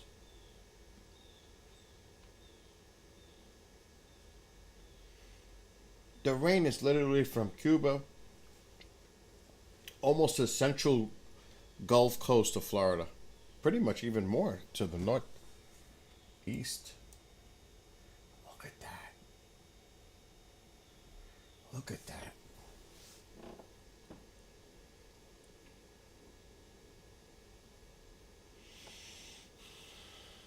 That's unbelievable. Now, a lot of that can be false echoes that the radar picks up. Sometimes it's showing it, but it's not reaching the ground.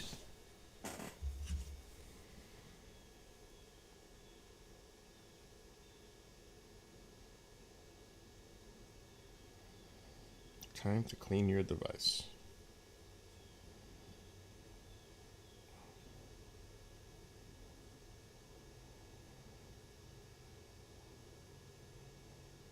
Oh, hell no. Wants me to uninstall apps. I need my apps. And it's insisting. I don't think so. Yeah, it's expanding. You could see it on the visible radar. I mean, satellite imagery. You could see it's expanding.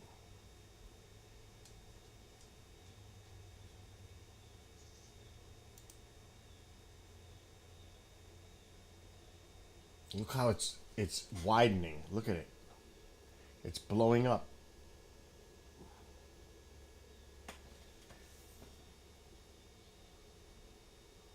I'm telling you, once this eye gets a little bit more over water, where that inflow comes in, where the land, even though this is flat, like I think you said it, Dog, last night, or Derek, It's really not that much of an influencer, but my God. This thing is almost over entirely of water now. Still got, but look at it. A lot of it is still over Cuba. Cuba's getting a lot of rain right now. They must be having a lot of flooding.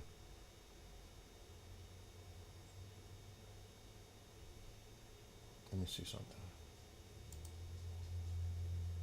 It doesn't look to be too bad, but the radar gets worse as. Take care of it. What is it? Um, What am I gonna give it? Chicken. It's in the fridge. The chicken breast, no seasoning. Put it in the air fryer.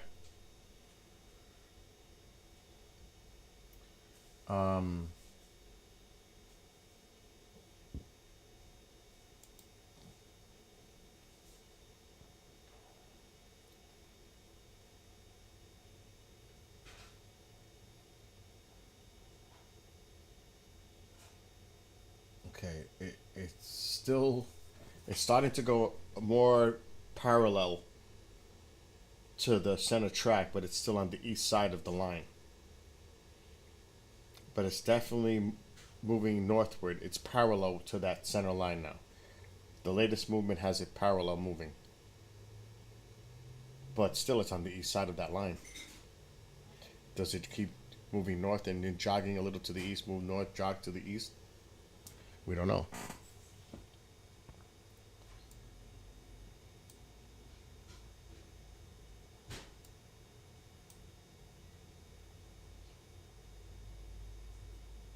But by here, it looks definitely like more of a northward momentum now.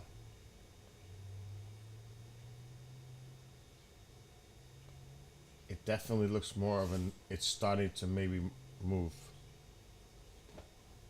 to the north more.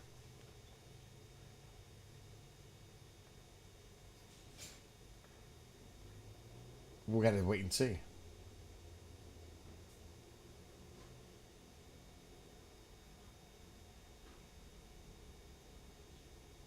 Alright, let's see what they're talking about now. It's still the old conference from DeSantis. It almost looks like they're looping it again.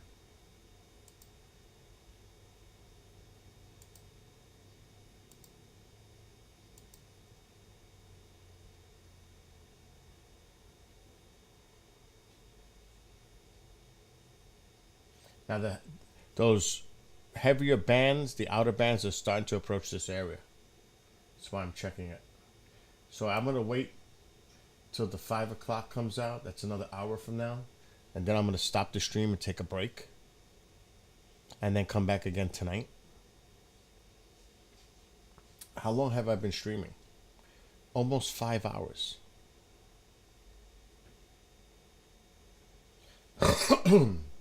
Excuse me, so I need a little break.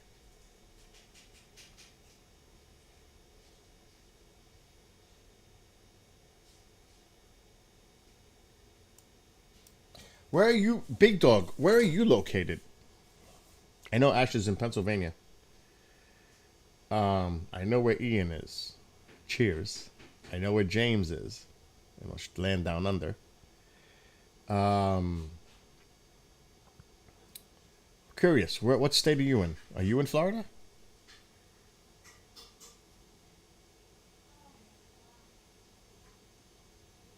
My mom is sighing. I made spaghetti and meatballs last night. Is there still a lot of meatballs left? Oh no, there's meatballs for him there. That's it? Huh? No. How much meatballs do we have left? I don't know. I ain't cooking. What you got? There's no way I'm cooking. I mean, I'll make some burgers with coleslaw, but there's no way I'm cooking like a big meal tonight. Huh? A lot of meatballs? Oh, so I don't have to worry.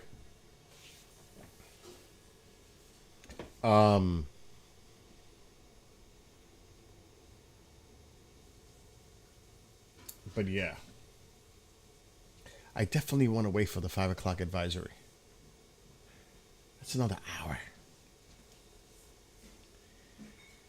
Because I'm really curious.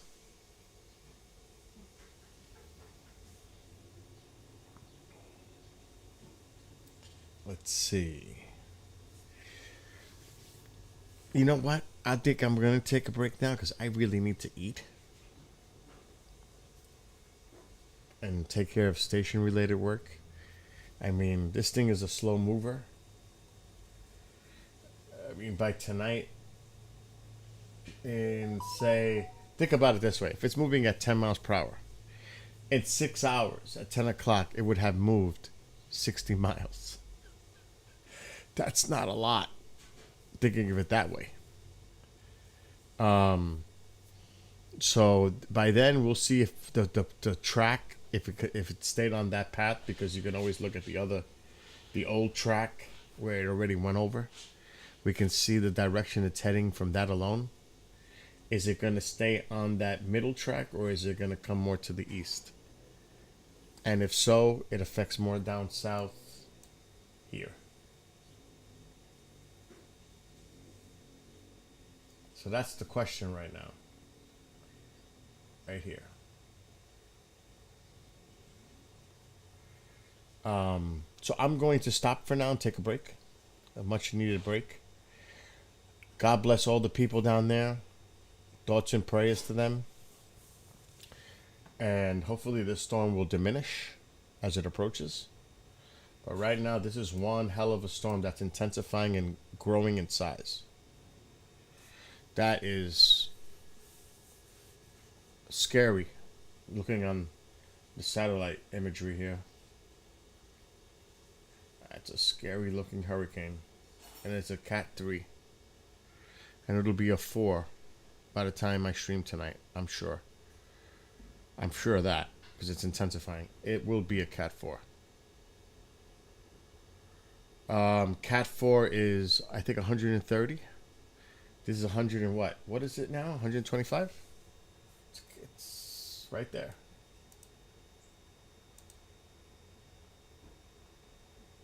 $120. I definitely see this as a Cat 4 later on tonight. Oh, wait, Lorraine. Before you leave, any KGRA people, I must show you something. Now, did you watch the Bishop show when he talked about the goggles? I got them. The Aura glasses. Now, I just got them. Now, I've got the goggles. You knew I was going to do it, right? You knew I was going to do it. I got the goggles and I got the glasses. I got both. I'm going to put them on. I'm curious to see. You knew I was going to get this. Me? Of course. I don't want to break them before I even put them on. That would be so... What the hell? This caught. They almost look like Ray-Bans.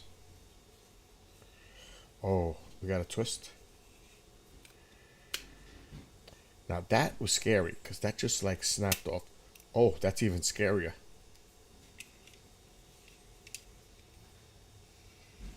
Holy shit, these are freaking bugged out. It does have that blue tint to it. Hello. There's a ghosting right next to me. Could you imagine? So, yeah, these are them. They look good on me too. But they are, I don't know if you're able to tell, but you ain't going to be able to see it. It gives it a bluish, you can't really tell, but they are cool. Oh my God, they're super cool. And remember, I got the goggles. I don't think I'm going to put the goggles on. But they're cool. They're expensive.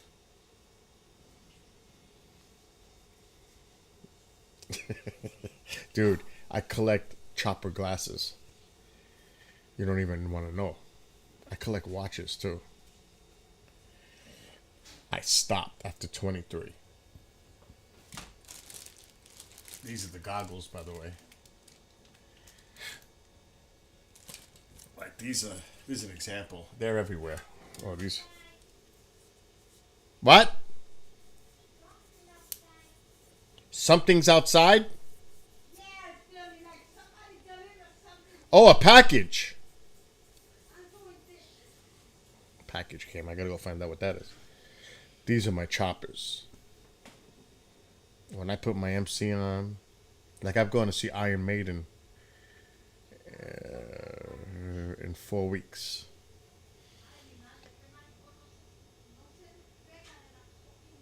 I've got my Iron Maiden hockey. I heard you.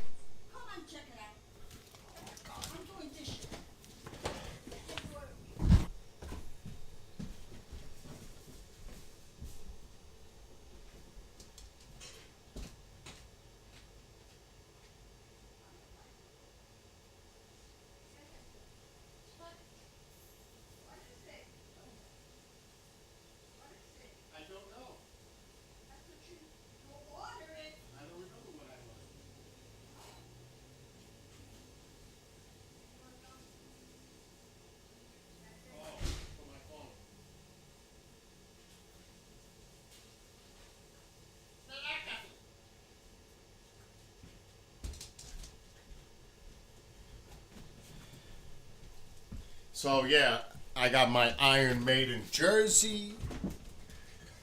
I've got my MC boots, brand new. No, I'm not riding on a motorcycle there though.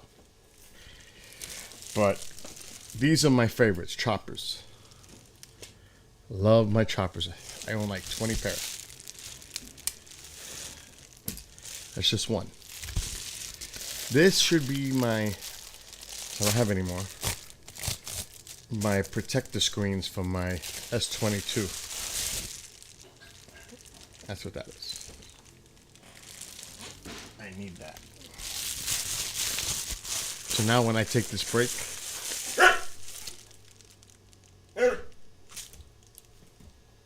my dog, he's a character, my dog.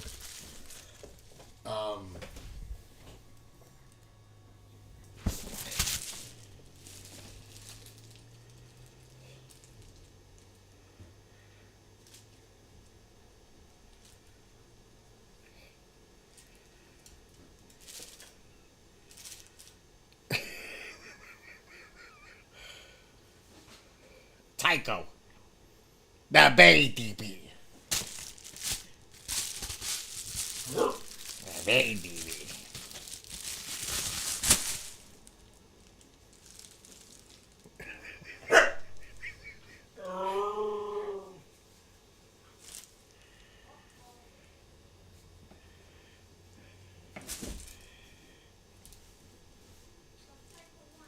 He's smelling the person who touched it.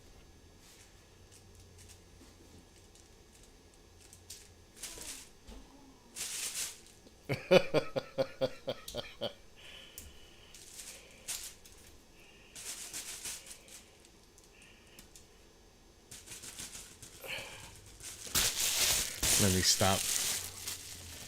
It's not nice.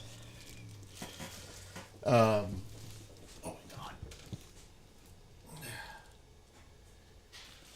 I love that. I love that. A Bigfoot holding a guitar, a flying V with the flag. I like that. So anyway, I'll be back in a few hours. I need to take a nice break. So to Asher and Big Dog and Ian and Lorraine, Bob, Anybody else who may be watching anywhere on these streams, because there's 3 of them, I think, going on. 3 locations: Twitch, Trovo, YouTube. Have a great rest of your day. And thoughts and prayers for those people down in Florida.